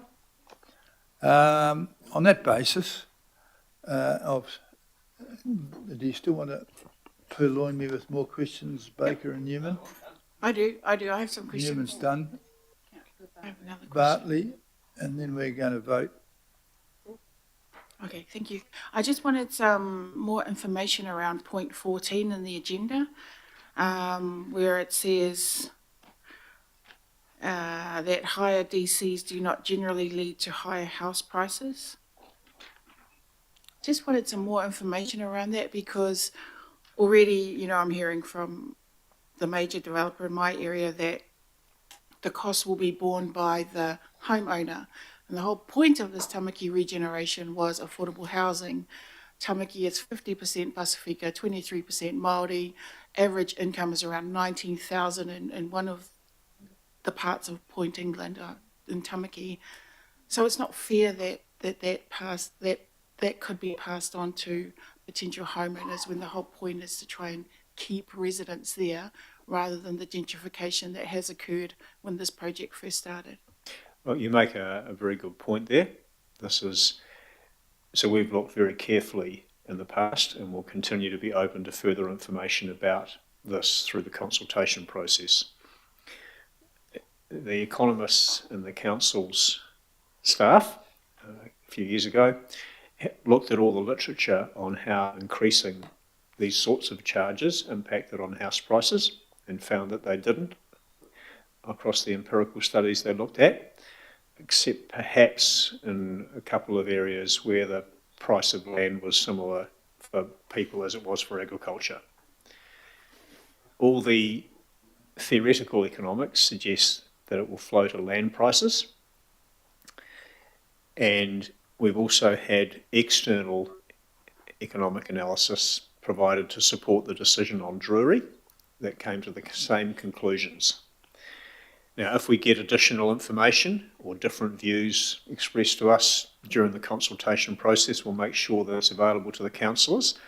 But all our economic advice so far is that it's not going to flow through to house prices. It will impact on land values. The key part of that is that the house prices, even though some of these development areas are significant developments for Auckland, the house sales in those areas are a small part of the wider market of houses in Auckland. And the driver of how much I could get for a development I put up in Tamaki, the key driver is comparatives with other house prices across the city. So what I can get for my new development, I can get as, something comparable with a similar house in a similar suburb. And then what I need to do is take the development contributions becomes part of my cost of doing that business. So therefore the cost goes to the developer, or if I haven't bought the land yet, I will expect to get that land cheaper because I'm going to need to pay the tax, which is the evidence that Andrew is talking about. But the key driver of house prices is the wider market for houses in the city. And I think another point is that if developers could increase prices beyond what they're doing now, they would do so whether the DC was going up or not. They'd already be selling for the maximum they can. Would you like to hear how a person who does this works that out? What you do is you look at that bit of land that you're going to develop and you think how many houses are going to go on there, what are the general price of houses in the area, what is the general cost of that house, coming off that, what's the margin you want coming down, what other costs, you've got the cost of the roads and all the other things you're going to put in that comes down of it. And then if the development contribution's 80 grand, you take that off it yourself, and then you end up with how much you left to buy the basic land. And the person selling the land will try and get you to pay a lot more. The person who loses, the person with the development contributions being high, is the vendor of the bare land. So the bare land owners are the ones who suffer the losses here of an increase in development contributions, not the person buying the house. Just because the development contributions might be more in Mangere than they are in Howick, you won't be allowed to charge more for the house in Mangere. It's the land gets cheaper. So I think we're all saying the same thing in 3 different languages, but which bears some resemblance to England. Now, Councillor Turner is going to provide wisdom and accuracy I just have to back up Councillor Bartley, Mr Mayor, because I know you do this and I understand all the specialists that tell us this stuff, but it's not my observation over my whole lifetime. I've been getting told that supply and demand will bring the price of houses down all my life. And they're dearer than they've ever been. And you lift out the bit, Mr Mayor, about at the end of it, where the developer says, oh, it's taken me 2 years to get this all finished and the market's moved. Oh, we'll charge some more. So, the input costs onto any product deliver an end result to the market. So, that's not true, unfortunately. I mean, the market shifts you up and down. I mean, on one particular subdivision, I might have sold the exact same pieces of land at 4 different prices, in much the same way as Air New Zealand sell the exact flight to Wellington on 4 different prices. I will agree that the last thing we want is crap being tankered all around town. So we really have to try to get on top of why we're ahead of our infrastructure. And I'm listening. That was entertaining and almost informative at times. We've now got to the end of this. If you want to step back and we might have some more debate, but we have having comment rather than questions as well. So is anyone feeling the burning necessity to have a comment? In which case, I'm going to move this. It was seconded by Councillor Newman. All those in favour, please say aye. Aye. Anyone to the contrary? No, that's been carried. Now we have a couple of procedural ones, and Councillor Walker's not here to suddenly rush at these ones. You're going to do both together. Oops. I have been... Wait. You're going to do 13 and 14 together? Right, Sandra with an R is telling me we're going to do 13 and 14 together as one procedural one to be moved by Councillor Morrison and seconded by the Councillor Henderson. And all those in favour, please say aye. And to the contrary, you'll get shot. Okay. We're going to move to item number 15. This one here is the preparation of the draft Auckland Council annual report and the draft Council summary annual report. Councillor Simpson moved. You need a seconder. Do we just go straight through this? You need a seconder. Pink. Are you going to second? Pink. Oh, you're moving. Oh, me. Okay, her and me. Right. We're welcoming a plethora of mathematical geniuses to the floor. Are you leading this, Roscoe? I'll lead very briefly. So this is the open report. Open report for the annual report. There's a more substantive item in the confidential. The reason why we have to have the main report confidential is the annual report has to be released to the NZX. We need to, because we have a whole lot of bonds on the NZX, we need to release the annual report in a systematic way to all parties at the same time. We also need to have the audit opinion included, and you'll hear from the auditor in the confidential section as well. So those are the reasons why the bulk of the stuff is in confidential. But assuming you adopt the annual report, it'll all be out there in the public tomorrow. That'll pass across to Francis. Thank you, Ross. So the key thing is this is a process. This paper is focusing on the process that we've undertaken in order to prepare the annual report for adoption today.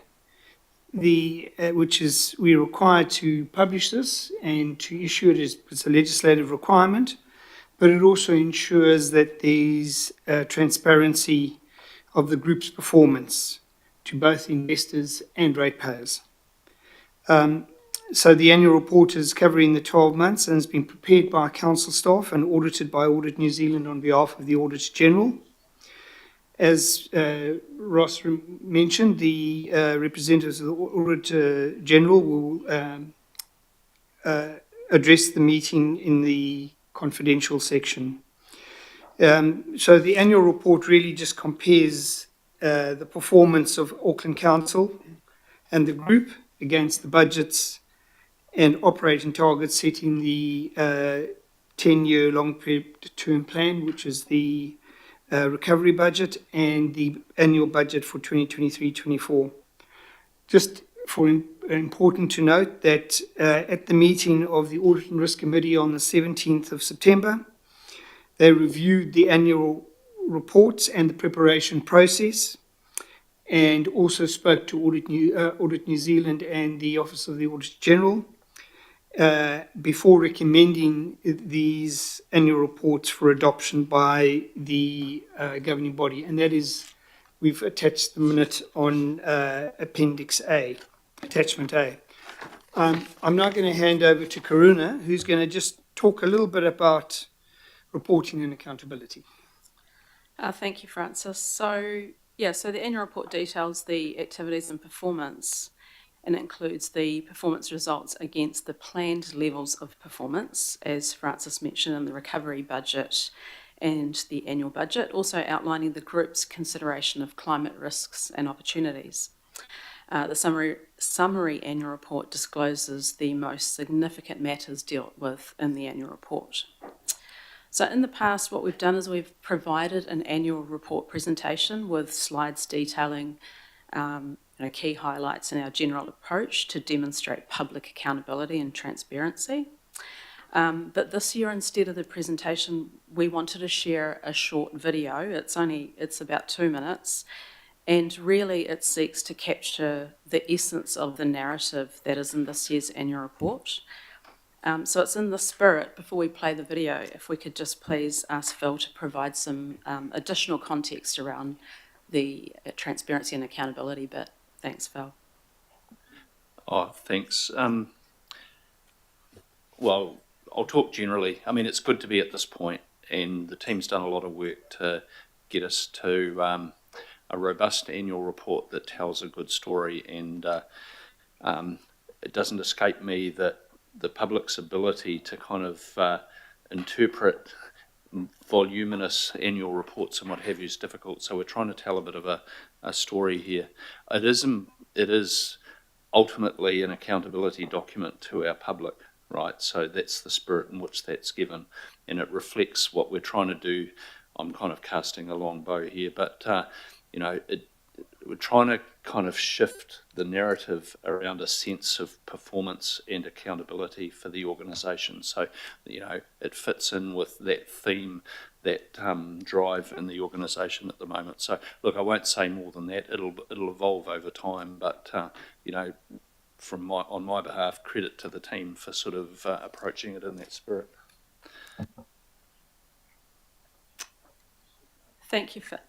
Thanks very much, Phil.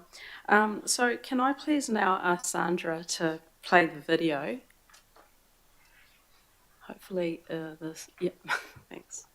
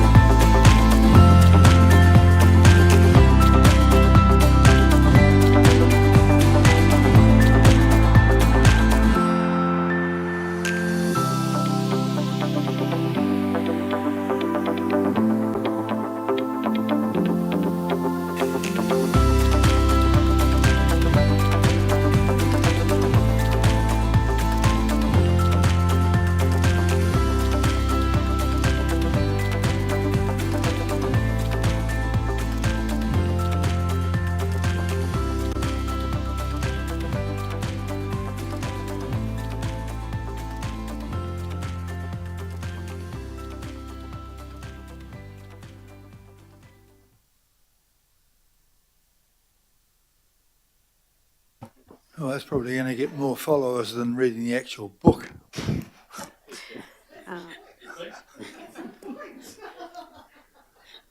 So just I hope it didn't turn out to be a $780,000 embarrassment from Tātaki, but it looked as though it's fairly low budget. So I'd like to thank you for that. Positive story. Value. So in closing, if there is interest, we can share the link to this video for you to share on your LinkedIn or social media if you want to do so. So on that, I'll hand back to you, Mayor Brown. I'm happy to take questions. Okay. Take this opportunity to farewell Francis, who's not going to be doing any of these anymore. This is the last one of these you're going to do, I understand. Is that correct, Francis, after many years of this? So, tot sins and sayonara, brother. Lurking in the back of the room, we have the Auditor General. So I think I'm going to move this, seconded by the Deputy Mayor, and I think it's been approved by the Audit Committee. Eh? Just put this one. So I'm going to put this. All those in favour of this recommendation, please say aye. Aye. To the contrary, thank you very much. Okay, ladies and gentlemen, the next thing is we're going to have a movement to go into No extraordinary business. exclusion of public. Yeah, no extraordinary business. Item 16. While we're just mucking around, Francis, I just want to say a big thank you from me as well. You've been instrumental to many annual reports, NZX releases, the whole 9 yards. You've been with us for a long time, and I just want you to know that on behalf of us all, we truly value what you've done. It's been tricky, especially last term, but you've always been there, so thank you very much and all the best for the future. Consideration of extraordinary items. There are no extraordinary items. And then a procedural motion to exclude the public. Moved by the Deputy Chair, Mayor, seconded by Councillor Hills. All those in favour of going to secrecy, please say aye. I'm sorry about this. Mr Wilson, you're excused, class, along with Ms Baldock. 5-minute adjournment. 5-minute adjournment while we reassess those people online. And thank you, Karina and team. Are you staying in the front, or do we replace you with the Auditor General? I think we do. Mayor, can I just say that video was really cool? Okay. Does anyone else think that, or is it just me? I thought it was really good. I just want to say that I think that more people watch that video than ever read 7,654 pages of annual report. Councillors online, could you please join the confidential link? Thank you.